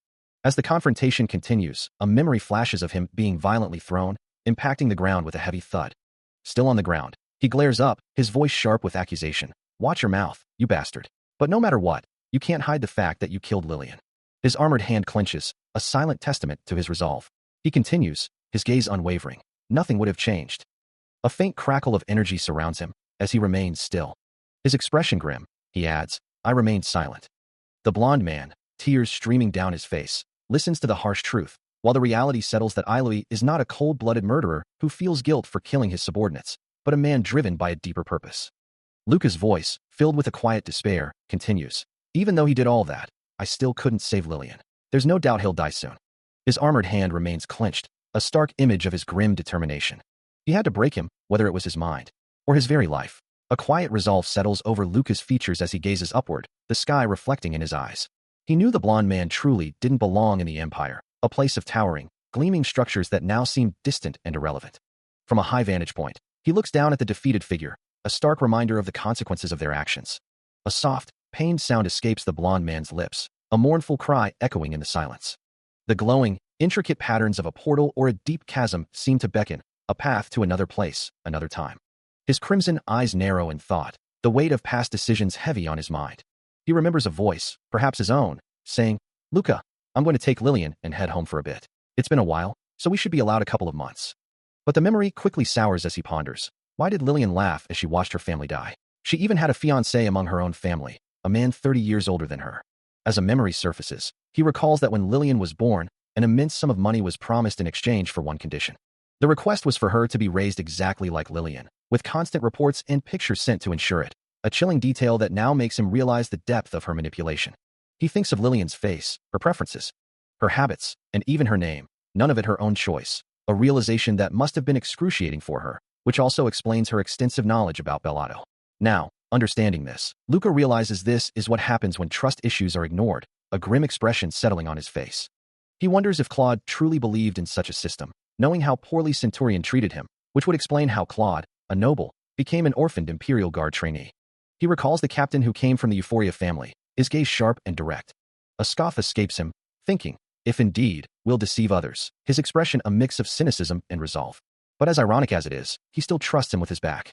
He reflects on Kinjun, a person he periodically voted for, someone he needed to monitor. This was all part of Chief Centurion's orders, and Kinjun was well aware of his surveillance. Luca wonders if he had pushed Kinjun too hard. But then he dismisses the thought, deciding it was nothing. He reminds himself that the more one fights on the battlefield, the heavier the burden on their shoulders, making clear, decisive action essential. He had extended a resource to Kinjun, a resource meant to protect his men. So, was he saying he should have used that resource instead? No, he wasn't saying that. He knew he should destroy those who would betray him willingly. It went without saying that he had done so for them, but it was more than enough for them to live, and he had to protect himself emotionally too. A long-haired man with a sinister smile questions Luca, asking if he lets himself get distracted, if he'll hesitate to defend what he needs to protect, adding that it's not something he would rather do. Luca, in turn, responds with a cold certainty. That is what he likes about the man, good boy. The long-haired man then poses another question, asking what would happen if his mind couldn't handle sacrificing others. He elaborates, referring to things like guilt or conscience. Luca's response is sharp and unwavering, warning that if he couldn't, he would never be able to stand on top of others. His hand clenches around a device, a subtle sign of his growing intensity. The long-haired man observes him from across a room filled with bookshelves, his expression unreadable. As Luca's resolve solidifies, his eyes begin to glow with a fierce, crimson light, reflecting the depth of his conviction. He considers the implications of his choices, musing that he will endeavor to be more creative in sacrificing others next time, while a woman beside him lets out a small gasp. His expression remains resolute, a quiet, of course, good boy escaping his lips. The next day dawns, revealing a sprawling futuristic city beneath a vast, open sky. Luca gazes upward, his thoughts distant. A voice on the other end of a call remarks on his progress, saying, you seem to be doing well. I'll promise it'll be a good experience for you. To which the man on the other end responds, I thought I was going to be exempt. The superior explains, it's tradition to send the best first, as it's noted that Eileen never refuses extra work. With a determined look, Luca readily agrees, declaring, if that's what you say, I am more than happy to go. The superior confirms the assignment, stating, all right, I will assign you a slot. As he looks out over the city, Luca thinks to himself, it's about time to meet up. He stares, his eyes wide with a sudden realization, muttering that this is an arcane site. A heavy boot descends, landing with a solid thud. He stands on the precipice of a vast, ancient structure, its intricate designs hinting at forgotten power. The towering walls stretch endlessly, adorned with glowing, complex patterns. From within the depths of the site, a voice cuts through the silence, urging him forward and asking what he is waiting for. Lillian Ravenous, her expression unreadable, extends an invitation to come on in. Luca's gaze hardens, the blue lines of his suit faintly illuminating his determined features. With another firm step, he crosses the threshold, entering the heart of the arcane site. He steps into the arcane site, a vast, dark chamber with glowing lines tracing intricate patterns across the walls, where Lillian Ravenous stands on a raised platform, awaiting him. A scoff escapes him, thinking it ridiculous to laugh when no one is watching. He observes her expression, finding it rather indecisive and emotional, certainly not the face of someone truly unconscious. A thought crosses his mind, wondering if she is a noble around his age. He states his purpose, explaining he is there under the orders of Chief Ravenous, though he doesn't know how long it will take to graduate from the academy, before directly asking if she is truly the guide sent by him. Lillian responds with a dismissive question, asking what difference that makes to him. His face contorts in a grimace, muttering a curse about nobles. All right, Miss of the Custoria family, Lillian begins, her voice carrying a hint of challenge. Luca's expression hardens, a flicker of annoyance crossing his features. How did you figure that out? She asks, a slight tilt to her head. He deduces it's a simple matter, knowing few can afford to voice discontent against the chief centurion of Custoria. You may ask your father if you don't believe me, she retorts, a subtle smirk playing on her lips. And you weren't worried about being overheard? This woman is likely the only centurion's daughter who would dare. He wonders why the Ravenous family has such a deep connection to the Custoria family, realizing that sending her own daughter to uphold his prestige implies a significant bond. He thinks of her name, Luca Custoria. Yeah, it's got a nice ring to it. He muses, a wry smile forming. He considers the implications of the name, his mind racing. The woman before him speaks, her voice calm. As you guessed, I'm someone sent here by my father. Then, with a slight tilt of her head, she clarifies, my name is Giselle Custoria. Her gaze sharpens, but don't ever act as if you've got something over me again. It irritates me. The revelation hits him. Lillian Ravenous was truly a saint in comparison. He offers a slight apology. I apologize if I offended. The scene shifts to a desolate, ruined street, as he reflects on the mission he accepted, knowing he had to escape this place to survive. A sigh escapes him. As he thinks, I'm sure Chief Centurion would understand. Still seated on the ground, Claude expresses her reluctance, stating she wouldn't dare go against someone who hates her. but ultimately agrees to follow, though she finds the prospect annoying as Luca stands over her, asking if everything is now settled. A flicker of irritation crosses her features, and a soft tsk escapes her lips as she remains seated, looking up with a stubborn gaze. Luca, watching her, lets out an exasperated sigh, muttering under his breath, then turns his attention to the sprawling, futuristic city before them, a thought forming in his mind that this entire situation is going to be a considerable nuisance. The towering structures of the metropolis bathed in the glow of red energy lines. The futuristic city hums with an unseen energy, its sleek structures reflecting the bright sky. He moves through the urban landscape, his steps measured and deliberate, as they both gaze up at the towering, modern architecture surrounding them. Each stride echoes with a soft, rhythmic thud against the polished ground, when Claude's voice cuts through the quiet, instructing him to follow her to the Emperor's residence. Soon, a colossal, imposing statue dominates the skyline, its ancient form a stark contrast to the city's modernity. Luca pauses, his gaze fixed on the monument, a faint rainbow shimmer arcing behind him, before his eyes fall upon the grand inscription carved into the wall. All hail the Emperor, the father of the nation, the guardian of humanity. Followed by the name, Dino Crathia. The imposing statue of Emperor Dino Crathia looms over them, a silent testament to the nation's founder. As he takes in the sight, his crimson eyes scan the intricate details of the architecture. This must be it, he realizes, the place he's heard so much about. The Crathia Academy, a name often mentioned in media, rises majestically before them, its futuristic design reaching for the sky.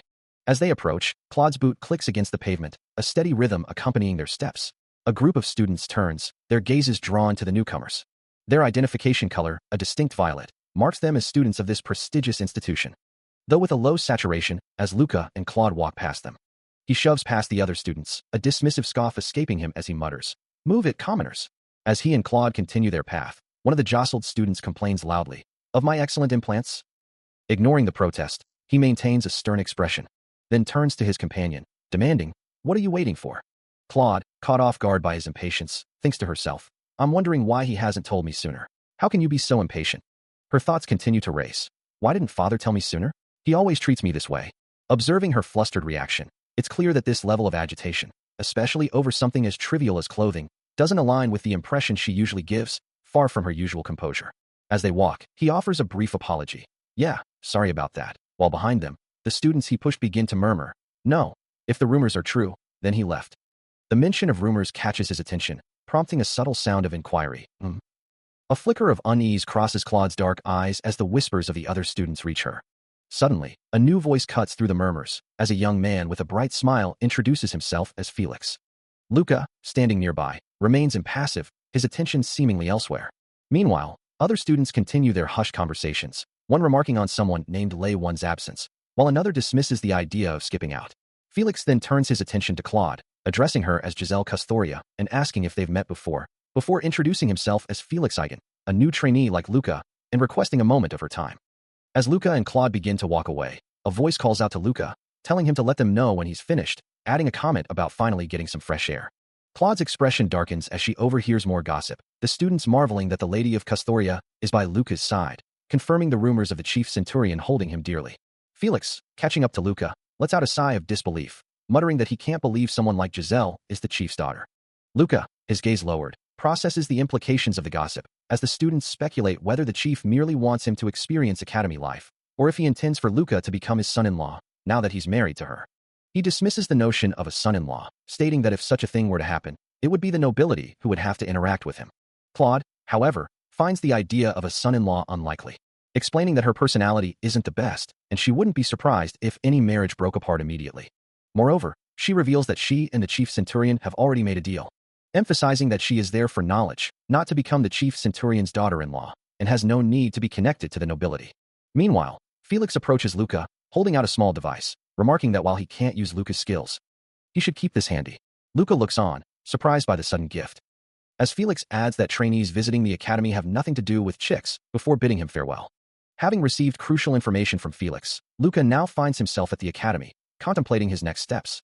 He recalls Felix's words, who had filled him in on other necessary details for living in the academy, and wonders how long it will take him to understand it all. A feeling washes over him, a premonition that he will become good friends with Felix by the time this mission is over, a thought that brings a slight smirk to his lips. One of the things Felix had mentioned was the dormitory.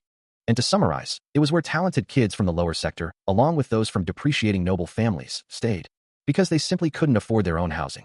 So even inside the academy, the class system still applied, a stark reality that settled over him. His expression hardens as he takes in the surroundings. The sounds of the academy echo around him, a constant reminder of the world he has entered. He walks through the academy's sleek corridors, a thought echoing in his mind. It would be no fun if ascending were that easy. This is simply how it is. His gaze sharpens, taking in the opulent surroundings. An unseen voice directs him to his assigned room, hoping he'll find everything to his liking. But Luca dismisses the pleasantry, internally noting that this is no mere room, but a damn palace. He wonders if this truly is where commoners and nobles without influence are housed, realizing why it's called the best academy. After all, it's where the talented, yet unfit for military service, ultimately end up. Settling into his new quarters, he lies back, the weight of his new reality pressing down. He finds the reality of the academy dormitory to be completely different from his initial impressions. Standing before the imposing structure, he observes the grand scale of his new residence. The female guide explains that this is the dormitory where he will be staying, adding that the head of the dormitory personally guides students to their rooms when the class system is applied. She then reveals a small, glowing device, identifying it as the number for her personal device, a kind of blessing. With a dismissive tone, she remarks that such things simply happen, then challenges him directly, asking if he hates her guts. Undaunted by her confrontational attitude, Luca calmly states his intention to carry out the duty entrusted to him by his father. Observing the glowing device in her hand, she muses that the recipient will seize the opportunity given, concluding that they aren't just a spoiled brat. As she turns to leave, he quietly adds that he probably won't need such a blessing. Pausing, she glances back at him, her expression unreadable as she states the feeling is mutual. With a final piece of advice for his sake, she warns him not to get too close to the head of the dormitory before disappearing into the night. A distinct thump echoes as a foot lands firmly on the polished floor, followed by another, deliberate step. A chilling warning rings true. She is the most deranged individual in the entire academy. As the words settle, a figure with long, dark, wavy hair stands in the brightly lit corridor, a soft, unsettling melody accompanying her presence. She turns and walks away, her silhouette receding into the distance. Luca's eyes flare with a deep crimson glow, illuminating the stark darkness around him. An unseen voice offers a piece of advice. He questions the nature of this counsel. Luca sits, his posture reflecting a moment of deep contemplation. His hand reaches out, pointing towards an unseen screen. He rises, a look of surprise crossing his features as he gazes upward. The voice continues, describing an individual as the most deranged in the entire academy. Lillian Ramones, the head of disciplinary, greets him with a smile. She asks if he's Luca, an unranked trainee. His crimson eyes narrow slightly, as he wonders how she could possibly know his name. Lillian continues, her voice calm, asking if he came here after his classes, or if he's been here for a long time. Her worn-out cloak and old clothes suggest a past filled with countless battles, yet her demeanor remains eerily composed. Luca, still processing her questions, recalls the rumors that she's the most deranged, a figure people from the lower sections fear. He responds with a firm denial, stating that he just arrived. Lillian then clarifies her question, asking if he's from the lower sections, to which Luca confirms, "Just call me Luca. I'm also from the lower sections." Acknowledging Luca's presence, she praises his remarkable achievement. Noting his origin from the lower sections, and then turning the compliment back on herself, mentioning her own accomplishment as dormitory head. A small, self-satisfied giggle escapes her.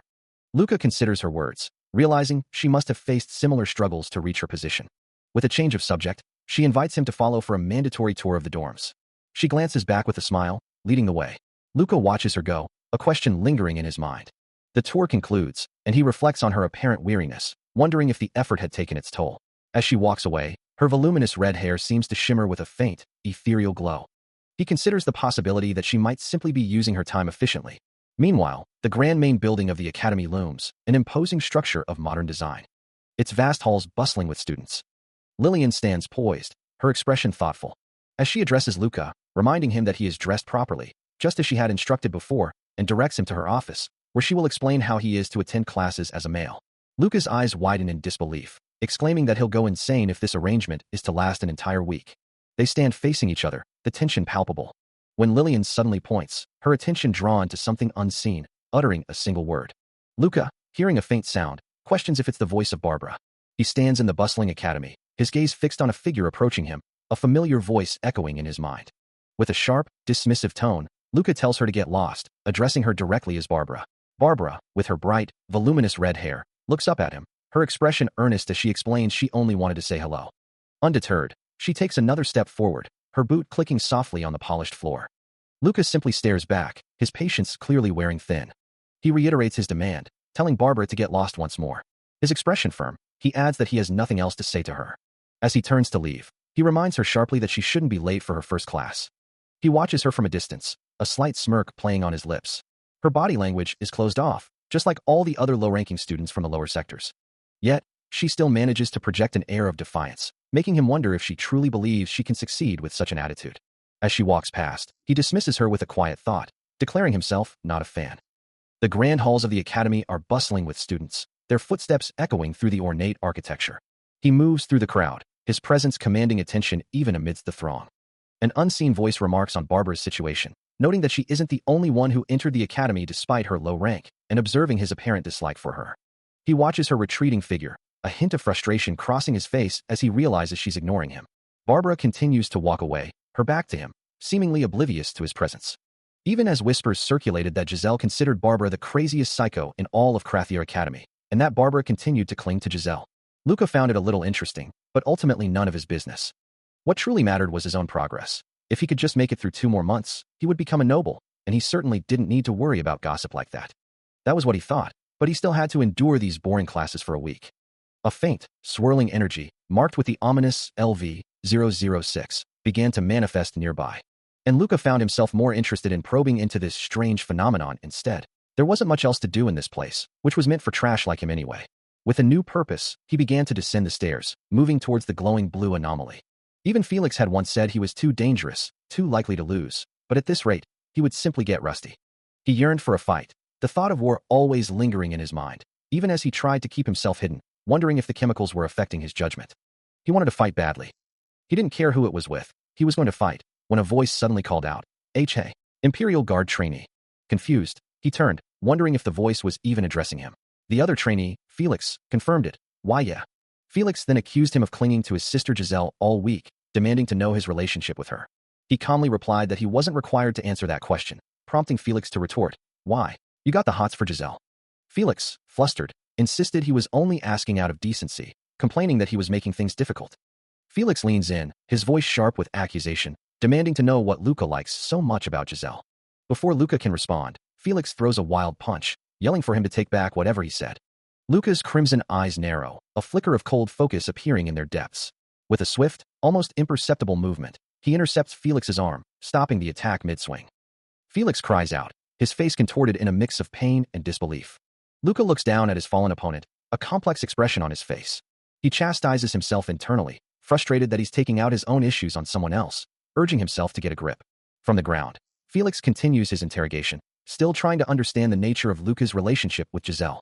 He lets out a frustrated sniff, his brow furrowed in annoyance. Still persistent, Felix questions why he would ignore Giselle, insisting she's a nice person. Luca's expression darkens, a low growl escaping him as Felix's words clearly strike a nerve. He can't help but wonder, why does Giselle harbor such animosity towards Barbara? He recalls that this wasn't always the case, attributing the change to a curse from some unknown witch. Felix questions the idea of a curse and asks who the witch is, to which Luca clarifies he's referring to Barbara. A narrator explains that Giselle is prone to incidents, always finding herself entangled in trouble, like the androids now inexplicably acting up, their eyes glowing ominously red. Felix insists they've managed to overcome Barbara's curse, but Luca corrects him, stating it's not Giselle's fault, but Barbara's. Felix expresses disbelief that Giselle's longtime friends could be a danger, but Luca confirms that is precisely what he's trying to convey. He continues, explaining that everyone tries to avoid her, which is why she became the dormitory head, a position with perks and tons of duties. So, he concludes, she wasn't the only one acting up because of her abilities. A look of disbelief crosses Felix's face as he observes the unfolding situation, realizing that even now, she's still causing incidents. Luca and Felix stand together, their attention drawn to something off-panel, a sense of unease settling over the room. Suddenly, a shimmering distortion ripples through the air, accompanied by a soft, ethereal hum. Barbara recoils, clutching her chest as glowing particles swirl around her, her face etched with distress.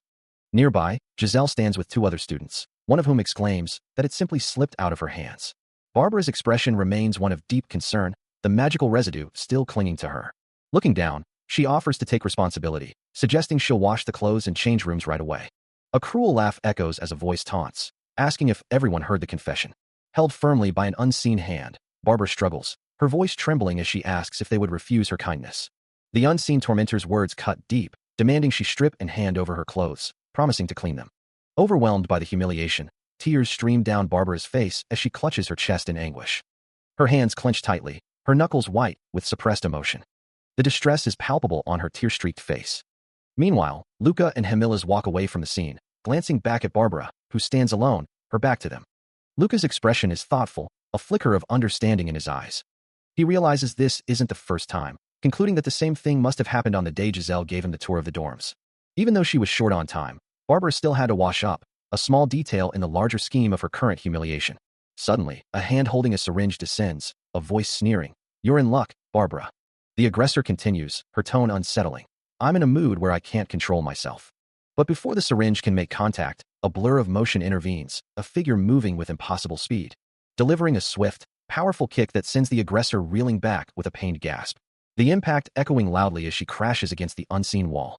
Luca stands firm, his voice sharp with warning. "Cut it out, and fuck off." Another aggressor steps forward, undeterred by his display of power, challenging him. Do you even know what you're doing? I don't care if you're a woman." Luca's response is swift and cold, a dismissive sound escaping him as he promises, "I'll hit you right in the face."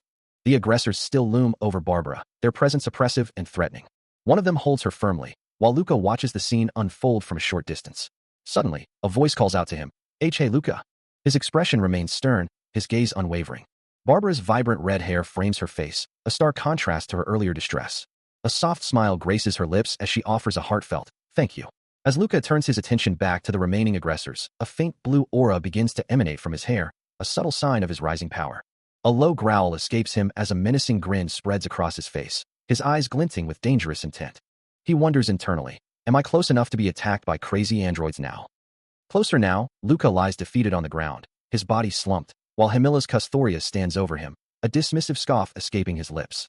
A small crowd of students watches from a distance. One of them, a young man with dark hair, expressing his concern, muttering that Luca had clearly messed with the wrong people. Another student, his face contorted in fear, urges caution, insisting that Hemilas is a monster and not normal, having witnessed his training firsthand. Hemilas, his expression thoughtful, acknowledges the fight, admitting that Luca fought as if such a thing was natural and was not someone that I should be messing with if he wanted to emerge unharmed. Back with the onlookers, the dark-haired student dismisses Hemilas's words as a mere front, claiming that the king's man runs a guild in the lower district and is just passing through global trade. He continues, his voice filled with apprehension, suggesting that they might be looking for something as we speak. Claude Hannes, however, seems less concerned, a hint of boredom in her tone as she hopes they do something about it, before adding, "Jay, just be careful," with a slight smirk. Hemilas considers the ruthless nature of a certain group, wondering if Colleen is involved, and recalls that Luca has only been defeated once since becoming a hunter, a long time ago. He resolves to keep Callion's interests in mind, knowing they are not aligned with Barbara's. On the ground, Luca's eyes blaze with an intense crimson light. The potent energy emanating from his glowing eyes draws the attention of Hemilas, Barbara, and Claude, all looking down at him. Claude, however, lets out a dismissive TSK, seemingly unimpressed by the display. Hemilas turns to Barbara, inquiring if she knows him, prompting a startled gasp from her. Barbara's face crumples in distress, tears welling in her eyes. With a casual wave, Claude expresses her happiness just to hear his name from Barbara, then playfully reminds her not to forget to put in a good word for her to see him. Hemilas observes Barbara, noting that she is still looking for a friend, to which she responds with a resigned "Ah well." Yeah. A woman with long dark hair senses a constant, unsettling presence, wondering if he's merely lurking or always nearby. His dark, spiky hair frames a face etched with a grim determination. He apologizes to Enrico, stating that resistance is futile, even in the darkness. Later, in a vast, metallic hall, he stands with another figure, the glowing lines of the architecture stretching into the distance. The bright, almost blinding light of the hall illuminates the two figures, casting long shadows. Hemilas confronts Luca, questioning why he would abandon his best student. Though disappointed, Hemilas assures him he will only intervene if trouble arises, understanding the suffocating nature of the place, but urging him to take it easy. The uniform of an Imperial Guard cadet is shown, belonging to the deceased Gide Alban. He sits in the futuristic hall, his thoughts drifting to the nature of the place, acknowledging that he understood the situation. Hemilas, however, continues his lecture, stating that these children are not here to fight, and comparing them to a wolf dressed as a sheep, or a hero in a doodle ship, suggesting they are ill-prepared for true conflict. He then adds with a scoff that they will act tough until they get bitten by reality, a sentiment he finds amusing. He continues, explaining that ultimately, the academy graduates are not just soldiers but weapons, and their instructors are their makers, implying a cold, utilitarian view of their purpose. He concludes by saying that some might see these students as mere sheep. However, Hemilas asserts that among them are monsters disguised in plain sight. Luca listens intently, his crimson eyes reflecting the glow of the hall, his expression unreadable. His armored hand rests on his knee, a silent testament to his own strength. Hemilas then asks if Luca will keep his word, to which Luca replies with a simple, firm affirmation. His gaze remains fixed, resolute. He considers the implications of his training, wondering if he's merely chasing after monsters or becoming one himself. His crimson eyes reflect a quiet intensity, a stark contrast to the Academy's bustling energy. A faint glow emanates from his hand as he moves away from the Academy buildings, seeking solitude amidst the surrounding trees. Behind the gym, a path winds into the forest, where the curfew for the dorms has long passed. News of his recent actions, saving Barbara, has already spread, and he knows the rumors are likely twisting the truth. He continues deeper into the woods, his thoughts consumed by the Academy's true purpose, forging students into weapons. The dense foliage surrounds him, offering a brief respite from the Academy's watchful eyes. Suddenly, a voice cuts through the quiet, addressing him directly. "You're Luca, the cadet who was dispatched, right?" Luca stands, his expression unreadable. Suddenly, a figure emerges from the shadows, a smirk playing on his lips as he faces Luca. Luca reflects on a recent encounter, thinking he was caught by some small fry he'd never met before. The man, Hemilas Custoria, addresses him, asking if he has business with him. Hemilas then delivers a message, stating that Kalisa sends her greetings, explaining that it's the Kano family's rule to send out greetings as a means of payback for their losses. He continues, challenging Luca not to report to his superior that he got beaten by a student. After all, he reminds Luca, he's an Accretion Imperial Guard cadet. A sigh escapes him, finding the whole situation a killjoy, wondering if they truly believe they can land a hit on him. Hemilas Custoria continues his taunt, offering Luca one last chance to apologize, claiming that his associate would let the matter slide if he did. He then added a chilling promise, that he would also grant Luca one final opportunity to leave with his body intact. Hemilas scoffed, dismissing Luca as a mere child who had never seen a battlefield, before challenging him directly. As a surge of raw power emanated from him, Hemilas Custoria's face twisted into a mask of furious intent. But before Hemilas could even fully commit to his attack, Luca's arm blurred forward, crackling with electric blue energy. The glowing fist connected with devastating force, slamming into Hemilas' shoulder and sending a shockwave through his body. The impact twisted Hemilas' form, sending him reeling backward from the sheer power of the blow. As Hemilas grunted in pain and surprise, attempting to regain his footing, it became clear that he was a prosthetic, a cyborg. Luca's arm remained extended, his voice cutting through the air with a taunt, daring Hemilas to try and dodge his next move. He looks up, his eyes glowing with a faint blue light, realizing the true nature of their surroundings. Meanwhile, the force of his previous strike sends Hemilas Custoria's body careening through the air, mechanical parts tearing free amidst a violent red energy discharge.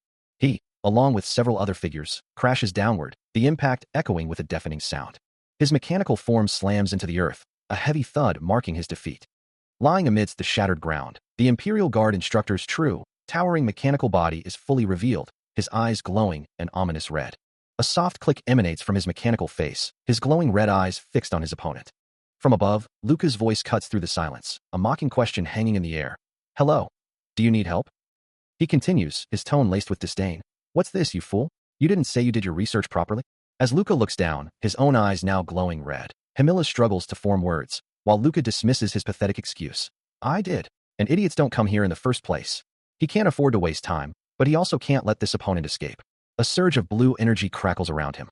As he moves with incredible speed, he declares that he's not foolish enough to fight an android head-on, urging his companion to follow, while the other man mutters about the impeccable timing of the tin can.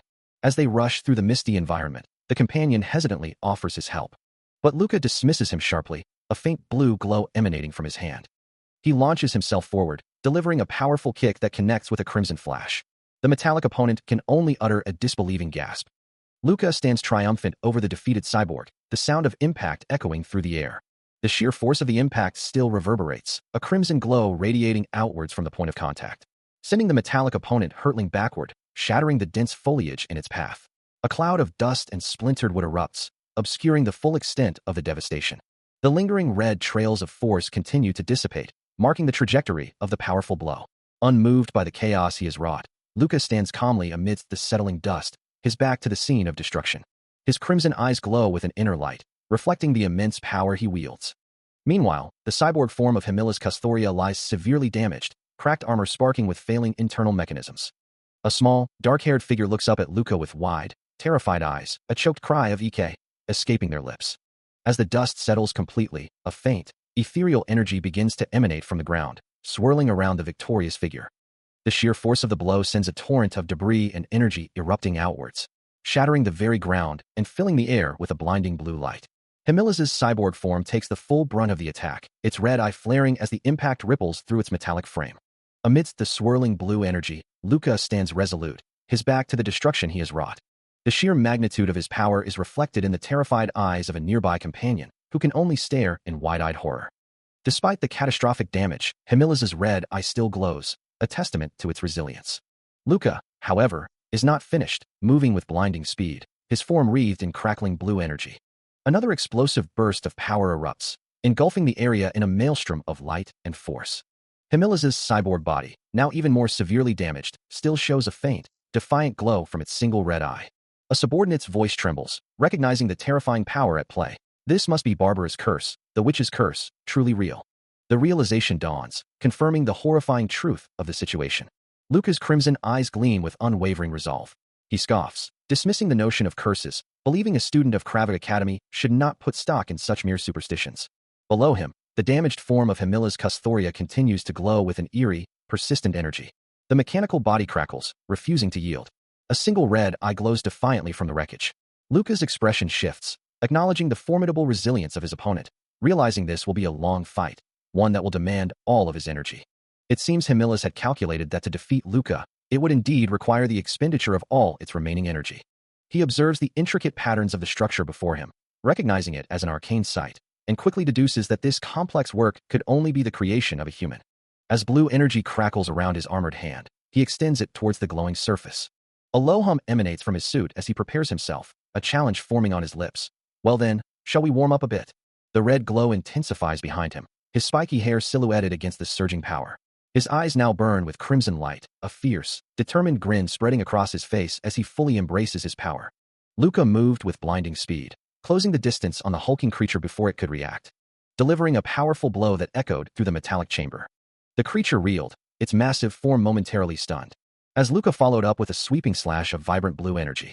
He moved with fluid grace, his body wreathed in the same ethereal glow. A scoff escaped him. That was a clear mistake. You're being a reckless one. He mused, wondering if the opponent was utilizing a high-level combat program. The creature even possessed mechanical claws. A normal person would certainly end up in the hospital for a while after facing such an opponent.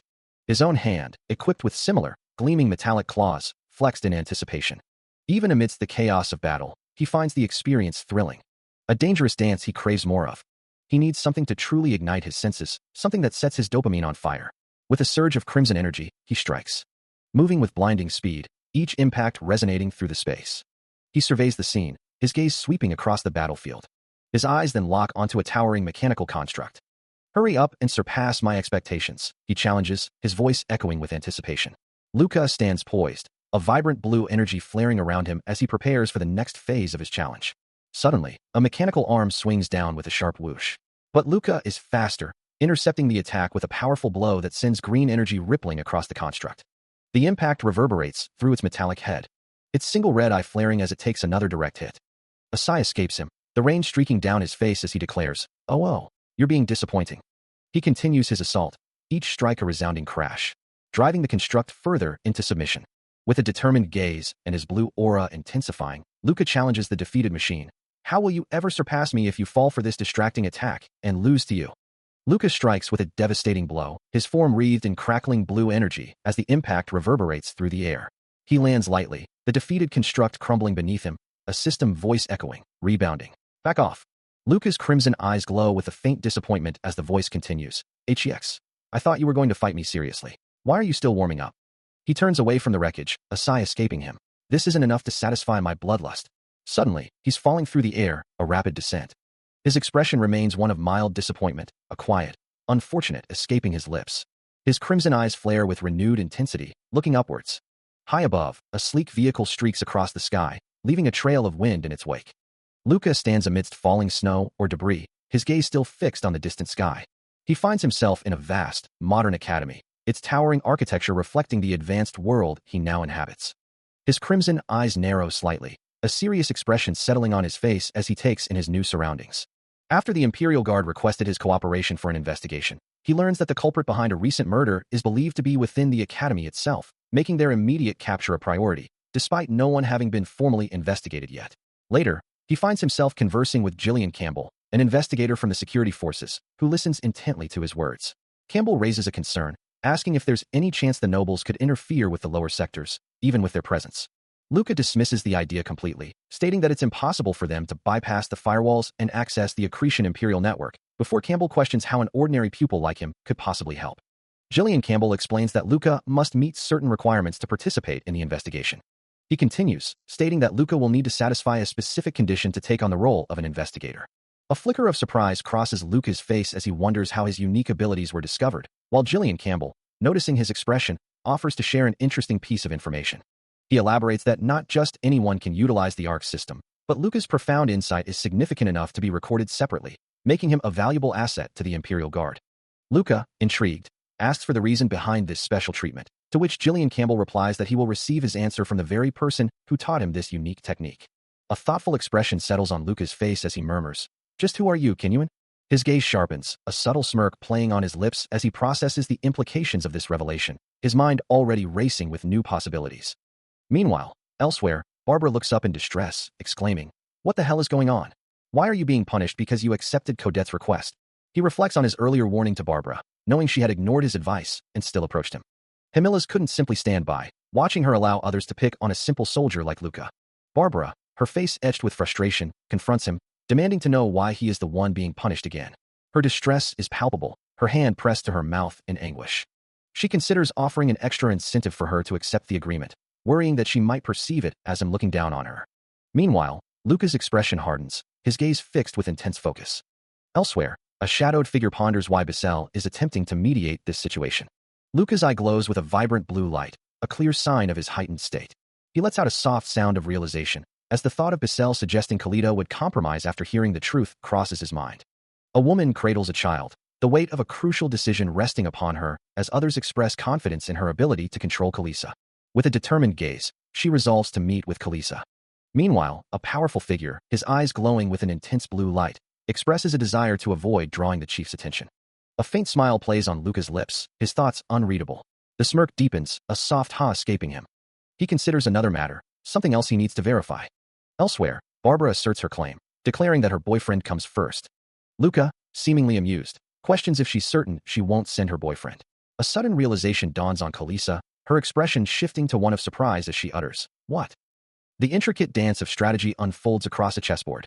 A voice, sharp with accusation, cuts through the air, demanding to know how he could disagree when he'd threatened to send his wife to harass someone, just as he'd done to her before. The game itself, a simple means to extract information, is merely a greeting from Kalisa. Seated around the table, the chief centurion and Gillian Campbell observe as she continues, questioning if he needed an excuse to mess with Barbara. Her composure shatters, and Kalisa lets out a guttural scream, demanding silence. Before she can escalate further, a foot descends sharply, pinning her hand to the floor, as she desperately insists she did nothing wrong. Luca, now holding her close, urges Kalisa to calm down. Tears stream down her face, her outburst spent. He holds her gaze, his voice firm, telling Kalisa that it's enough. Still reeling from the recent confrontation, Kalisa struggles to comprehend the events, a soft groan escaping her lips. As she faces him once more, Luca is asked to grant her some time to speak with Kalisa alone, to which he readily agrees. Observing the scene, Luca's thoughts drift to Giselle, confirming his suspicion that she holds significant sway over Kalisa. Yet, a crucial question lingers in his mind. Why didn't Giselle simply order Kalisa to cease her bullying, especially since he would only be at the academy for 2 months? It would have been far simpler to intervene directly, rather than orchestrate a mediated conversation between them. As he walks through the sterile corridor, Luca continues to ponder the complexities of the situation. Suddenly, Kalisa reappears, confronting him once more, expressing her surprise that he didn't cause a scene and had no intention of doing so. Ignoring her, Luca reaffirms his stance. Power cannot be controlled by weak-willed, low-rank nobles, and Kalisa, he concludes, is one of those who lack true power. Kalisa's thoughts drift to a past confrontation, a voice echoing in her mind, challenging her role as an investigator. She dismisses the notion, cynical about how other investigators might fare against the influence of nobles. The memory sharpens, a cutting retort asking if she's being mocked, followed by a chilling assertion that her control over Giselle is absolute. Kalisa hums, a flicker of realization crossing her face as the voice continues, claiming her as a mere pawn, unable to defy its words. Her eyes narrow, a question forming on her lips, wondering if this unseen manipulator was behind the order to bully Barbara. A close-up reveals the depth of her internal struggle, her expression a mix of anger and dawning comprehension. The voice returns, its tone challenging, asking what she's trying to imply. It then lays out its cold, calculated strategy, explaining how someone who despised Barbara was the perfect piece to merge resources and solve a problem. The words hang heavy in the air, leaving Kalisa to grapple with the full weight of the manipulation. Her hand trembles slightly, a silent testament to the weight of the recent revelations. Meanwhile, Luca grips Felix by the collar, his voice sharp with accusation, demanding to know if his mechanical enhancements have warped his mind, calling him a freak. His stance is firm, radiating an undeniable authority. Kalisa watches the exchange, her own hand clenching in silent distress, a soft gasp escaping her lips. Later, facing Luca, she offers a quiet apology, admitting she shouldn't have acted as she did. Luca, however, remains stern, warning her to be ready to pay for any future issues. He turns and walks away, leaving her to ponder his words. Luca considers the circumstances, finding Giselle the most suspicious figure, yet sensing that something about the situation feels inherently wrong. Kalisa, too, reflects on Giselle, wondering why she doesn't seem like the person she expected. The insight he gained from the recent events only deepened his confusion, leaving him to ponder the implications. He walks through the sterile corridors of the academy. His thoughts interrupted as he spots Barbara, Kalisa, and Felix seated on a bench. Barbara, holding a tray piled high with sandwiches, calls out to him, her voice filled with surprise. She urges him to accept her offering, while Luca questions the meaning behind her gesture. Barbara explains that she prepared the food as a thank you for saving Kalisa, and also because she's at the academy. Her expression turns determined, as she insists on her gratitude. Luca, seeing her earnestness, finally relents, not wanting to cause any further trouble. He sits beside her on the bench, a quiet moment passing between them. As the quiet moment lingers, Barbara remains lost in thought, her expression unreadable. Meanwhile, Luca's mind races. He finds himself growing weary of these misunderstandings. He observes Barbara, a flicker of doubt crossing his thoughts, wondering if her earnestness is genuine or if something deeper is at play. His internal questions intensify. Why does she persist in trying to connect with him, especially with the threat of uncontrollable androids looming? Is she intentionally drawing him into danger? Barbara, seemingly overwhelmed, confesses that she doesn't know what to do, while Luca silently ponders the true nature of these unfolding events. A calculating glint enters his eyes. He realizes she's adept at concealing her true feelings, and decides a direct provocation is necessary to uncover them. His thoughts solidify. The harassment Kalisa inflicted upon her was, in fact, orchestrated by Barbara herself. As Luca's words cut through the air, Barbara's eye widens in shock, a single tear escaping as the realization dawns on her that he was aware of her deception all along.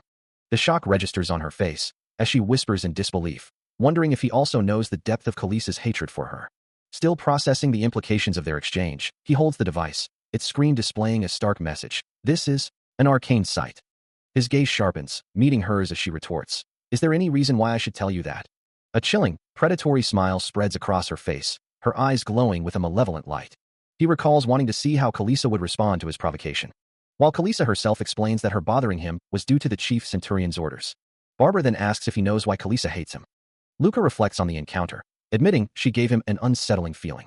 At that very moment, the chief centurion recalls a thought crossing his mind. Kalisa continues her internal monologue, noting that among them, there was a strange one, before defiantly asking if there's any reason she should reveal more. Barbara's eyes suddenly glow with an eerie green light, her expression turning menacing. A powerful surge of energy emanates from her, revealing the true nature of that monster. The monster, the true horror he had encountered, was none other than Barbara. Seated in a dimly lit room, Luca stared intently at a holographic projection, his mind replaying the unsettling encounter. He recalled the moment he first met Kalisa's boyfriend, a seemingly innocuous event that now felt laden with hidden meaning. The holographic image of Barbara flickered before him, a stark contrast to the information he had gathered. Her family's personality, her background, her very existence, everything was a lie, a carefully constructed facade. Luca's expression hardened, a silent acknowledgement of the deception. He considered the implications, realizing that Kalisa's actions might have been nothing more than an excuse, a convenient cover for something far more sinister. The reflection of his own face superimposed over Barbara's image, he mused on the true nature of the wrong person he had encountered. He had underestimated her, and this time, it had led to death. A surge of raw fury coursed through him. He just wanted to chain up the bastard who thought they could get away with this. As the investigation into Barbara deepens, Gillian Campbell remains deep in thought, his expression serious. He questions his unseen interlocutor, asking if any other leads on Barbara have emerged, even as he dismisses previous claims of her innocence. After all, she is merely a student, and it seems impossible for someone of her standing to bypass the Academy's advanced firewalls and control the drones. He then ponders if the same rules apply to nobles, acknowledging that their status could allow them to be considered the true manufacturers of such advanced technology. As he shakes hands with Luca, Gillian reveals that there have been numerous instances where influence was bought through sheer money and power. He then offers a crucial piece of information, hesitantly adding that he's unsure if it will help, but it's worth noting. Barbara, it turns out, is sponsored by the powerful Custoria family.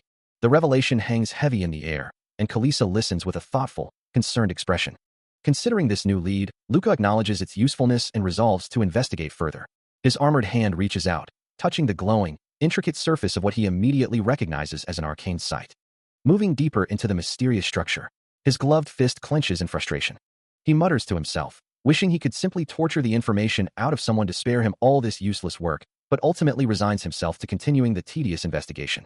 A determined, yet weary expression settles on his face, as he reflects on how nobles still live comfortably, rarely needing to prove their worth to their own families.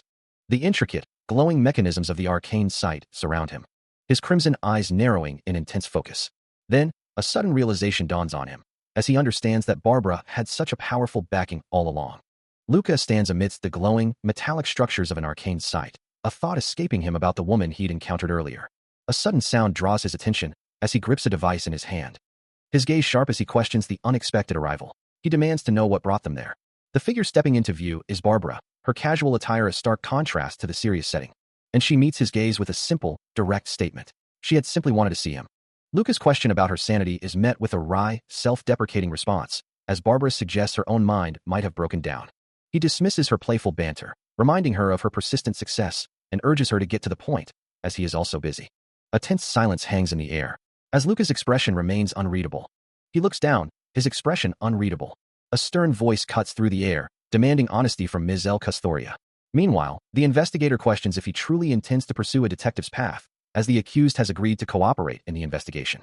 Kalisa, her gaze downcast, admits her reluctance to speak ill of her family, reminding herself of her lineage as the chief centurion's daughter. The conversation reveals the Custoria family's sponsorship of Barbara, prompting a question about the motive behind wanting her removed from the academy. Luca dismisses the notion, stating he wouldn't have bothered if the chief centurion truly cared about such things. Kalisa confronts him, feeling that being the second child was the sole reason for her hatred, recalling a time when they were friends. She presses further, suggesting that true friends would have helped solve Barbara's curse, then questions the nature of their current relationship. Luca clutches his head, overwhelmed, as the security forces have already taken Ambrose and other Class B minors as scouts. Still reeling from the revelations, Luca listens as Kalisa insists he is the only one capable of rescuing Giselle Custoria, prompting him to question his own involvement, wondering if he too is a victim of some curse. Her words hang heavy in the air, as Kalisa clarifies her intentions, stating her concern for the Custoria family's future and reiterating that he possesses all the necessary tools, knowledge, and ability to solve Barbara's curse. Suddenly, a young woman named Giselle interrupts, accusing Luca of madness and fiercely warning him to stay out of her case. Luca attempts to calm her, assuring Giselle that he doesn't truly suspect her. Kalisa steps in, declaring the confrontation over. With a final, frustrated glance, Giselle turns and walks away. As Luca processes the tense exchange, a new voice calls out to him from behind, the chief centurion announcing he was looking for him. Barbara's voice carries a note of concern, explaining that she had grown worried when he wasn't in his usual spot. She stands, her expression earnest, waiting for his response.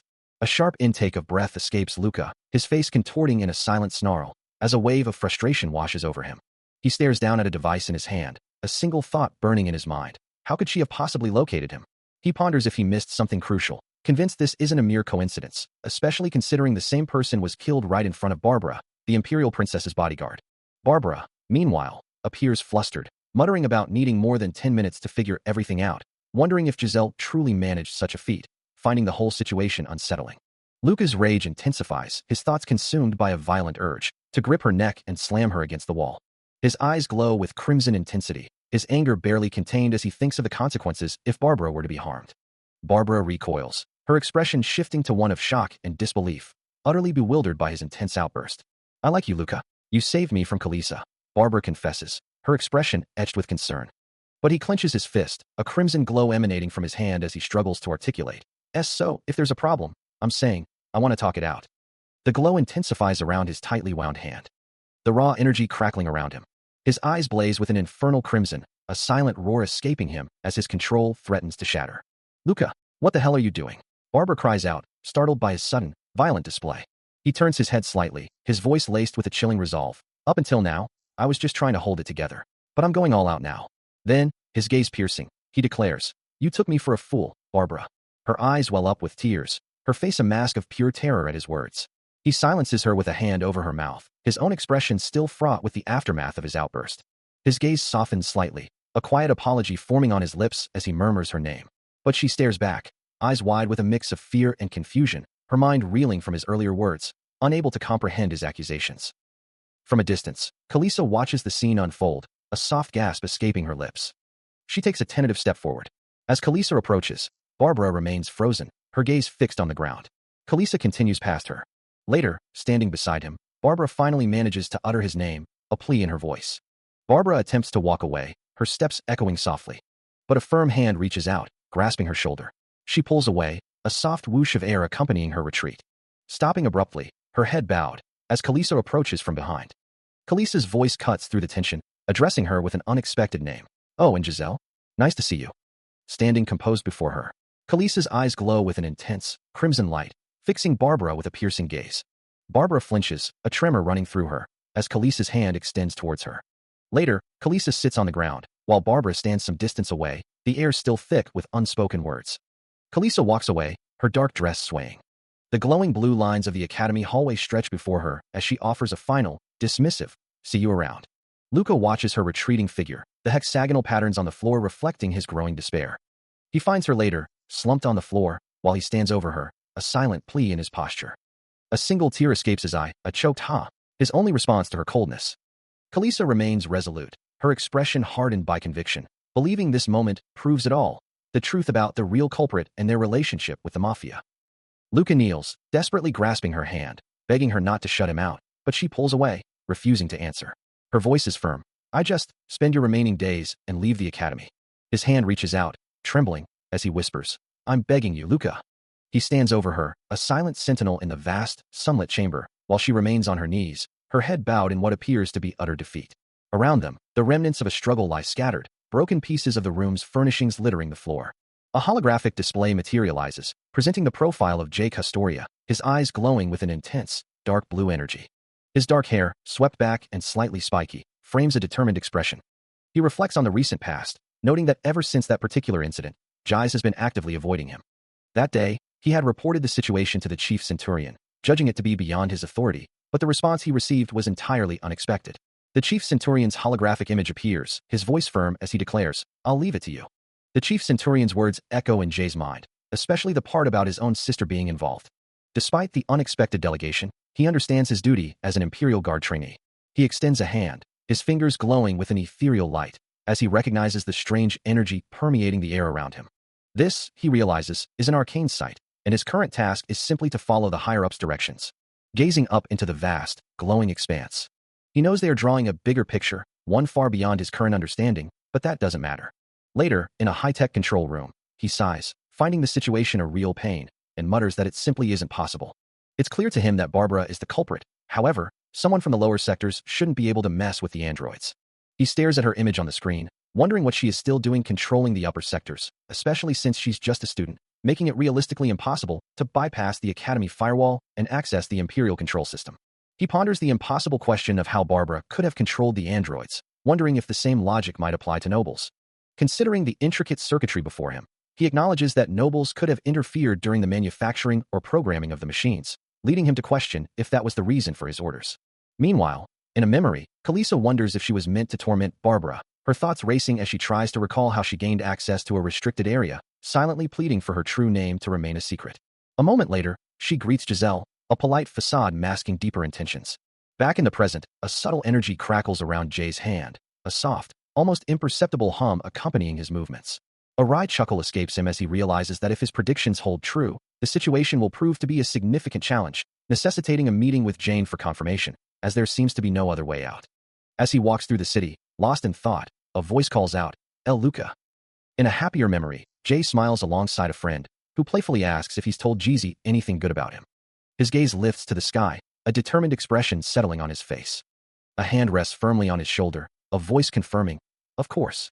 As the glowing lines of an arcane sight illuminate the dark space around him, Jay Custoria questions, "Is this all you brought out here for?" From a rooftop overlooking the city, Jillian Campbell sighs, "Ugh, well, let me be blunt." Elsewhere, or perhaps in a memory, Kalisa dismisses someone with a sharp tone, "I'm not interested in you. In fact, you have as much charm as a rock." Barbara, distressed and on the ground, pleads, "Please, stop following me around." Luca, tears streaming down his face as he clutches a bouquet of flowers, can only manage a choked sob. Ugh, sniff. Back in the present, overlooking the vast city, Jay Custoria stands with a renewed sense of determination.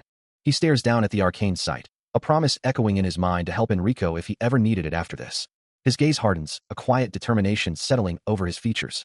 A name surfaces in his thoughts, Giselle Castoria. Meanwhile, Kalisa looks out a window, a quiet realization dawning on her.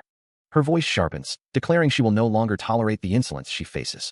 Back with J. Castoria, he shakes his head, convinced that whatever plan is in motion, it simply won't work. Meanwhile, Claude Hannes, her eyes glowing with an eerie blue light, accuses someone of reporting misconduct. Distraught, she demands to know how much they revealed to Father. She stands firm, refusing to yield any information, her voice sharp with defiance. But as she turns away, a wave of realization washes over her, a soft gasp escaping her lips. The weight of her position, her years of effort, presses down on her, a silent lament for her standing within the family. Her dark hair whips around her as she moves with agitated frustration. Her eyes now glowing with an intense blue light as she directs her fury outward, blaming another for all her misfortune. The accusation hangs heavy in the air, a desperate cry that if only the other had never appeared, none of this would have happened, and it is all their fault. From behind, a new voice cuts through her despair, offering a lifeline. It's not too late. Tell me everything you know, then I can help you. She recoils, her anger flaring at the perceived manipulation, demanding to know what they are trying to do. A single tear escapes her glowing eye, revealing the deep pain beneath her rage. Still reeling from her outburst, Claude Hannes finds herself confronted by Gillian Campbell, who holds her arm firmly, prompting her to question his words. He dismisses her query, then begins to speak of the strangeness of her current behavior, considering her importance. The investigator continues, admitting it's somewhat embarrassing to boast, but emphasizing his own genius, a rare talent appearing only once every few years, even having received a Medal of Honor. He then shifts his focus, asserting that the chief centurion holds him in high regard, and if he were to join the Imperial Guard, his chances of success in solving this case would be significantly higher. Gillian Campbell continues his persuasive argument, suggesting that while the Castoria family might be powerful, it could also be insignificant, and regardless of her intentions, he would support her. His gaze intense, he asks if she truly trusts him, his words hanging in the air. He reiterates his point, emphasizing that if they share the same goal, they should trust each other. Claude Hannes responds with a hollow, bitter laugh, her expression filled with despair. A soft thump echoes as Gillian Campbell shifts his weight, the conversation seemingly concluded. J. Castoria's sharp gaze takes in the unfolding scene. While Gillian Campbell walks through the desolate ruins, Claude Hannes trailing slightly behind him, her head bowed in apparent shame. A heavy silence hangs between them, broken only by her quiet, agonizing admission. I controlled the androids. The words hang in the air, followed by another, even more damning confession. I created Barbara's curse. The revelation is stark, painting a picture of past manipulation and betrayal, as the scene shifts to a vast, circular chamber, its purpose unclear, yet imbued with an ominous presence. Back in the ruins, Gillian Campbell and Claude Hannes continue their somber walk, the weight of her words pressing down. Her voice, barely a whisper, continues. She was like my first friend, not just someone I knew, but someone I could trust. 3 years prior, she had been the sole person cherished by her family, and that was when she first encountered Barbara, who seemed so fragile that she immediately gave her that nickname. Observing the confession, J. Castoria reflects on the coldness he once perceived in her, believing her emotions had pushed her to this extreme point. The root of it all, she admits, was jealousy, ignited when a boy began to approach Barbara. Barbara's popularity, her radiant personality, and her infectious smile drew everyone in, but she couldn't bear to lose her only friend to a boy she had no relationship with. Driven by a desire to simply mess with the boy who ignored her, she crafted a robot, cleverly disguised as an android. Looking back, she wonders, how did it all spiral so far out of control? Gigel's prank involved playing a voice recording in the robot's head, a conversation between Barbara and the boy, making it seem as though it happened at night. But that seemingly harmless prank escalated into something Gigel couldn't possibly handle. The boy tripped, severely injuring his head, and due to the trauma, he quit the academy, while Gigel, consumed by fear, discarded the robot. The consequences of the prank were immediate and severe, as someone had already been hurt, triggering an investigation. As the inquiry began, Barbara suggested it would be best if she disappeared before anyone could connect her to the frequent robot assembly she performed. Then, Barbara presented another option, explaining that if she were to become a victim herself, she wouldn't be suspected. This was the reason she was instructed to become the second victim, a role she could easily fulfill given her skill in assembling androids, and so she placed the chip she had taken from the android. She admits uncertainty about the exact mechanism, but the android, now equipped with the chip, approached her and went haywire. This orchestrated event solidified her status, making her the second victim. This was the genesis of Barbara's curse, and the point at which Barbara's behavior began to change drastically. Barbara began making unusual demands, insisting on complete isolation to prevent any further victims from appearing regularly. Her expression is grim, reflecting on the heavy burden of those events. The truth behind the incident was far more complex than a simple prank. Barbara had taken over a non-human body and locked herself away, gravely ill, while Jizzle, whoever she was, struggled to escape. Now, a powerful, non-human entity, crackling with dark energy and glowing red eyes, manifests before them. Its voice echoing with fury as it accuses, "You told our secret, to a man." The accusation repeats, each word charged with raw, untamed power. A singular, enraged thought dominating the space. "You told our secret, to a man." Standing before the manifestation, Jay Custoria sighs, his expression a mix of concern and resignation as he addresses the dual entity. "My dear Jizzle, my lovely Barbara." He ponders the impossible, wondering aloud, how did she hack Jizzle's device? It should have a high security rating. The environment around them distorts and glitches, a visual representation of the chaos unfolding, as his own advanced systems fail to comprehend the situation. "My computers and intellect can't figure out what's going on here now." The unsettling noise accompanying the distortion is clearly not originating from Jizzle's device, indicating a deeper, more pervasive problem. The mechanical device at the heart of the distortion pulses with an ominous red glow, its intricate workings straining under an unseen force. The very air shimmers, warped by intense red energy that ripples through the space, distorting reality itself. Luca's eyes widen, a gasp catching in his throat as the chaotic energy washes over him. Jay Custoria is violently thrown, tumbling through the air amidst streaks of crimson light. The pervasive red energy continues to churn, a maelstrom of raw power. He falls further, his body twisting helplessly in the turbulent currents. Gasping for breath, he struggles against the crushing pressure, his face contorted in effort. Despite the overwhelming force, a fierce resolve hardens his gaze. As he plummets, a dark, almost green aura begins to emanate from his form, pushing back against the encroaching red. As the environmental distortion rages, Jay Custoria's hand clenches, dark energy swirling around it with a low hum. The chaotic power envelopes his armored form, reflecting the blue light of the surrounding energy. A pained grimace crosses his face, the struggle evident in his expression.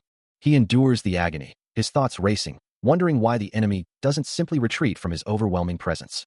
The source of the recent attack becomes clear, an attack drone, its mechanical form glowing with a sinister red eye. His glowing red eye narrows as he considers his options, knowing that while he could easily handle the drone at high speeds, such movement would only worsen his existing wounds. His gaze falls to his only available weapon, a simple pocket knife.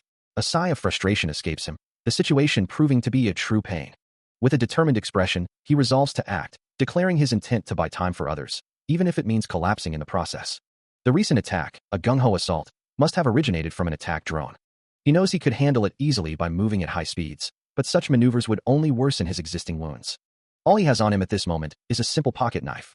Worrying about his predicament feels like a luxury he cannot afford, a painful realization as he plummets through the air. Landing hard, he vows to bury this entire shithole himself, to pulverize the nose of the damn bitch responsible. With renewed determination, Jay Custoria rises, his gaze fixed on the towering, glowing structure before him. Kalisa, her face etched with pain, struggles to understand why the Imperial Guards would not feel the shock of the attack. Her eyes wide with genuine suffering, she confirms that of course, they feel it, it hurts. Before she can finish, Jay Custoria's shadowy form lunges, his hand closing around her neck with a sickening crunch, sending her recoiling in shock and pain. His eyes burning with an intense blue glow, he holds her firmly, demanding to know why she hadn't stopped the drone's exact location. His head moves with a blur of motion. His face contorted in a snarl of pure rage, his glowing eyes fixed on her. Kalisa, clutching her head in distress, can only manage a weak, affirmative response. Now seated on a set of steps, Jay Custoria looks at her with a calmer, yet still intense, expression, asking if she has a mirror on her. Kalisa sits dejectedly on the watery ground, her reflection shimmering around her. High above a sprawling, futuristic city, the vast expanse of the sky stretches out, reflecting the distant glow of an unseen sun. Suddenly, a figure plummets through the air, a dark silhouette against the bright horizon, a metallic drone appearing in his path with a jarring impact. Jay Custoria's eyes lock onto the target, his focus absolute as he closes the distance, the drone's presence now undeniable. Before it can react, a swift, powerful blow connects with one of its mechanical arms, sending a jolt through the air. His own arm transforms in a flash of glowing energy, a brutal, chainsaw-like weapon materializing, and he tears into the drone's chassis. Debris flies as the weapon grinds through metal, leaving a trail of destruction. The drone, now severely mangled and sparking, its red optical sensors flickering erratically, is left incapacitated. An explosion of debris and energy erupts. As he plummets through the air, a whooshing sound accompanying his rapid descent. His metallic hand slams into a surface, a burst of red energy marking the impact. He steadies himself, his gaze sharp and focused. But a sudden, unsettling glow from his eye makes him question, "What's wrong with my eyes?" Turning to his companion, he asks, "Jizzle, are you all right?" Her voice tight with concern, she replies, No, neither intranet nor internet channels are functional. A gasp escapes her, her hand rising to her mouth in distress. And with eyes now burning crimson, she demands, I tried to protect you. So why did you betray me? As blue energy crackles around his gloved hand, he thinks of Luca, knowing his actions are for her sake. His grip tightens around her neck, her eyes burning with a fierce, crimson glow. He maintains his hold, the blue energy intensifying, hoping she would repay him more. Still defiant, she screams for him to shut down. He dismisses her words as the rambling of a madwoman, knowing this incident is far from over. Releasing her, he clutches his head, the blue energy still crackling around him, realizing he doesn't need to explain himself right now. Regaining his composure, he looks ahead with renewed determination. Looking back at the subdued Jizzle, he decides they need to find somewhere safe. A colossal, intricately designed structure, gleaming with advanced technology, stands majestically against the horizon. Along a winding path leading to its entrance, a lone figure approaches, their silhouette small against the immense architecture. As a metallic, gloved hand reaches out, a voice confirms, yes, I've just arrived at the location. Inside, Felix awaits, his expression serious as he acknowledges the arrival. He listens intently, hand pressed to his ear, receiving further instructions. Turning to face the newly arrived figure, he asks, you're here. Orders from above. Jizzle, her dark hair flowing, responds with a hint of annoyance. Yeah, I guess you're getting special treatment again. I didn't hear anything about this operation at all. Her surprise quickly turns to realization. I wasn't informed prior either. Wait, so this was all part of my brother's plan. Felix confirms her suspicion. Yes, we've received orders from the chief centurion himself. Jizzle's mind raced, a single thought echoing through her disbelief. No, there's no way this is happening. Before she could even process the thought, Luca materialized behind her, his hand firmly gripping her head and shoulder, a blur of motion that defied perception. He knew she couldn't easily accept this reality, for the chief centurion's daughter was still, at her core, a civilian. Yet, anyone would be disturbed if their own kin were treated as nothing more than expendable. In another flash, Luca was gone, leaving Jizzle reeling from the sudden shift in pressure, his movements too swift for her eyes to follow. He watched her, his crimson eye glowing with an unnerving intensity. And she realized the gravity of her situation, thinking, yeah, I might be found dead here. Luca's voice cut through her thoughts, a calm challenge. That means you're fine, right? He continued, his form shimmering with residual speed. Take it. You won't be as fast as your usual self, anyway. He stares ahead, a fierce resolve hardening his features, confident that he will be fine. Suddenly, a voice cuts through the comms, identifying itself as Felix. As Luca's hand begins to glow with latent power, Felix reports that he is currently in contact with both Luca and Jizzle, but the connection seems unstable. His crimson eyes ignite with a fierce, internal energy, focusing on an unseen target. The air around him distorts with a faint hum as his power surges. Then, he moves, a blur of motion leaving a shimmering trail of light in his wake, disappearing in an instant. Even with the Sunshine Rangers nearby, he can't quite grasp the full extent of the situation, continuing his relentless pursuit. He navigates a zone undetectable even by Imperial guards, knowing Barbara can't have gone far, but still needing to reach his destination. Suddenly, he stops, a look of surprise crossing his face as he realizes it's not the Barbara he expected. He declares his intention to be their Imperial hero, reminding them that one of their modules has already been destroyed. A distorted, blue-tinted reflection of a metallic figure with glowing red eyes shimmers on a polished surface. Luca strides through a gleaming, futuristic corridor, his form reflected in the polished floor. He agrees with their assessment, acknowledging his status as an Imperial Guard trainee. Then, with the metallic figure's reflection visible in his eye, he demands they hand over Jizzle Custoria. His hand clenches into a tight fist, a faint blue aura sparking around it. As he turns and walks away, he challenges their motives, questioning if they intend to ransom her, and states that he had hoped they would at least understand his position. Caught off guard by a sudden, unseen force, Luca cries out in alarm, his mind racing as he processes the unfolding disaster. At least, no, Felix. A heavy impact reverberates, and his face contorts in a mask of shock and pain.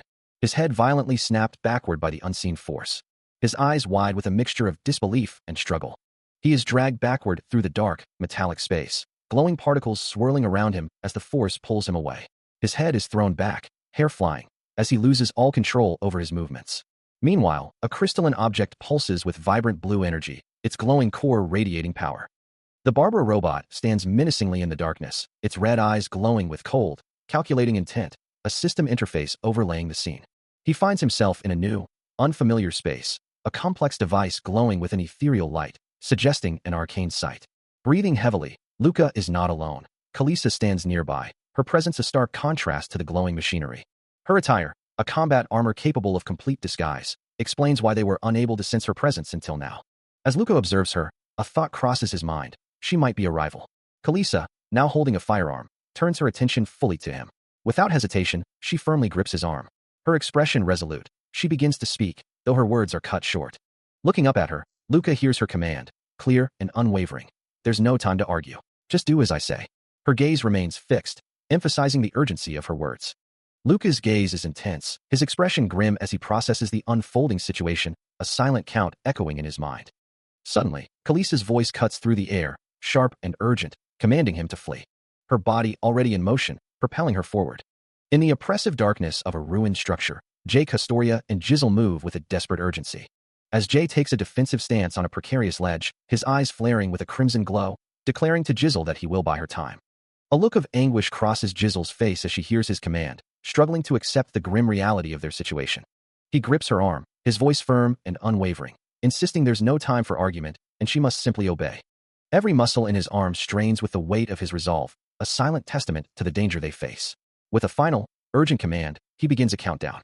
Then, with a powerful surge of speed, Jay takes off, shouting for her to run. Jizzle, her heart pounding, obeys, sprinting away from the impending threat. The world blurs around him. As Jay Castoria pushes his body to its limits, fleeing through the dark, oppressive environment. But the pursuit is relentless, a massive, shadowy form lunging forward with terrifying speed, unleashing a torrent of glowing, destructive energy that tears through the air. The impact slams into him, sending a shockwave through his body. As the monstrous entity's single, glowing eye fixes on its target.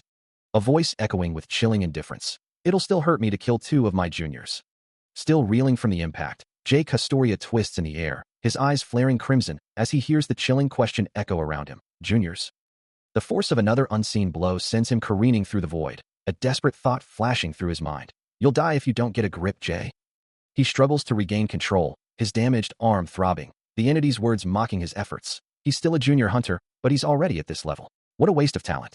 From the shadows, the cloaked figure watches his struggle, a cold assessment forming in its mind. To think I would get distracted by this nonsense when I need to be focusing entirely on combat. A sudden, explosive red energy blast erupts around Jay, the entity's voice cutting through the chaos. Let's see, he's useless for me right now.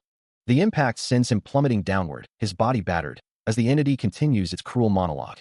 And thanks to me, have enough time to think about killing me. He falls uncontrollably through the desolate landscape. The ground rushing up to meet him, a grim realization settling in. If I keep facing him head-on, I'll die for sure. He crashes onto a metallic surface, the impact jarring his already injured body, but his resolve remains unbroken. He knew he had to find some other way to overcome this impossible situation. Suddenly, a voice cut through the chaos, declaring, "Fools, Luca." As if responding to an unseen command, Luca launched himself into a blur of motion, his form enveloped in a vibrant green aura. He moved with impossible speed, leaving shimmering trails of emerald light in his wake. Twisting and turning through the digital-like space, he defied gravity with each acrobatic surge. The green energy intensified around him, a powerful surge of magic propelling him forward. His eye glowed with an intense blue light, focused and unwavering. Then, a long sword materialized, its blade shimmering with the same vibrant green energy. With a decisive declaration, he announced, "Felix, I'm borrowing your sword."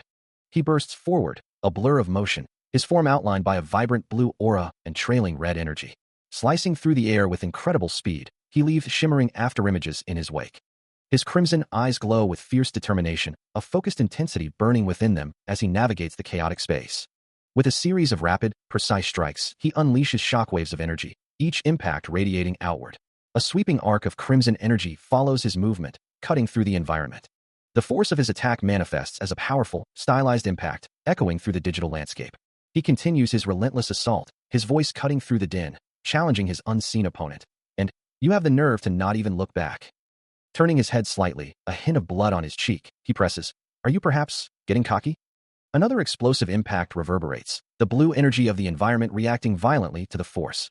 Luca unleashes a torrent of crimson energy, his form a blur as he sweeps through the air, leaving glowing trails in his wake.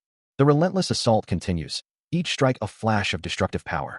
He closes the distance, slamming a concentrated burst of energy into his opponent, who recoils from the impact. A scoff escapes him as he stares down at the pathetic creature, declaring that it would be a waste to kill someone who could use such a method. His voice, though calm, carries an undeniable weight, a challenge in every syllable. With his eyes glowing a fierce red, he wonders if his opponent truly believes they can defeat him. Jay Castoria, battered and struggling, can only wonder why Luca cares so much about the Archie's combat method. Luca's foot descends, crushing something beneath it as blood splatters, leaving Jay to question if he even stands a chance, and if Jizzle made it out alive. His vision blurs, his blue eye glowing with strain as he curses, unable to concentrate amidst the overwhelming assault. Jay struggles against the relentless assault, internally questioning how this terrorist could cause him so much trouble, while Luca, glowing with crimson energy, dismissively tells him to back down.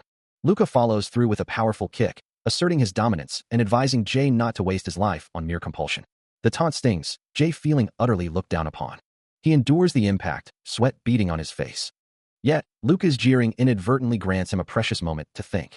His injuries are mounting, and the Archie's combat method Luca mentioned earlier still puzzles him, but none of that truly matters in this moment. What truly matters is the surge of raw power, a crimson aura flaring around his leg as he prepares to strike back. He unleashes a devastating kick, the impact exploding with red energy. A burning hatred fuels him, a primal rage against this motherfucker surging through his very being. Driven by pure hatred, Jay unleashes his full power, his form wreathed in a furious crimson aura as he lunges forward. The air crackles around him, leaving streaks of raw energy in his wake. With a focused strike, the concentrated red energy surges from his extended arm. The impact is deafening, a massive explosion of power as his attack connects with its target. As the red energy dissipates, Jay follows through, now enveloped in a serene, vibrant blue aura. Luca is sent reeling backward, his mind struggling to comprehend the sudden surge of power. This guy, he's still got this much power left? He gasps in disbelief. Propelled by the force of the blow, he tumbles through the air, a trail of red energy following his descent. His body contorts midair, unable to regain control as he plummets. Finally, with another resounding quang, Luca crashes violently into the ground, debris scattering around him. Despite his previous defeat, Luca surges forward, his dark armor glowing with a fierce crimson energy. As he prepares to strike, believing himself superior, he extends an arm, confident in his power. A powerful, red-hued attack erupts from him, aimed at his unseen foe. But before his strike can land, a blindingly fast counterattack connects with his leg, sending him recoiling violently. Standing amidst a vibrant blue aura, the white-haired man, Rick Kaiser, declares, "But I just can't let your irritating attitude slide. My name is Rick Kaiser. I am a Republican." The impact leaves a splatter of blood on the ground, a testament to the force of Kaiser's strike. From a distance, Kaiser continues, "Then, that ridiculous personality really doesn't belong in the Empire." Luca, still reeling from the unexpected attack, demands, "I'm sure we've run into each other again. What was your name?" Kaiser, looking up with a sharp gaze, responds to the question, "A terrorist?" Walking away from the imposing structure, Luca makes his stance clear, preferring to be associated with the resistance.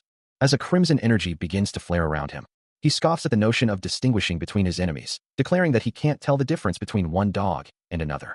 His eyes now glowing with a fierce red light beneath a dark hood, he challenges his opponent, asking if they truly believe he won't fight to the death.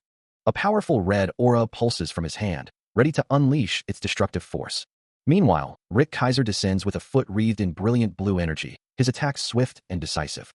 Luca, now fully enveloped in his crimson power, advances forward, his determined stride contrasting with Kaiser's blue-tinged presence behind him. The two powerful figures stand poised, their opposing energies clashing in the air as they face each other down. All around them, a massive, glowing blue structure hums with latent power, setting the stage for their impending battle. Luca, now fully enveloped in a crimson aura, prepares for the impending clash, his eyes burning with a fierce red glow.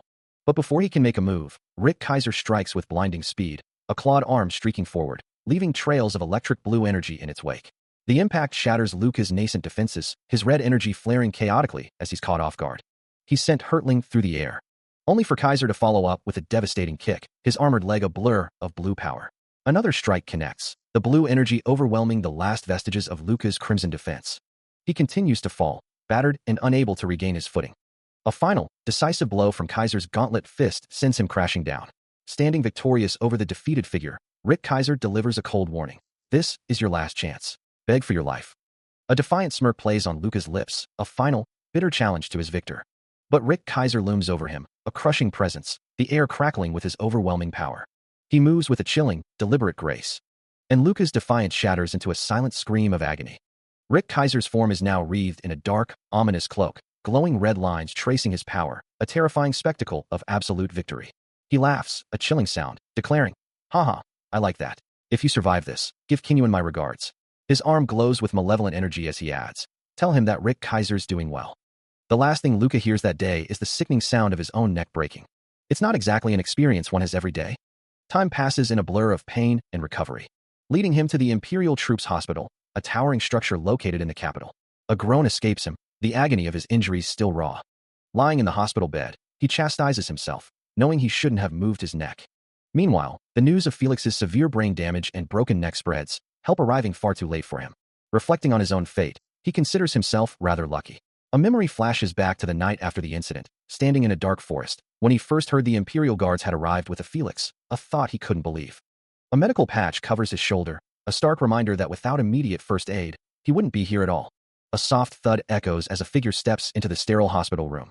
Approaching the bed where Jay Custoria lies recovering, Himila's Custoria pauses, his gaze fixed on the patient. Seeing Jay attempt to rise, Himila's quickly reassures him, urging him to remain seated. With Jay settled back against the pillows, Himila stands by the bedside, ready to deliver his report. His expression grim, Himila's recounts the events, confirming that Felix had performed his duty until the very end. Jay's eyes narrow slightly as he listens, offering a quiet affirmation. His gaze intense, Jay demands the full report. Outside the imposing hospital building, Himila's concludes his detailed account, stating that was all the information available. Kneeling respectfully beside the bed, Himila's awaits further instructions from the recovering Jay. He reveals the identity of the first-rate wanted criminal they captured, Rick Kaiser, whose true name is Nunez. Himila's confirms that this is indeed the name of the notorious figure they apprehended. Jay listens intently, having never heard the name before, as Himila's explains that not all wanted criminals are simply made. He continues, especially those whose actions could bring profound shame upon the empire itself. A thought crosses Jay's mind, a silent acknowledgement of the hypocrisy of an empire that prides itself on perfection. Himila's then questions whether the incident was truly the act of a lone terrorist, hinting at a deeper conspiracy. He concludes that it's only right to reveal the full truth behind the operation. This truth involves Operation Juliet, a covert plan initiated 5 years prior. The primary objective of Operation Juliet was to infiltrate and ultimately dismantle the terrorist organization known as Nunez. Continuing his report, Himila's explains that the mission was to infiltrate, not annihilate, as the decentralized structure of the organization made conventional eradication impossible. He elaborates that no matter how many they eliminated, the organization would simply regroup, necessitating a strike at its core, then questions if the plan failed because Rick wasn't captured. Himila's corrects him, stating that the operation succeeded, and Luca had successfully planted himself deep within the core of Nunez. Jay, taken aback by this revelation, demands clarification.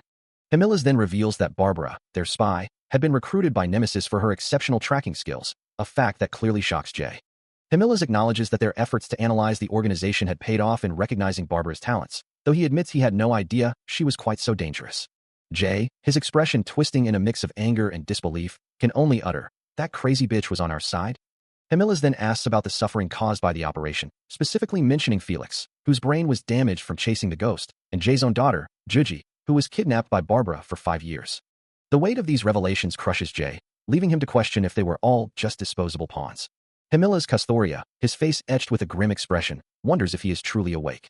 A slight smirk plays on his lips as he thinks, that child is clueless, and it's better for her to stay that way. Meanwhile, Jay Custoria's eye narrows with intense focus, his mind racing with the implications of the recent revelations.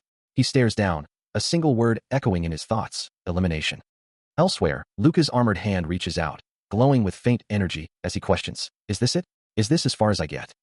His voice trails off, silenced like this, without accomplishing anything. Back with Jay, his expression hardens with resolve, a silent command forming in his mind, "Read it and smile." A single tear falls, rippling across a still surface, a testament to the profound sorrow and sacrifice. Himila's, now looking directly at Luca, offers a chilling welcome. "Welcome to the Imperial family, Luca." A formal document appears, confirming the previous events, an adoption declaration for Luca. Stepping into a stark, white room, Luca finds himself surrounded by unfamiliar medical equipment.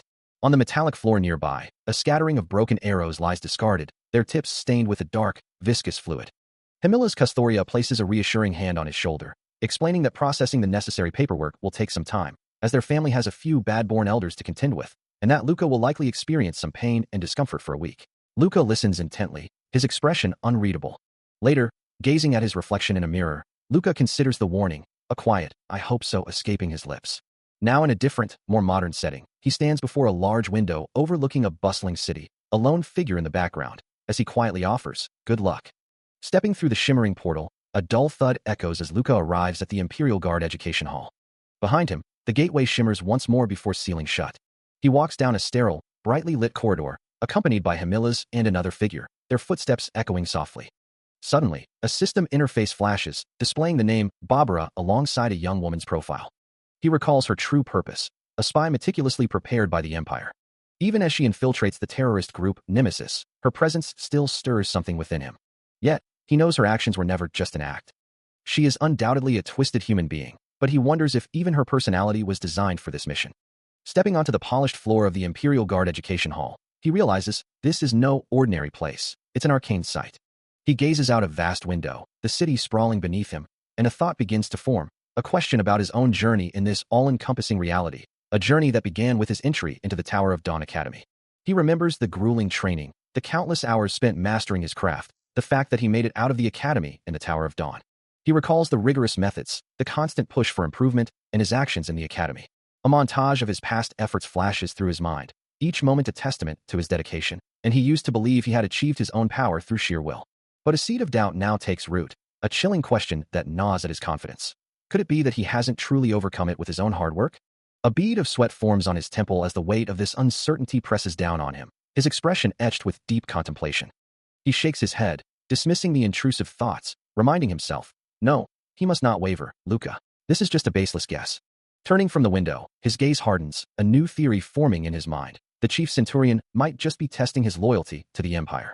He reaches out, his armored hand connecting with the glowing surface of the arcane site, a silent vow escaping him. This, he thinks, is his chance to change everything. Moments later, he steps into an elevator, leaving the site behind. He finds himself in a sterile, well-lit room, where a woman with dark hair pulled into a ponytail sits across from him.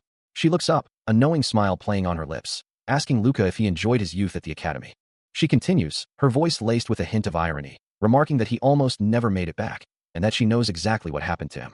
With a slight tilt of her head, she adds that he was an excellent trainee. Luca's crimson eyes narrow, a flicker of deep thought crossing his face. He wonders if she truly believes that. He listens intently as a voice from an unseen speaker relays Rick's regards, assuring him that his friend is doing well. Taking a drag from his cigarette, Luca acknowledges the news, a slight upward glance betraying his thoughts. The voice continues, revealing a shared past with Rick, mentioning they were part of the same recruitment cohort.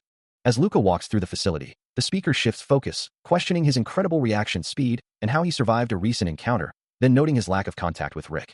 The voice quickly clarifies its intentions, insisting there's no misunderstanding and that despite being retired, it remains on the Imperial payroll. Continuing the subtle interrogation, the speaker states a refusal to contact a terrorist and points out Luca's failure to report to the chief centurion. The implications grow heavier as the voice suggests Luca would have been dismissed if his subordinate had been involved, and admits to wanting to keep him around before making a move. The speaker concludes by stating that if Luca were to execute them over petty grief, they would have been dead long ago, leaving Luca to ponder the true reason behind this attempt to butter him up.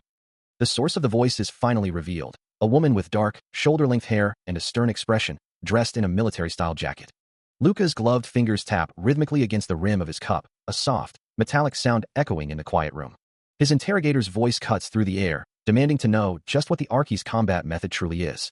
Luca's crimson eyes narrow slightly, a flicker of guardedness crossing his features. The interrogator presses on, asking why he is so curious, as Luca's fingers continue their nervous tapping. Camillus then reveals that the Empire maintains a comprehensive list of all users, and that this very fact is why Rick Kaiser had not simply destroyed Luca's head. The green liquid in Luca's cup remains undisturbed, a stark contrast to the turbulent information being revealed. Camillus stands over the seated Luca, his presence imposing, as the conversation continues in the book-lined room. He remarks on Luca's exceptional speed, noting that he arrived faster than even Camillus Custoria himself, the tapping sound of Luca's fingers still audible.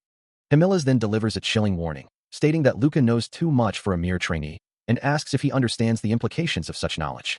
He simply replies, I do. Camillus continues, explaining that it was about 200 years ago, in the year 3518, when the first rebellion in the Empire's history erupted.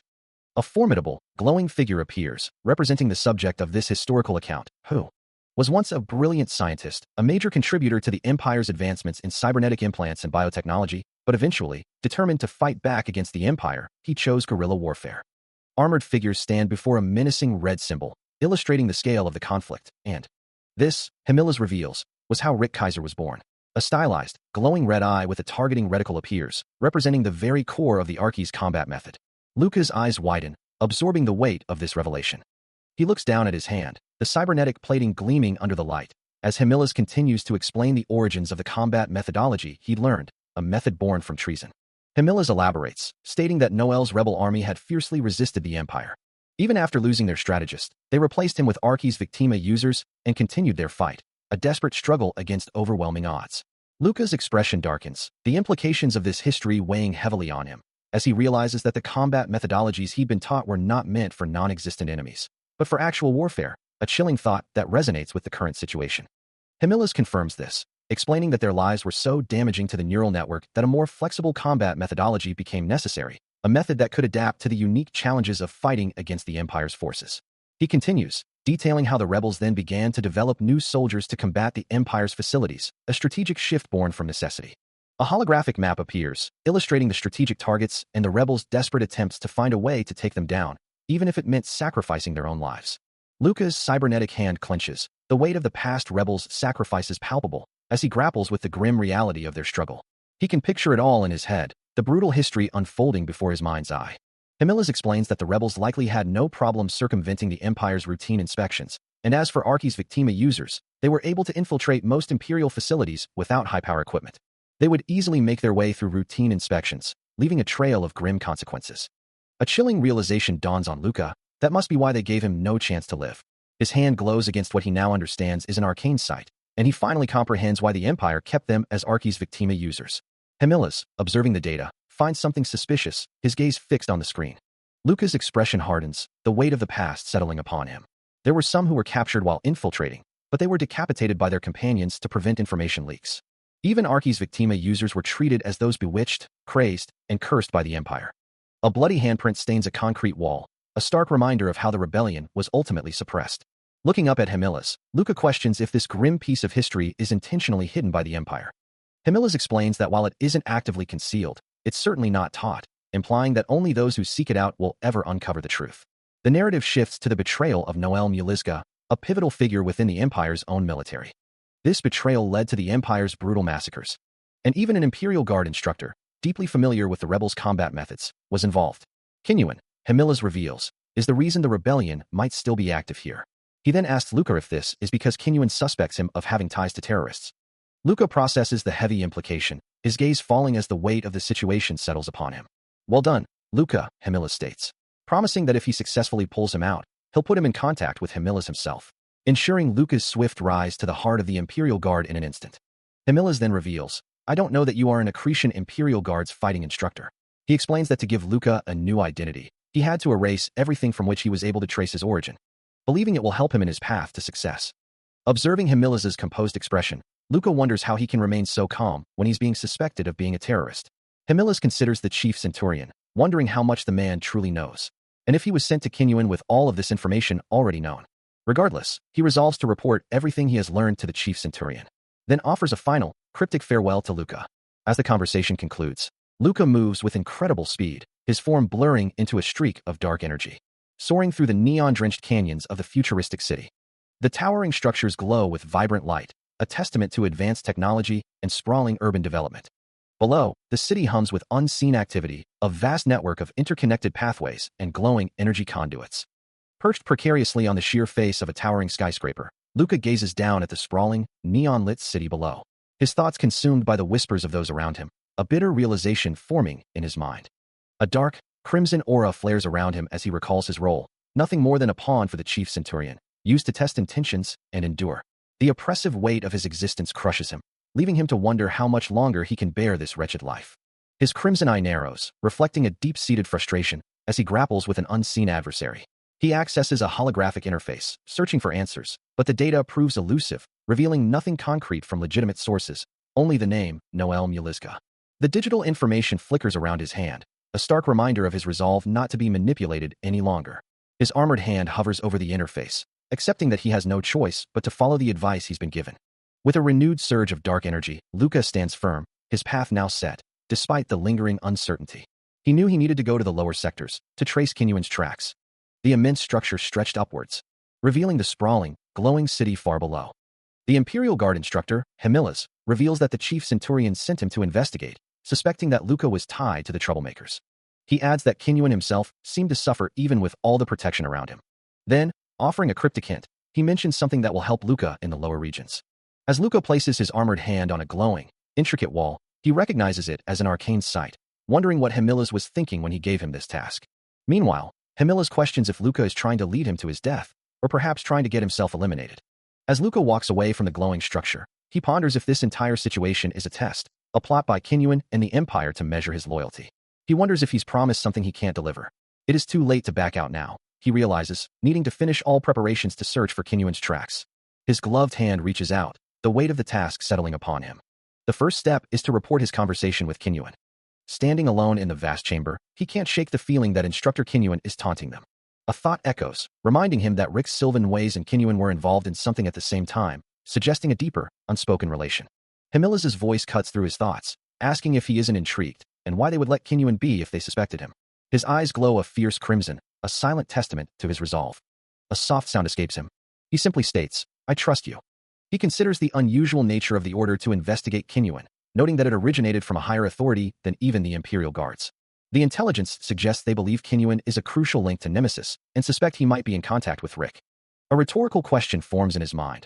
How could such a man be allowed to serve as an instructor, even if he threatened to leave otherwise, and his aptitude was undeniably excellent? He looks up, a silent challenge in his gaze, as if asking if that explanation truly clarifies anything. Standing alone in the vast room, he continues to process the complex situation. His eyes narrow as he reflects on Kinyuan's elusive nature, having observed him for a considerable time without finding any exploitable weaknesses or openings, a testament to his formidable self-control. Turning to gaze out a window, he remains lost in thought. Himila's voice cuts through his contemplation, reminding him of the specific demands of this job. Luca then reflects on the numerous trainees he has overseen, acknowledging that Himila's is the only one to have achieved such significant progress over the past few decades. He continues, his voice firm, reminding his colleague that Kinyuan's favor is a significant factor. A subtle shift in posture betrays the other man's contemplation. As he processes the implications, Luca then clarifies his demand, stating that if such favor exists, he requires an authorization that transcends the typical trainee status. His resolve is clear, his stance unwavering. Suddenly, the scene shifts dramatically, as Jay Custoria plummets through a vast, open sky, his form a small, red blur against the clouds. He finds himself in a confined, metallic room, seated across from a man with dark, short hair and a trimmed beard, who observes him intently. The man leans forward slightly, a knowing look on his face, and asks if he is nervous. Luca admits that he would be lying if he said no, feeling a craving for something more. He recalls requesting what he needed from the chief centurion, which included a pass to travel freely between the upper and lower sectors. This authorization also granted him permission to carry personal arms, use them in public, and access a high-P clearance database. Yet, he didn't ask for more, knowing he couldn't, and this much still wasn't enough, as it could be expired at any moment. He had to do everything he could, understanding that proper authorization was needed, but preferring not to die over some petty conspiracy. Especially for just a few more than he should. He would be blunt. There would be quite a few people he'd have to kill, including the listener, but he would promise this. Himila's explains that this is the reason he brought Luca into his family, assuring him that he will do everything in his power to earn his authority. He emphasizes that this decision has nothing to do with the chief centurion, implying it's a personal choice. A soft thud echoes as a glowing, intricate symbol appears. It's a card, radiating a warm, golden light and etched with ancient, arcane patterns. And Luca, observing the display, states with a hint of defiance that he is not one for traditions. Himila's, undeterred, insists that this particular tradition is important, urging him to greet his new family. He then offers guidance, saying that if Luca tells him how he should act in front of others, he will comply. A knowing chuckle escapes Himila's, and Luca, after a moment of contemplation, reluctantly agrees with a simple, "All right." He can't quite grasp what the other man is truly thinking, but if he wants to gain his favor, he knows he'll have to play by his rules, no matter how irritating they might be. A voice cuts through his thoughts, announcing their imminent arrival. The sleek, futuristic vehicle continues its rapid descent. Yet despite the journey, he still can't bring himself to feel any affection for this place. As the grand, circular structure below grows larger with every passing moment, even though he spent his formative years within its walls. The sprawling, intricate design of the city unfolds beneath them. The transport ship nearing its final destination. The grand interior of the building unfolds, revealing an ornate ceiling and a magnificent chandelier. Light streams through a tall window, illuminating a sweeping, elegant staircase, as a soft, almost imperceptible sound echoes through the vast space. The path ahead stretches into a seemingly endless hallway, lined with intricate details and more chandeliers, a testament to the immense scale of this new environment. As he observes the opulent surroundings from a window, Himila's approaches, stating, "Luca, go rest. We've prepared a room for you. We'll handle everything else at once later." Luca remains silent, his expression unreadable, a quiet contemplation settling over him. He watches as others gather around Himila's, a thought forming in his mind. Everyone's busy sucking up to Himila's. Walking through the grand halls, his gaze fixed downwards, he muses, "Just thinking about how I'll have to squeeze in exchanges makes me." He continues, his voice trailing off in his mind. Was this really the life I dreamed of? A soft FSHH sound accompanies him as he pauses before a door, peering into the room prepared for him. He stands before the ornate door, a sense of unease settling over him as Hamila's remarks on his new status, saying, "You really did become one of us, Luca." The words hang heavy in the air. As Hamila's continues, acknowledging the difficulty of the situation. "I apologize for what happened the other day. It's normal for you to be in distress in these kinds of situations." He offers a reassuring smile. "No worries. It's normal for you to be in distress in these kinds of situations." But Luca's expression remains shadowed. As Hamilas continues, addressing him by his alias. "I visited Felix, but he didn't seem to recognize me." He explains that Luca can feel safe now. "You can feel safe now. You're not just performing your duties as an Imperial Guard. Are you understanding me? I'm just telling you the facts, not that I'm threatening." A subtle smirk playing on his lips as he adds, "Fufu, a man like a blue flame." He then concludes with a cryptic remark about Luca's potential. "I believe he'll burn even hotter than before." Jay Custoria, with a serious expression, begins to speak, acknowledging the support he received from the Custoria family. His gaze remains unwavering. He then states that he wasn't thinking clearly, and now understands the need for Luca to behave. Continuing, he remarks that Luca's father didn't tell him much, before urging him to claim what is rightfully his. As Luca remains silent, Jay offers to share some information in exchange for a future repayment. His hand hovers over a swirling blue energy, a manifestation of Luca's mana, as he remarks that Luca's father isn't the type to hold back. The blue energy around Luca intensifies, swirling with raw power. Jay continues, explaining that the two people Luca needs to be wary of are his first and second brothers. He concludes that they are probably feeling extremely pressured by Luca's sudden arrival. Jay Custoria continues, revealing that the Custoria family is a lineage of assassins, and Luca's second brother, Hamilas, intends to become the next head of the family. He notes that Hamilas is already an elite hunter, while Luca, until recently, couldn't even use mana. Jay Custoria acknowledges that it's understandable why they would be wary, especially if there's a possibility Luca could take their place. Luca, surprised, asks about Jay Custoria's own intentions. Jay Custoria dismisses any threat from Luca, stating he doesn't feel obligated to share his own ambitions. He declares he has no desire to be the next head of the family, but warns that if anyone tries to stomp him out, he won't sit still, caring little for the aftermath. Jay Custoria then advises Luca not to forget his eldest brother, Giselle Custoria, should opportunity arise. Luca, with a knowing smirk, considers this advice from his brother. Giselle Custoria's expression remains unreadable, her gaze distant as she considers the implications of the conversation. A soft scoff escapes her lips, a subtle sign of her amusement or disdain. Turning to face Luca, she lets out a short, sharp laugh, her voice carrying a hint of challenge as she asks if he would support her if the day came. Her question hangs in the air, a test of his loyalty and ambition. Luca, composed, responds with a promise. He would not stand against her. Giselle's reaction is swift and decisive, declaring that she would then treat him as an ally. With a final, almost mocking farewell, she wishes her dear brother Luca good luck, noting it would be the first and last time she would address him as such. A subtle smirk plays on Giselle's lips, her eyes holding a knowing glint as she concludes their exchange. Across from her, Luca mirrors her expression, a thoughtful smirk hinting at his own understanding of the complex family dynamics now at play. The Custoria estate shimmered with an opulent glow, its grand halls adorned with intricate, golden fixtures. Within its lavish confines, Luca and Giselle stood facing each other, their figures reflected in the polished marble, a family crest proudly displayed behind them. Their hands met in a formal gesture, a silent acknowledgement of their shared lineage and the complex ties that bound them. Above them, a magnificent chandelier sparkled, its countless crystals casting a brilliant, almost blinding light across the scene. Later, at a vast dining table set for an entire family, only the two siblings occupied one end, the empty seats a stark reminder of the family's fractured state. As the evening progressed, Luca and Giselle were joined by Hamilas, his older brother, and two attentive maids, forming a small, formal gathering. Their gazes met once more, a silent conversation passing between the siblings, full of unspoken understanding and veiled intentions. The intricate web of the Custoria family extended further, revealing Eva, the head of the family's wife, her stern expression hinting at her influence, while Hamilas, Luca's older brother, wore a calculating smirk, and Luca himself maintained a serious demeanor. Eva's gaze, sharp and unwavering, underscored her position as a formidable presence within the Custoria household. Eva Custoria greets him with a knowing smile, her voice smooth as she states, "I've heard a lot about you." Luca's gaze remains sharp, betraying little emotion. She gestures to the opulent dining table, inviting him to have a seat. "My husband will be here soon." He responds simply.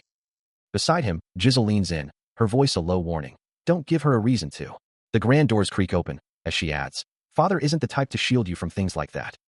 A heavy step echoes through the hall as Hamilas Custoria makes his entrance. His stern voice cuts through the silence. "Let us eat." A magnificent hall stretches before them, its towering ceilings adorned with countless shimmering chandeliers, a testament to the savior of humanity. Beneath the opulent glow, a long table is set, where figures gather, honoring the founding father and the first emperor. From the assembled crowd, a voice rings out, proclaiming, "Praise His Majesty, Dino Crathia." The man, Dino Crathia, sits at the table, a golden ring glinting on his finger as he gazes down at his meal. Nearby, another figure with long, light hair sips from a glass of red liquid, observing the proceedings. Suddenly, a sharp thwack echoes through the hall, drawing Jay Custoria's attention.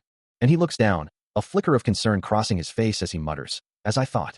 His eyes begin to glow with an intense blue light as he realizes, everyone's mana is on me. A few hours earlier, he stands beside Dino Crathia in a grand hall, observing two distant figures, a sense of calm washing over him as he considers their presence. Dino Crathia remarks that the two are part of his must, and that they are likely to have already gathered intelligence on Jay, urging him to be the right head of the empire. He then explains that Nigaladen, unable to use his true name in the empire, has become an official, but his status prevents him from handling most tasks alone. While Joel, though less capable, aspires to become the empire's right hand, viewing himself as a soldier. Dino Crathia continues, noting that more conservative family members support Joel, which means Jay must be quite a nuisance to him, and will likely try to embarrass him, perhaps by involving his managers or origins. Jay Custoria realizes this is why Joel is observing him. Later, at a formal dinner, he sits at a long, candlelit table with Dino Crathia and other nobles. Knowing he must maintain proper manners and ensure he isn't caught in any misstep, he considers the difficulty of finding a suitable simulation for himself, yet knows that isn't what Hellas truly desires from him. With a precise cut, he slices into the perfectly cooked steak. His gaze drops as he murmurs, "Now, Hellas, no." He resolves, his voice barely audible, "Father, I'll try dancing to your tune." A forkful of food makes its way to his mouth, his expression unreadable. Across the table, Eva Custoria watches him, a subtle smile playing on her lips. The meal continues, the rich food spread before them. He takes another bite, a small smear of food on his cheek as he eats. A mechanical gauntlet, gleaming with intricate gold accents, reaches out to touch a glowing, patterned wall, revealing what appears to be an arcane sight. Elsewhere, a voice calls out, "Luca." His thoughts drift to a past encounter, where Jay Custoria sits with a fresh streak of blood on his cheek. As Dino Crathia leans forward, questioning him, "What's the matter? I don't want to be rude on your first meeting." Jay responds, feigning innocence, "But I only think it's proper to teach him some basic manners. I'm not sure what sort of life you've lived, but you should know some basic manners." A subtle smirk plays on his lips as he thinks, "He was so eager to trash me that he couldn't tell it was an act, as expected of an incapable dolt."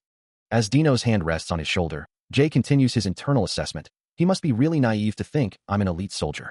He ponders the wider implications of his performance. On the other hand, I can't quite tell if Nicholas saw through my act. Does he think Joel and I will split the conservative supporters? Ultimately, he concludes, anyway, he's the resource I need to be wary of. He considers the true nature of the resource Dino Crathia represents, a resource that could be instrumental in disrupting the very fabric of the ruling family. A faint ache still lingers from their last encounter, a reminder of the minor injury he sustained. Yet, the pain is a small price to pay for the information gained, a strategic advantage he now holds. He had feigned naivety, allowing Dino to believe he held the upper hand, all part of a calculated deception. Now, seated across from him in the opulent dining hall, Jay recalls the words he used to disarm his opponent. "I learned from my chief centurion." Dino's hand clenches on the table, a clear sign of his barely contained frustration. "HF, why you dare?" Jay's eyes close briefly as he considers the wider political game. Thinking of Luca. "Luca, stop teasing Joel, and the implications for Joel. And Joel, you stop too." He knows that if Luca and Joel continue their squabbles, it will only benefit Nicholas, splitting the conservative supporters. His hand rests calmly on the table, a picture of composure, as he muses, "I was only trying to teach him some manners as his brother. I think Luke is well aware of his manners, isn't he?" His gaze sharpens, a calculated intensity in his eyes as he continues his subtle game. He muses aloud, his tone deceptively casual, "I was merely pretending to be obedient. Am I correct, Luca?" Luca simply continues to eat, a soft munching sound filling the silence. Before Jay offers a quick apology, "I forgot momentarily, sorry." Feigning a nervous explanation, "I was nervous because it was my first time in a place like this." A subtle smirk plays on his lips, betraying his true intentions. As his expression hardens once more, the facade momentarily dropping. He then shifts the conversation, probing Luca's achievements. "You received the 7th rank cross from the Imperial Guard? I'm not very knowledgeable as I'm no soldier, but I heard it was tough for a trainee to receive it." Luca, still eating, dismisses the accomplishment with a casual wave. "Any Imperial Guard has one. It's nothing to boast about."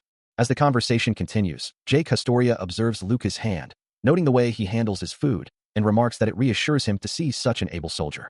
Luca, however, takes offense, questioning if his brother doubts his abilities, as if his skills are insufficient. Jay quickly dismisses the notion, assuring him that he knows his abilities well, as he is his brother after all, and has no doubt he will achieve great things in the future. Luca, still looking somewhat troubled, admits that he is also in a pinch. Jay's expression remains unreadable as he processes Luca's admission.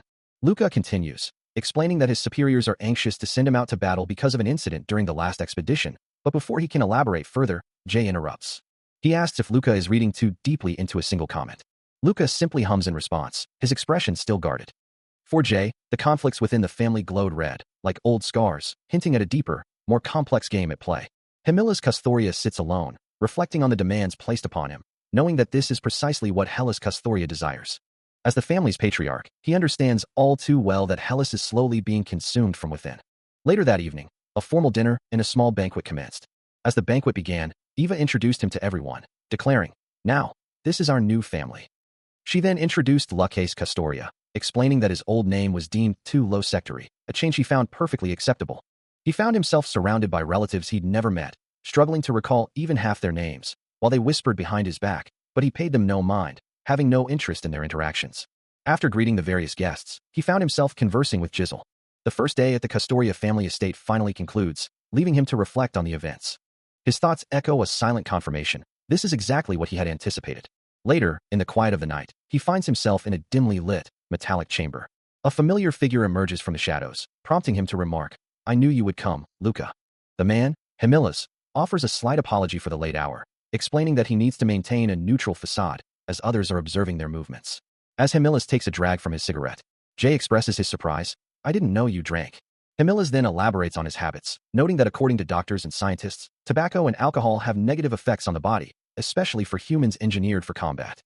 He takes another puff, concluding that he has no desire to waste his time unnecessarily. Even if the abyss combat method is quick, it's detrimental. Hemilas takes a slow sip from his glass, a soft TSK escaping him. He then states that one needs to be strong and self-sufficient, capable of living like an imperial guard. This, he explains, is the very key to power, often referred to as humanity. Jay, listening intently, wonders if such a thing is truly necessary for a soldier. Hemilas dismisses the thought with another TSK, asserting that those who claim the game needs the fight are simply those who failed to learn its lessons. Jay, observing the older man, suggests that he might be drunk, Captain. Hemilas laughs, telling him to think of it as a gift. A celebration for joining the family, adding that it isn't related to combat, and is even better if it gets in the way. Jay simply watches him, a resolute expression settling on his features. He walks away from the silent, hooded figure, leaving the encounter behind. His mind races, pondering the implications of a combat-engineered human, wondering what more could be expected of them, beyond simply throwing themselves into danger. He considers the irregulars, those who challenge conventional feelings, and the profound impact they might have, and why the chief centurion's words about them held such weight. The weight of these thoughts settles upon him. As a soft sigh escapes his lips in the vast, ornate chamber, he, Jay, a combat-engineered human, had entered a life and left a profound impression, forcing deeper contemplation, much like a combat-engineered father might. He wonders who could evoke such complex emotions, even after all the growth and change he had experienced.